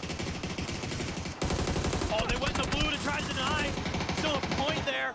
Left are going to go down in the end, but Chinese Taipei, 2 wins today. Absolutely tremendous stuff from them. Phenomenal patience at the end of that game. You can see no one really wanted to overcommit to a fight, but Chinese Taipei found the open territory on the south end of that one. That entire final battle really is just a game of inches, right? If you're the team that gets pushed a slight bit too far out of your cover, everything opens up. I mean, that was the case for Australia, right? They got pushed out of the building. That opened up the angle for the Chinese squad to get some shots in from above, and Chinese Taipei to wrap in underneath. So it was doom for Australia. China then had to come off of their high ground, and Chinese Taipei had a little bit more room to work with, a little bit more cover to play with, and they were ultimately able to come away with the win. And you got to say, some nice shots in from Chinese Taipei as well. Very, very clean shooting under pressure. Correct me if I'm wrong, but that is their second win of the event. They picked up one earlier today, a 14-kill win it was. Yeah. So, not a bad shout from Chinese Taipei. Taego, and here on the first game of Erangel for a strong finish to Nations Cup. A disaster for some of our top teams. Thailand has closed the gap enough that they are a threat. There is a world if they can get the chicken dinner here. Or maybe once again, USA and Korea just bottom out. They could get this done. But this is one of the closest finishes we have ever had. One of the best you're going to have at a PNC for sure. Definitely. Maybe since 2019. Yeah, if you've got any friends that don't mind a bit of PUBG and they're not watching, you better call them and let them know this last game is going to be worth watching. Obviously, it could be Korea, it could be USA. 1 point separating those two squads. Could still be Thailand as well. They would have liked to have put another 5-6 points on the board there just to make their life a little bit easier in this last game, but they are really still within striking distance, particularly if both Korea and USA continue to stumble, having 1 or 0 point games. Thailand, they're very much a team that can pop off with a 20-point game. Yeah. And they could just steal it right at the end. They haven't been part of that conversation really up until right now. Right. No, I mean, they're playing great when they need to. Hopefully they can continue to make that run and make this even closer. That would be so exciting. But these three teams in particular today have played incredibly well. Australia, China, Chinese Taipei, really, really on fire all throughout the day and continue to climb up the leaderboard and challenge each other time and time again. What a play here at the end. Makes left does go down to the blue, but they have been just really feeling it. Everybody has been really feeling it. A little bit of excitement there for the coach as well. It does make you wonder, you know, what would this look like if it was a 4-day event. Так, ну что, бубзики мои, вот я уже освободился, и как раз таки к последней карте, как и обещал, я подойду к вам, будем смотреть сценарий. Как вам, мои хорошие, как вам такой сценарий, а? Заходит? Так, это тише сделаю. Как вам такой сценарий? Просто противостояние до последнего. Будем выяснять, кто же станет чемпионом Кубка наций PUBG. Интересненько, все интересненько. Как вы тут без меня рассказываете? 1 балл, да. Китай напряжется и выиграет в последней карте. Ну, могут, в принципе, могут. Долго запрягают, как говорится, а потом вперед и с песней.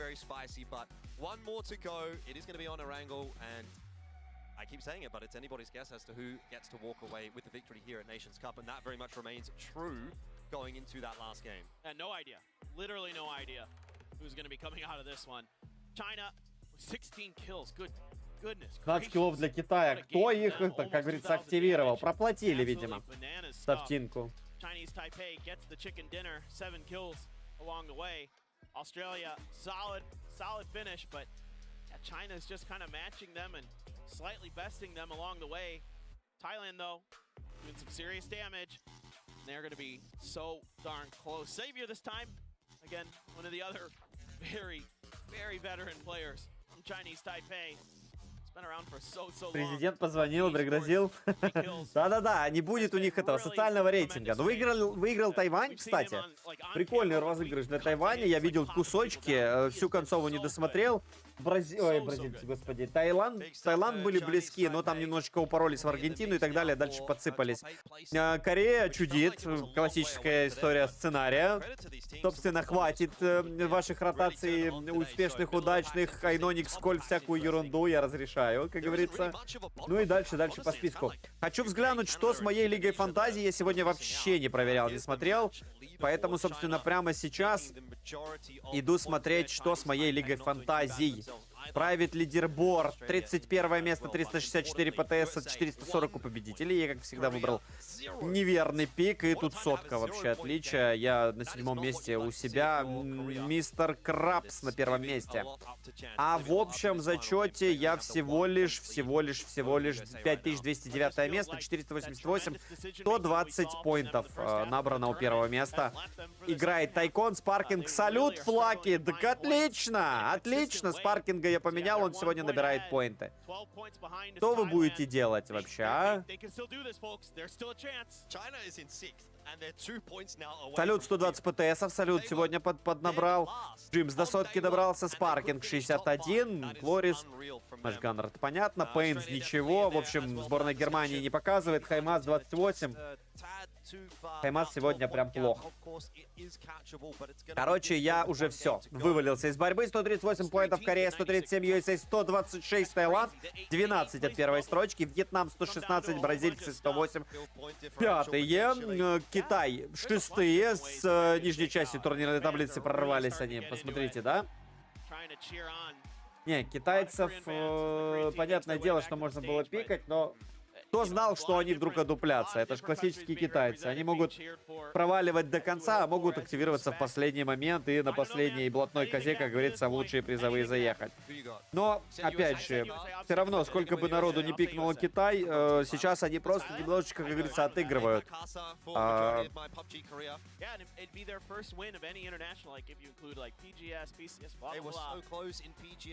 Слишком ярко пришло, ошибло. Лучик сюда залетает. Нужно было сделать потемнее. В общем-то, я в этом сезоне, как говорится, на этом турнире с Лигой Фантазии пролетаю. Как говорится, не выигрывали, не занимали первые места и не их начинать.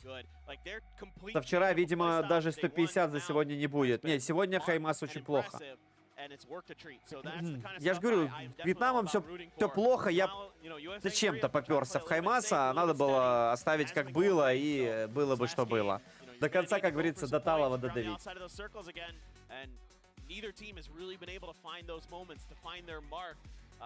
To really set themselves to propel forward to get those kills like Thailand does. Thailand has been playing a lot of edge and been finding those kills and been leapfrogging because of that. And Korea and the United States, where they've been called upon in the second half, haven't been able to. Man, there is so much to think about going into this final game, and I honestly wouldn't blame the players if they maybe are just a little bit slow coming back to the stage. You know, that could be a little bit of a tactic, right? USA, oh yeah, we didn't realize we're a little bit late here. Yeah. Or Korea, like, oh yeah. Так что-то они там про туалеты обсуждают.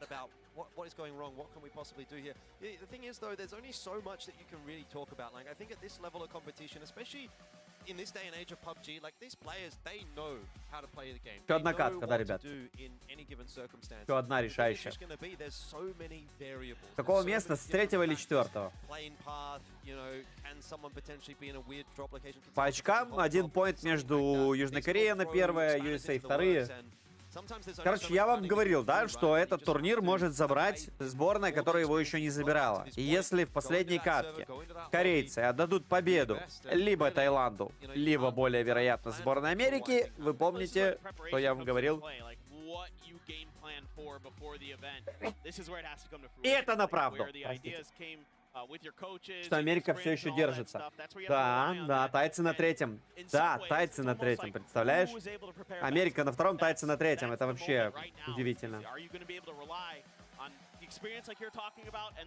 Они очень плотно вчера настреляли. Прям очень плотно вчера бустанулись. И сегодня хорошо идут. Конечно, не так, как бы им хотелось. Хотелось бы больше набирать, чтобы прям вплотную подойти к двойке лидеров. Но все равно здорово выглядит. Спасибо, ребят. Китай вряд ли, Имри. Там слишком много поинтов нужно набирать. Ой, сетка в чат, чтобы лидерборд посмотреть, дорогие друзья. Если он не тупит, как вы говорите. Не должен тупить. Хотя может быть. Хотя все может быть. Ой. Что у нас Китай? 106 поинтов, а нужно 138, прям вот, чтобы Корею догнать. Это, соответственно, 32. 32. 32 поинта, это только чтобы догнать Корею, а Корея должна с нулем откиснуть, как и Америка. Не, Китай точно не победят, тут вообще без шансов на последнюю карту таких цифр, ну, Китай не выдаст. Как бы он не хотел, но он плюс 5 строчек за последнюю карту отыграл. Плюс 5 строчек. Что у нас по Тайваню? Ну, Тайвань выиграл, но при этом всего лишь 12-я строчка. Обошли они только турков. Поменялись с ними местами. Бразилия 108, но очень плотно. Смотрите, 91. Это Тайвань 12-е. И 108. Это Бразилия 5-е. 100% выиграет США. Нету такой уверенности на 100% победу США, но есть уверенность, что все-таки стоило бы победить Таиланду или США.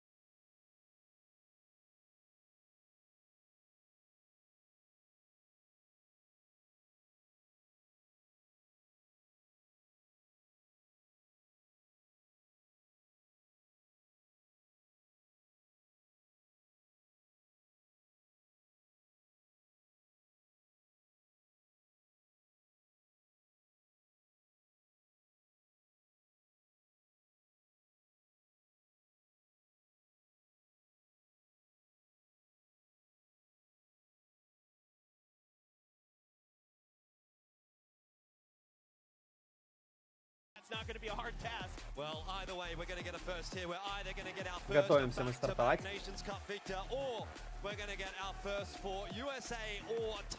Трахозаврик, привет! PUBG Nations Cup 2024. We head to Erangel.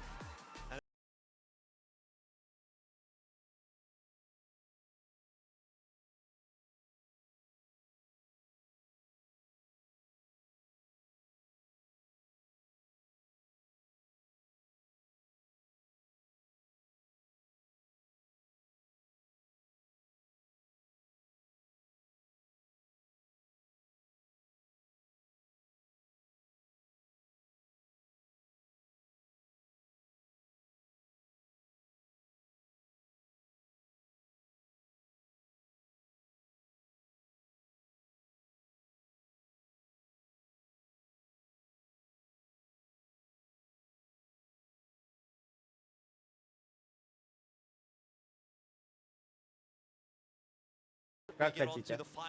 Надо как с твисами сделать. Крашнули, чтоб корейцев и американцев и устранили всех. Да. Здорово, брат. Так жалею, что поставил на Цунима. Таунима. Это ты про Чайну, Азандр? Ну, как говорится, повелся или как последовал, пошел на поводу. Вот так вот. Пошел на поводу у большинства. И вот так вот. Но бывает такое. Ну, на ошибках кто не учится. Кто, мои хорошие, не учится на ошибках? Бывает всякое. Поэтому ничего страшного. Где Тиглтон? В Австралии. Я за Таиланд. Хорош. А вот мне интересно, я новичок, разраб папка из какой страны? Корея. Корейская игра, можно считать так. Я правильно понимаю, что опять поставил на Вьетнам купон, и их не выиграют? Ну, бывает и такое, но ты получишь поинты все равно, потому что Вьетнам должен быть в топ... Да, Вьетнам должен быть в топе. Как раз это допустимый топ-3, топ-4, топ-5, сколько там за поинты. Вьетнам должен быть в этом топе. Воспрял Китай, чисто бабок хочется. И оправдать вот эти вот почти миллион в себя вложенных. Ой, какая зона для Кореи. Минимум Таиланда на старте очень опасно. Рядом и Америка имеет возможные позиции на быстрый заезд. И Норвегия может помешать. Тиглтон не в Америке, он же всегда за них играл. Не, он играл всегда за американский клуб. Это всего лишь клуб. Так же, как Месси, играющий за Барселону, никогда не был испанцем, дорогие друзья. Или за кого он играл? Ну, Барселону вроде же, да, Месси играл? Или играет, или играл. Не знаю, насколько сейчас он, как говорится, где выступает за кого. Это клуб. Это клуб. А сборная — это сборная. А играет он за сборную Аргентины, потому что сам он, как это, origin, похождением из Аргентины. Происхождением, похождением. Ну, вы поняли. Аргентинец он. А получается... Да. Получается, собственно...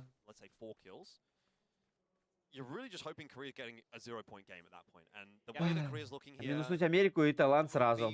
А Месси играет в Лос-Анджелесе. Ну, либо в арабских странах, да, в Эмиратах или где там футболистов выкупают, пенсионеров. Либо они на пенсию уходят в арабские страны, либо уходят в Америку. Так же, как Бекхэм и куча-куча других звезд. Идут бабки чисто зарабатывать.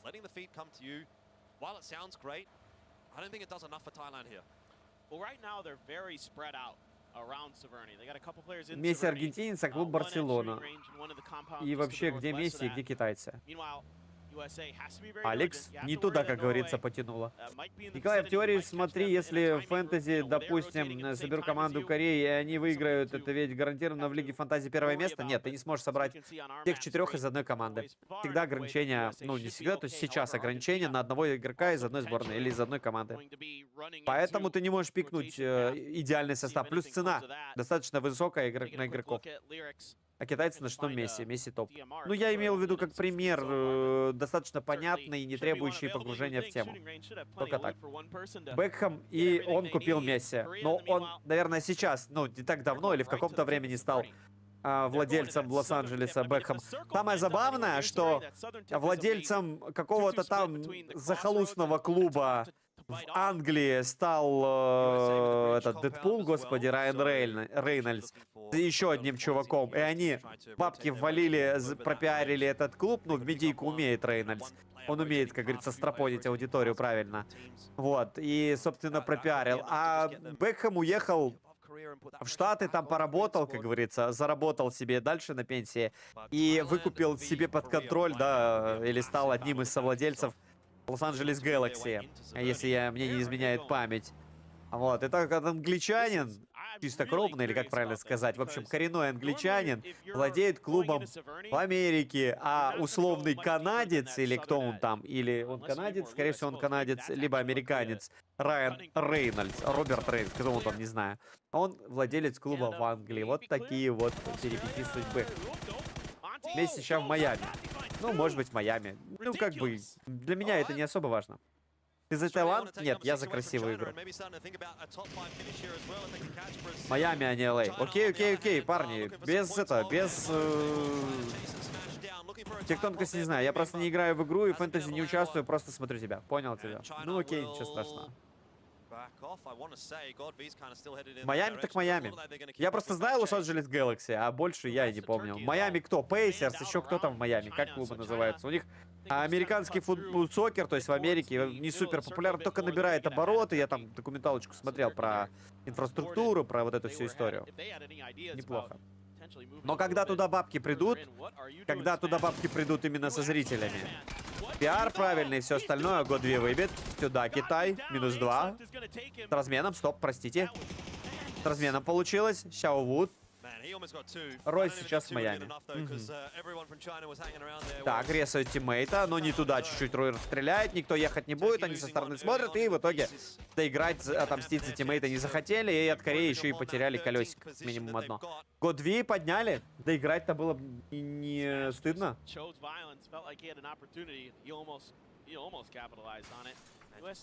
Прям вообще было бы не стыдно доиграть. No real desire to move, it looks like, at least not yet. Maybe they're gonna try to farm some points across this bridge, but... That's what I was thinking, but most teams are actually choosing to go across the Georgia Pole bridge instead.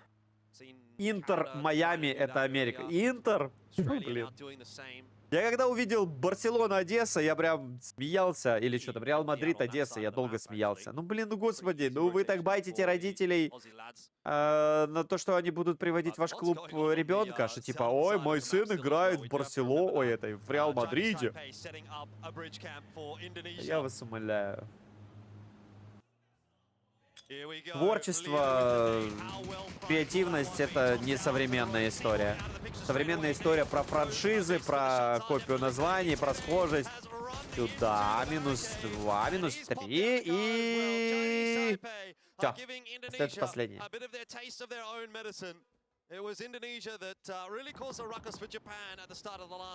Неплохо будет, да. Не хватает сильнейших команд региона, все правильно. А Бекхэм на тренере. Ага, вот так вот. Спасибо. Реал Мадрид, запасной украинец. Да, а что нет? Что нет? Головин там и так далее. Куча ребят талантливых существует в СНГ. Да, вообще, на самом деле, в свое время сильнейшие школы были. Не знаю, там 30 лет назад, 40 лет назад и так далее. Школа именно, сама школа. Потом, конечно, началась эпоха чистого бизнеса и понеслась вся эта история с легионерами. Наши клубы очень сильно потемнели, скажем так. Ну, Сиднейм, осуждаю. Почему бы его в сборную не взять? Бэтбой? Бэтбой 2K ты имеешь в виду? Ну, он же вроде то ли ливанец, то ли еще откуда-то из арабской страны. А такой сборной не существует, собственно, на киберспортивном PUBG. Вот. Плюс он топовый игрок, как и много таких ребят, к сожалению, у себя на стримах. Против паблика он уничтожает, но, к сожалению, в серьезном лобби не всегда показывает прям супер яркую результативную игру, как командно, так и индивидуально. Привет. Здравствуй, Боржа. Бэтбой не турок. Не, Бэтбой 2K, он не турок. Я прям думаю, что он не турок. Проверим.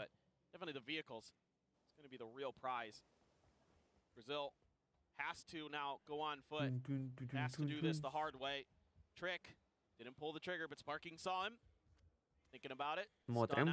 Пишет он про себя что-то. I'm official partner. Дизайнер. Гаид, H25, full-time streamer, hit the follow button if you like. Анима. Давайте поищем на какой-нибудь Википедии. Tremendous players throughout the years. PUBG esports on that Indonesian team. Meanwhile, Germany is, of course, doing Germany things, and they're way over by Zarki with Japan. Okay. It's spicy, bro. Closer and closer to shooting range. Spicy. Ливанец. Он ливанец, то, о чем я и говорил. Ливанской сборной не существует и вряд ли когда-то будет в ближайшем будущем, в реальном обозримом будущем. Обозримом, простите. Карта 6 идет, сириец он. Написано ливанец. Гражданство Ливана. Извиняюсь, одни неблагополучные закрывают других неблагополучных. Вот. Умничка. Спасибо тебе огромное. Вот за способность, возможность и умение облачать прямое оскорбление во что-то более поэтическое и какую-то фигуру речи, это всегда прям просто плюс. Плюс вам, дорогие мои. Последняя игра. Но кто-то бы сказал крайне. Кто заберет? Сценарий у меня не в руках, поэтому не знаю, посмотрим. Учитывая прошлогодний отрыв в этом году, я поставил на корейцев. Ой, ну корейцы оторвались в прошлом году, вспомнив последний момент, по сути, в последний день там уже началась вакханалия. Но нет, наших региональных команд нету, европейских команд, восточноевропейских нету, именно, если конкретно брать.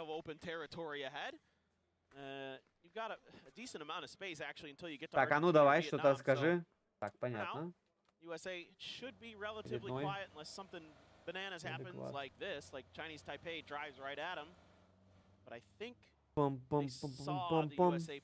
У тебя была одна попытка, и ты ею неграмотно воспользовался. Так, был бы запрос, команда соберется. Да, запрос всегда можно на любую историю найти. Дело даже не в этом. Все, это сегодня последний день, дорогие друзья. Завтра уже понедельник, новая неделя и новая жизнь у нас начинается. Мы уже дальше переходим в режим ожидания пикфол. Пикфол для нас следующий турнир. Может быть, какие-то будут фикуры, может быть, какие-то будут скримы в моем исполнении. Ну, короче, я надолго замолкну. Аж до конца сентября. Скорее всего. Если ливанец поменяет гражданство, то, конечно, дело. Если ливанец поменяет гражданство, то шансы имеются. Но он не показывает высокого уровня на тир-1 киберспортивном PUBG.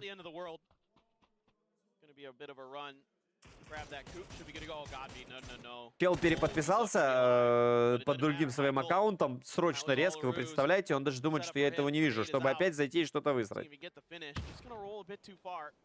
То какие бы были бы составы, пофантазируем. Блин, да, вы представьте, Перфектикс.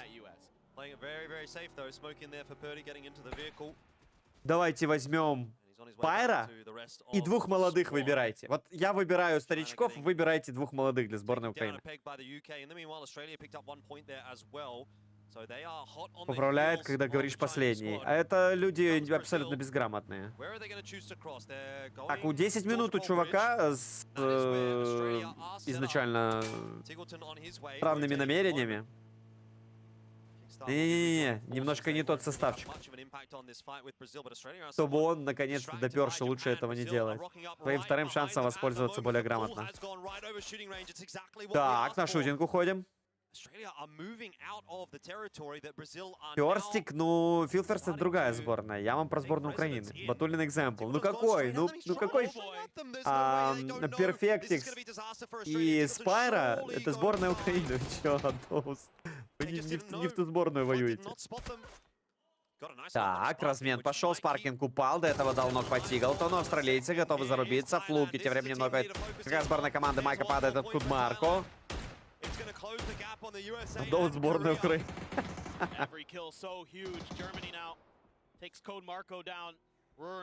Фериста? Нет, ферстик это ферстик. Это ферстик это филферс. Ферист это фея вообще-то, если уж брать их уменьшительно ласкательные.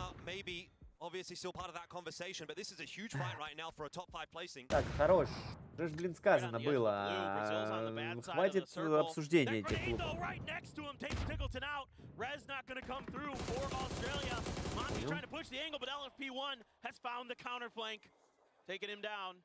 Успокойтесь. Политота запрещена. Кто будет нарушать это правило, будет караться жестоко. Example не канает. Pyro Perfectic Arctics. Блин, ну вот молодые же есть. Почему так? Почему Arctics?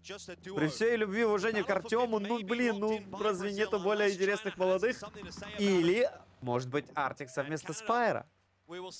Но сможет ли он сыграться с пацанами? Не надо интересоваться, ребят. Пользуйтесь своим мозгом. Пожалуйста. Хакатори и сосед. Почему сосед? А почему не ферист? Ну вот, чисто вкидываем, как говорится, пообсуждать. Рекрент не проигрок, да, Димка не будет играть на проуровне, как бы хотелось. Пердикерти выбит. Минус игрок сборной Америки. Ой-ой-ой-ой-ой-ой-ой-ой-ой-ой-ой, окончательно минуснули уже одного. Ушла сборная Америки из этого файта, но в итоге...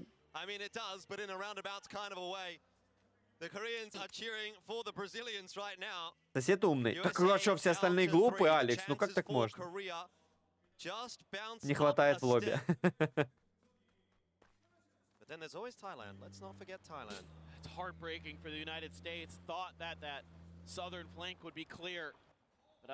Нет, сборную Украины нужно собрать так, чтобы была вот прям вот претендент на победу. Не то, что кому-то кто-то нравится, кто-то симпатизирует кому-то. Нужно именно подобрать оптимальный состав, потому что молодые, они гибкие, их можно будет, как говорится, под старичков подстроить. А вот именно вот каких молодых? Шикарно. Аргентина, Япония, Вьетнам в будку в близнецах Вьетнам, подождите. В будке Китай как раз-таки сидит. А Германия с турками сидят на шутинге. Бункер шутинга под контролем сборной Японии. Топ-контент.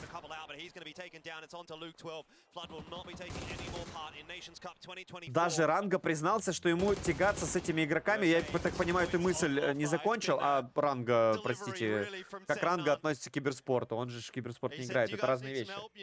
Сосед, Дифекс, Перфектик, Спайра. Интересный составчик. Интересный прям. Прям интересный. У нас есть еще украинские игроки. Правильно вспомнили Артикса. А у нас еще есть молодняк. У нас есть феерист.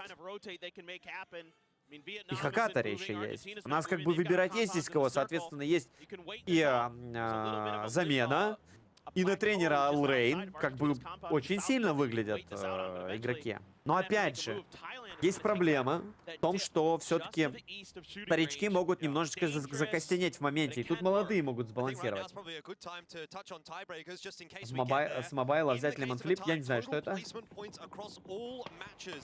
Пару собранных хватит. Ну да, не супер много, ребят, но сильных очень много. В рамках вот пару команд собрать можно прям очень сильных. Сеул. Хейвен. Нок. Раз. Нога! Айноникс дал ног, что? Великобритания дают ногу ответ и сейчас погибнут. Сейчас в Корею нужно крашиться. Сейчас просто нужно крашиться в Корею.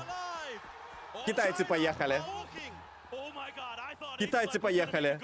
Тайцы едут на бункер, проезжают через бункер, понимают, что здесь корейцы. Кракен погибает от синьки. Как же сейчас корейцам нужно не убирать 142 поинта? Сеула забирает Тайкон. Погрузили его в тачку. Сеула здесь абсолютно перехватил Яков. Пытается выживать. Айноникс, он последний. Вьетнам прогоняет X-Left, который пришел почекать третьим пати, уводит своего тиммейта. Айноникс. Здесь у нас тем временем Тайвань зарубился сборной Бразилии. Очень сложная ситуация. С разменами пошли здесь. Драка просто уже за великое ничто. В граунде попытается на склоне остановиться. Хейвен лоу-хуповый. Айноникс откидывает смока, ждет соперника. Вроде бы никто не выходит. Тут же сел на разрез тиммейта. Ой-ой-ой-ой-ой. Ой-ой-ой-ой-ой-ой-ой. Перед Хакатори Перфектик Спайрак будет круто. Неплохо. Не, ребят, не давайте, не заплывать за буйки, пожалуйста. Здорово, Гамаюнит. Привет, я видел твою подписку, спасибо огромное. Так. Летит. Ну, двойка может выжить и еще дать, раздать. Да, там к ним бегут. Хайман стреляет, позиция известна. Хайсаки уже подходит на броски гранаты. И смотрит смока, спалил соперника. Направо уходит один из ребят. Не жить! Не жить здесь Хайсаки! Ноник все четко реагирует, делает. Прилетает еще одна пайка. Без последствий. Спалил еще одного. Хейван. Есть информация по сопернику. Таиланд перестреливается. Здесь Вьетнам попытался, но пока не может. Тоже какую награду? Почему подписка слетела? А я не знаю. Не знаю, ребят. Спасибо, кстати, кто-то там подписывался на плату. Все, это конечное для сборной Кореи. -1. Но тут прилетела по флуге. Это X-Left, которого, кстати, прогнали вьетнамцы. Айноник живет. За просмотр трансляции награда. Дропсы, если у тебя подключены, то пишешь не подключены, пишешь дропс в чат и так далее. Но это последняя карта. Если у тебя раньше это не было сделано, то, к сожалению, ничего. Хорошо, Джимс от Зилсона отправляется в нокаут. Ну, плохо, точнее. Снейкер здесь подходит с другой стороны. Плюс 2 поинта можно зафармить. Пытается набирать сверху игрок команды сборной Норвегии. В США идут за поинтами. США идут. Конечно, полетела практически по адресу. Минус Джим. Снейкер забрал этот поинт. Нужно сборная США жить. Айноникс улетит. Сюда, минус 18, недостаточно. Хайсаки получает. Текер, злоухоповый, к нему двигаются соперники. Прилетела хаешка. Сюда еще и кто-то работает с мортиры. Втроем игроки сборной USA. Не нога! Не упала в Джимзи, что? Интенс последний. По нему информация не получена до конца. Тиммейты под хаешку стоят. Ну, вроде бы Шримзи не взрывается. Откидывается Гизера со спины, летит. Нужно развернуться срочно. Сборная USA. Боже, как же все близко сейчас. Успеют или нет? Со спины подошел соперник. Реакция будет или нет? Гизера упал? Нет. Гизера не упал. Гизера забирает кикстарт. На Кенте времени падает этот скрин. В теньку нырнули. Гизера через синьку. Но в итоге погибает Гизера. Остается последний игрок сборной USA и Корея. Может досрочно сейчас попытаться праздновать. Тайбрейкер здесь. Говорят, что Корея все равно впереди по равну поинтов, а значит по тайбрейкеру. А что Таиланд? Может или нет? 129 поинтов. Ну да, может. Если, не дай бог, сейчас погибают корейцы бесшансово, то нужно побеждать тайцам.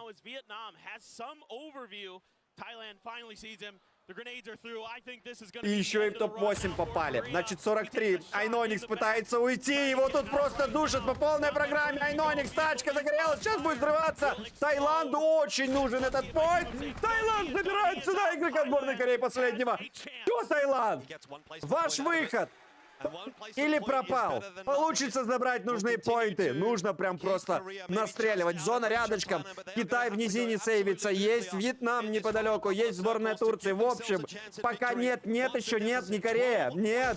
Нет в том-то и дело. Если Таиланд сейчас сделает чудо, может быть и Таиланд. Как же близко. Как же близко этот розыгрыш. Просто шок какой-то. Мэтт пытается игроков сборной Германии нащупать. Германия хочет улучшить свои позиции по отношению к Тайваню и к Норвегии. В принципе, это возможно. И даже попробовать до Японии и до Аргентины дотянуться.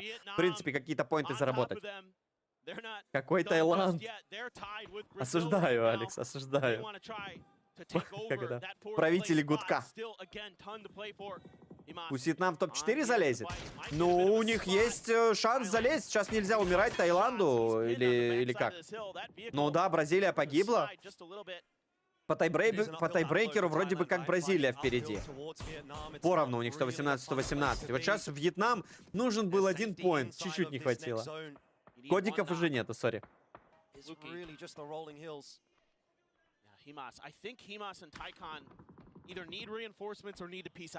Алекс, вот так вот осуждаю, потому что не знаем мы, где, на какой платформе, что можно, что нельзя. Так что давай без вот этого.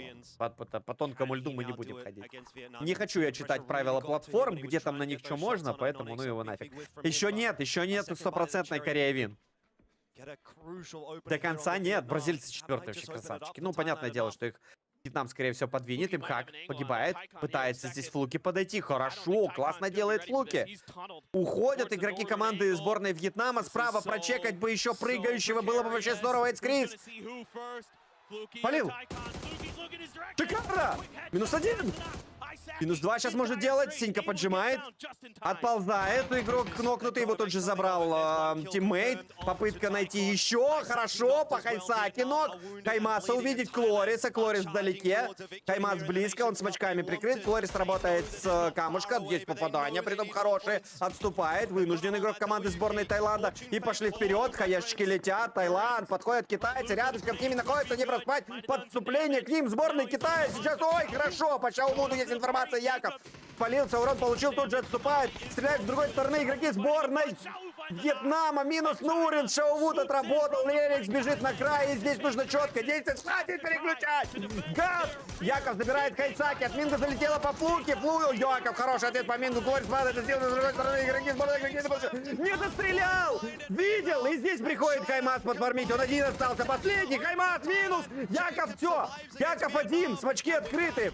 9 хитпоинтов. Тушат китайцы. Хаешки нет. Есть. Минг погибает. Синька накрывает позиции. Тиммейта спасти не получится. Таиланд! Все! Сборная Кореи чемпион дважды Кубка наций PUBG. Поздравляем всех, кто поставил свой купон на сборную Кореи. Это было хорошо. И еще и Вьетнам в топ-4. Чайна, конечно, может Бразилию подвинуть, если сейчас не додушатся Аргентиной. А Аргентина прямой конкурент.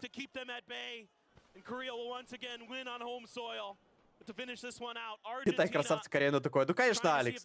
2 дня Китай сидел на... Не там. На... Я бы сказал бы, на чем? И в итоге они заиграли последний день. Нет, такие команды не должны быть чемпионами и даже в призы не должны заходить. За такие игры я вообще Китай не перевариваю. Весь регион, все команды, они постоянно страдают одной и той же болезнью.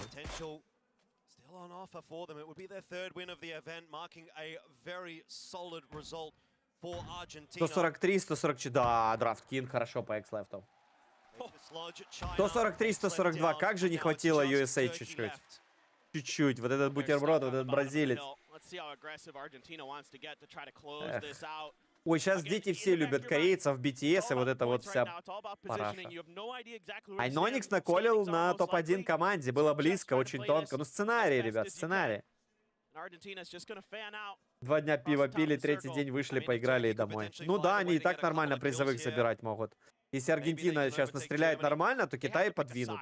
Так, турки остались вдвоем против 4 аргентинцев. Аргентинцы еще одну победку. И можно и Бразилию подвинуть.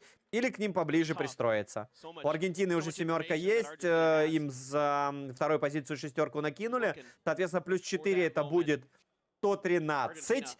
И еще 2 килла, 115, а дальше тайбрейкер по отношению к Китаю. И до бразильцев не добраться, но могут топ-6 занять Аргентина. Я думаю, это будет честно.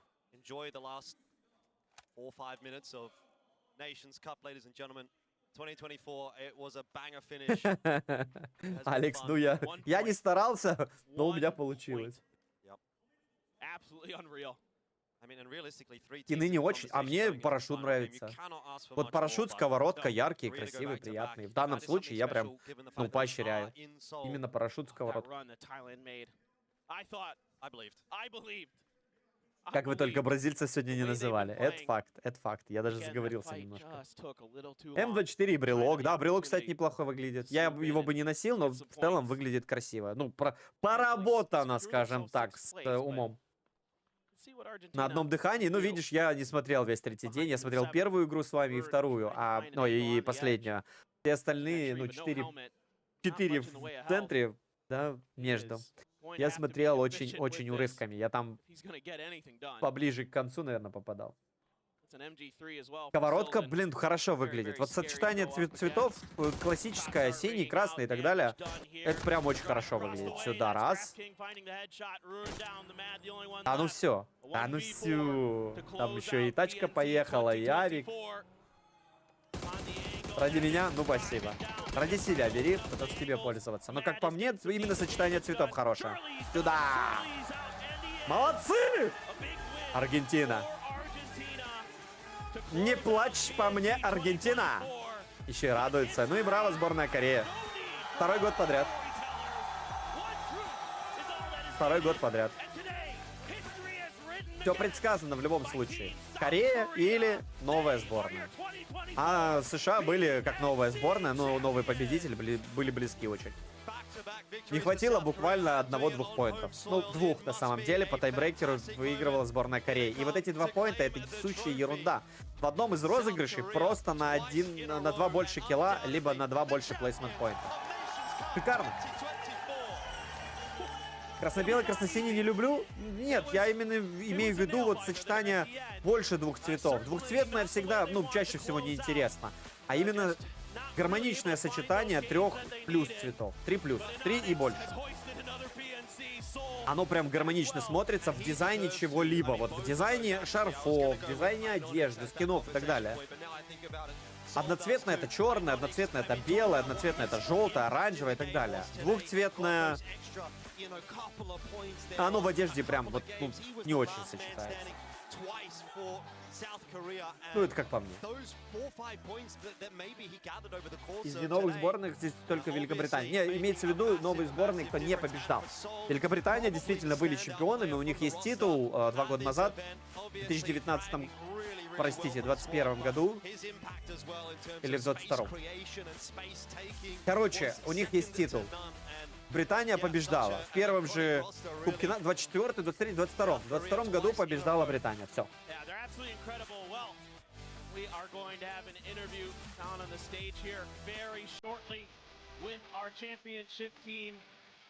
South Korea back-to-back PNC victories. Absolutely unreal. Fleek, the coach, coming in, doing what Sonic did last year, finding himself the championship, having again another victory. Соник опять на тренере, кстати. Соник уже тоже двукратный чемпион. Самый титулованный тренер в истории PUBG на сегодня, как по мне.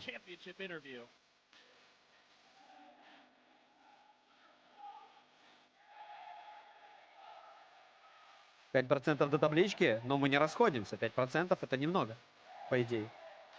А я, кстати, не проверял. Простите. Сейчас я проверю. Что по моим дропам? О, а где мои дропсы? Час, 2 часа, 3 часа, что? Я ж давно смотрю. Охренеть. Представляете? Надо будет рераны, значит, смотреть. Или как это работает? Я с первых минут смотрю же свою же трансляцию. 네이션스컵 2024 3일간 펼쳐진 Ого! What the fuck? Какого хрена? 치열한 경쟁 끝에 단 한 팀의 챔피언이 탄생했습니다. 2024 PNC Я без дропсов это эпично. На самом деле я не сильно за это переживаю, но нечестно. Родители, что ли? Неужели родители? Было бы прикольно, если родители. Страницу обновил. В том-то и дело, что обновил страницу. Она ж заговаривается. Да, Каз первый спрей 2 часа до второго спрея, 3 часа до третьего. Реран буду смотреть тогда на официальной трансляции. По идее, будем надеяться, что дадут, ну, что типа будет начисляться. Реран, правда, будет ночью, значит, нужно будет оставить открытый официальный канал Твича. Блин, непонятно. Розовый. А, туфли белые. А в инвентаре, как забрать, у тебя должно быть все привязано. Тогда ты забираешь, оно через время попадает в игру. Должны быть привязаны аккаунты. Там написано в подсказке, вот анаунсер говорит, вот. Кореянка, да, кореянка. Не корейка, не корейка, не блюдо, а кореянка. На мобиле забирать дропсы? Не знаю.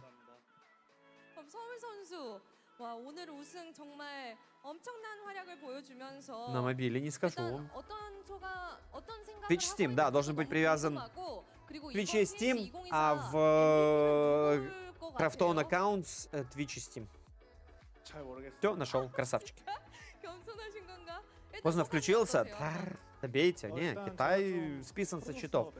Япония на моменте первых 2 дней выглядела в разы лучше Китая. Ярче, лучше, результативнее. 힘을 달라고 말씀을 드렸고 너무 잘 해주셔서 정말 감사합니다.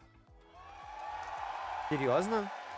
I asked, so what does this win mean to him, and who do you think that, you know, PNC2024 Да могут все кто угодно играть, если они умеют. Их нужно заявить в состав и пустить вперед. Когда награды начисляются, написано в игре. Там есть таймеры.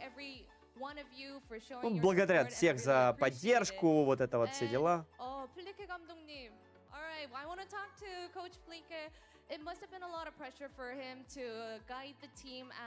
Ну, завтра, скорее всего, начислят вам.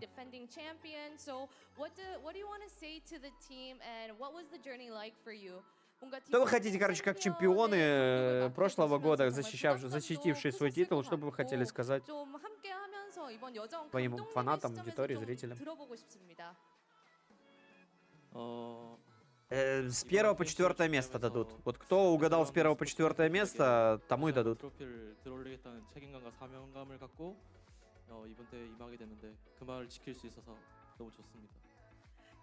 Нет, кодики я раздал вчера последние все. 15 штук всего было. Сори, ковбой.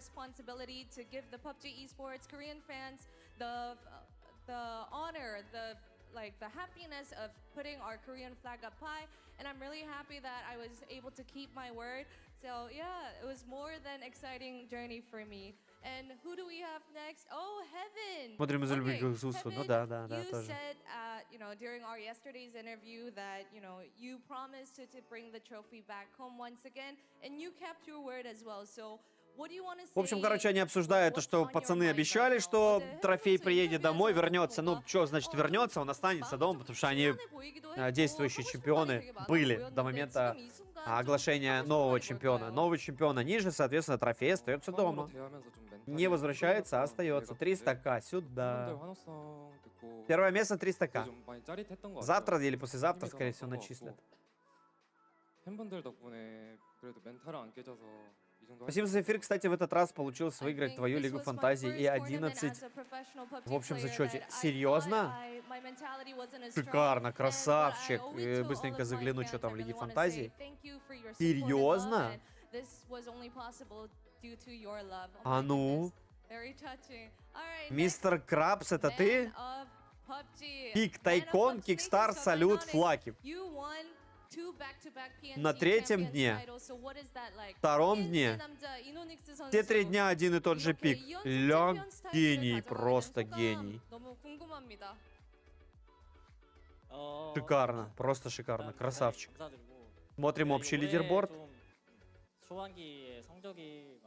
Какой у тебя 11-й в общем? Там тебе еще насыпало 1160 ПТСиков, плюс PNC Weapon Bundle тебе упадет. Хорошо. Там, когда просто наводишь на 1160 ТП, наводишь, там пишется вот это плюс мор, написано конкретно. PNC, курсор наводишь. Weapon Bundle. Кто выиграл? Выиграл Тайкон, Спаркинг, Салют, Флаки. Неочевидный пик, но каким-то образом Тайкон принес нужные поинты, как Флаки. Кто Флаки мог прочитать? Спасибо, ребятки.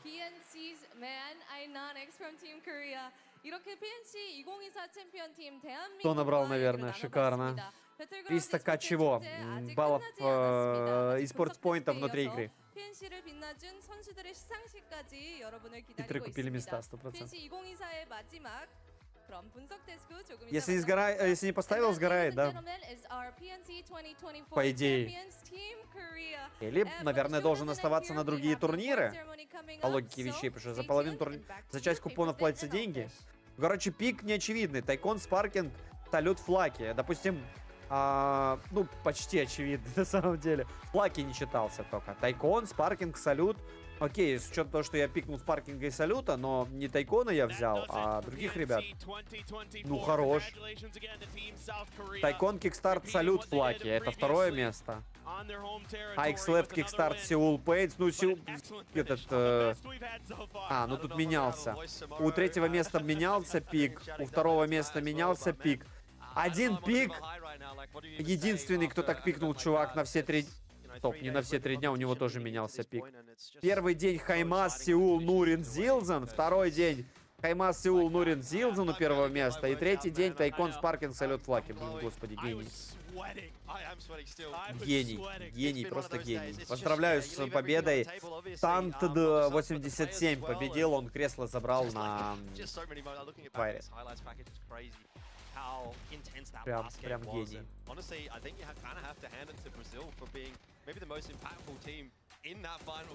Ну что, мальчики и девочки, кто не подписался, подписывайтесь на мой телеграм-канал на комментаторе. Кто все сделал, все подписался, поставил лайк по итогам просмотра видео на ютубе и комментарий свой оставил, конечно же, там же под видосами.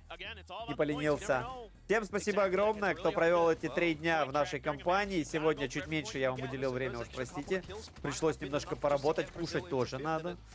Вот как-то за что-то. Ваша поддержка, она бесценна, она существует, но ее недостаточно для того, чтобы протянуть. У меня вместо Зилзена был Эйдзи во второй день 200 очков, а сегодня этот пик поел твердых анализов. У меня то же самое. Последний момент забрал последний дроп. Красавчики. Ну что, спасибо всем огромное. Я пока, наверное...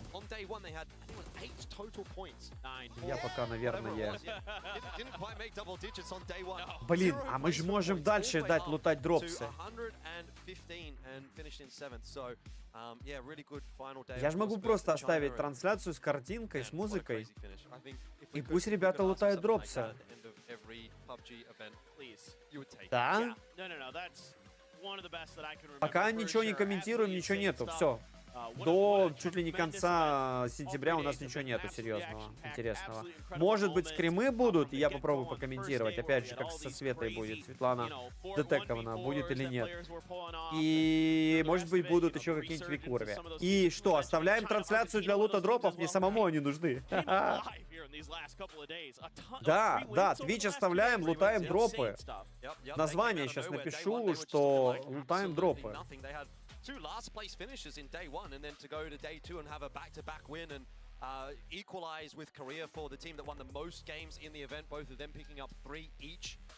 Huge turnaround for Argentina. DraftKings picking up the man of the match, obviously, for that final game of the day. But here's where we get into the real meat and potatoes. Paper Thin, I know you're a big fan of that. It is going to be the... What's that supposed to mean? I don't know, you just like your meat. That's true, I do. You're not wrong. I'm a fan of it too. Match leaderboard. Okay, maybe we're not quite at the meat and potatoes just yet. This is the entree. If you, we get a little bit of a teaser before we see. Меняю просто название на Твиче, и, собственно, трансляция будет идти в игре на Корею изи-ставочка. Ну, как изи-ставочка? Один всего лишь поинт, дорогие мои. Не сказал бы, что прям изи-ставочка. Красавцы бразильцы, красавцы. Аргентина, Бразилия, красавчики. Топ-5, топ-6, Чайна 7-я, Австралия 8-я, Япония 9-я, Норвегию обошла, 10-я Норвегия, Чайнис Тайпэй 11-й, Германия 12-й, Турция 13-й, Юнайтед Кингдом 14-й. Чемпионы снова не могут. 2 года уже не могут нормально. Next неделя ты тоже на Киберхиро Буш? Ну, по идее, да, но пока ничего не говорили мне. Канада 15-й, Индонезия 16-й. Ну, Индонезия закономерно. Корея, USA, Таиланд топ-3. Очень круто. Вьетнам топ-4 в лидерах. Таиланд в топ-3. Это прям вообще интересно. Как и Америка в топ-2. Корея ожидаемо, все остальное как прям до Вьетнама очень удивительно. Прям да. 10 числа раздадут награды. Так что потерпеть 2 дня? Я вас умоляю. Что такое 10 числа? Вот, ну, я на сим с вами прощаюсь. Просто лутаем дропы, оставляем включенный стрим, оставляем включенную трансляцию и... Спасибо всем огромное, очень хорошо провели время. Обнял, поднял, к сердцу прижал. Берегите себя, берегите своих близких. Пойду кушать, отдыхать, и вы также отдыхайте, кушайте, приводите себя в порядок. Все было супер, все было здорово. This guy has been so good the last couple of years. Few have been able to match the accolades, to match the achievements that he has acquired. And he is once again on top of the world. Back to back.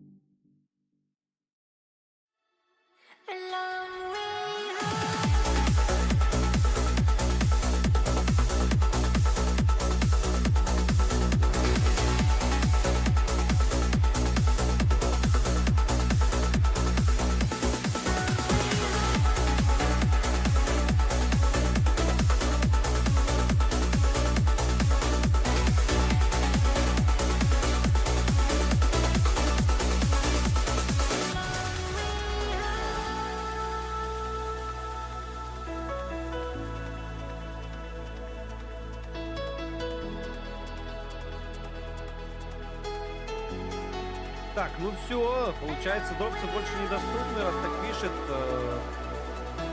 Вот такая вот история. Значит, на этом будем стрим заканчивать. Спасибо еще раз всем огромное. В любом случае, поднял, сейчас прижал. Берегите себя, берегите своих близких, корейский делать, поставил на нее. Вот молодец, поставил на Китай, как говорится, ну, не слушайте меня, не подписывайтесь на мой телеграм-канал, что поделать. Поэтому, если что, подписывайтесь на телеграм-канал на комментаторы, что вы слышите. Увидимся с вами в следующих эфирах. А на сайте будет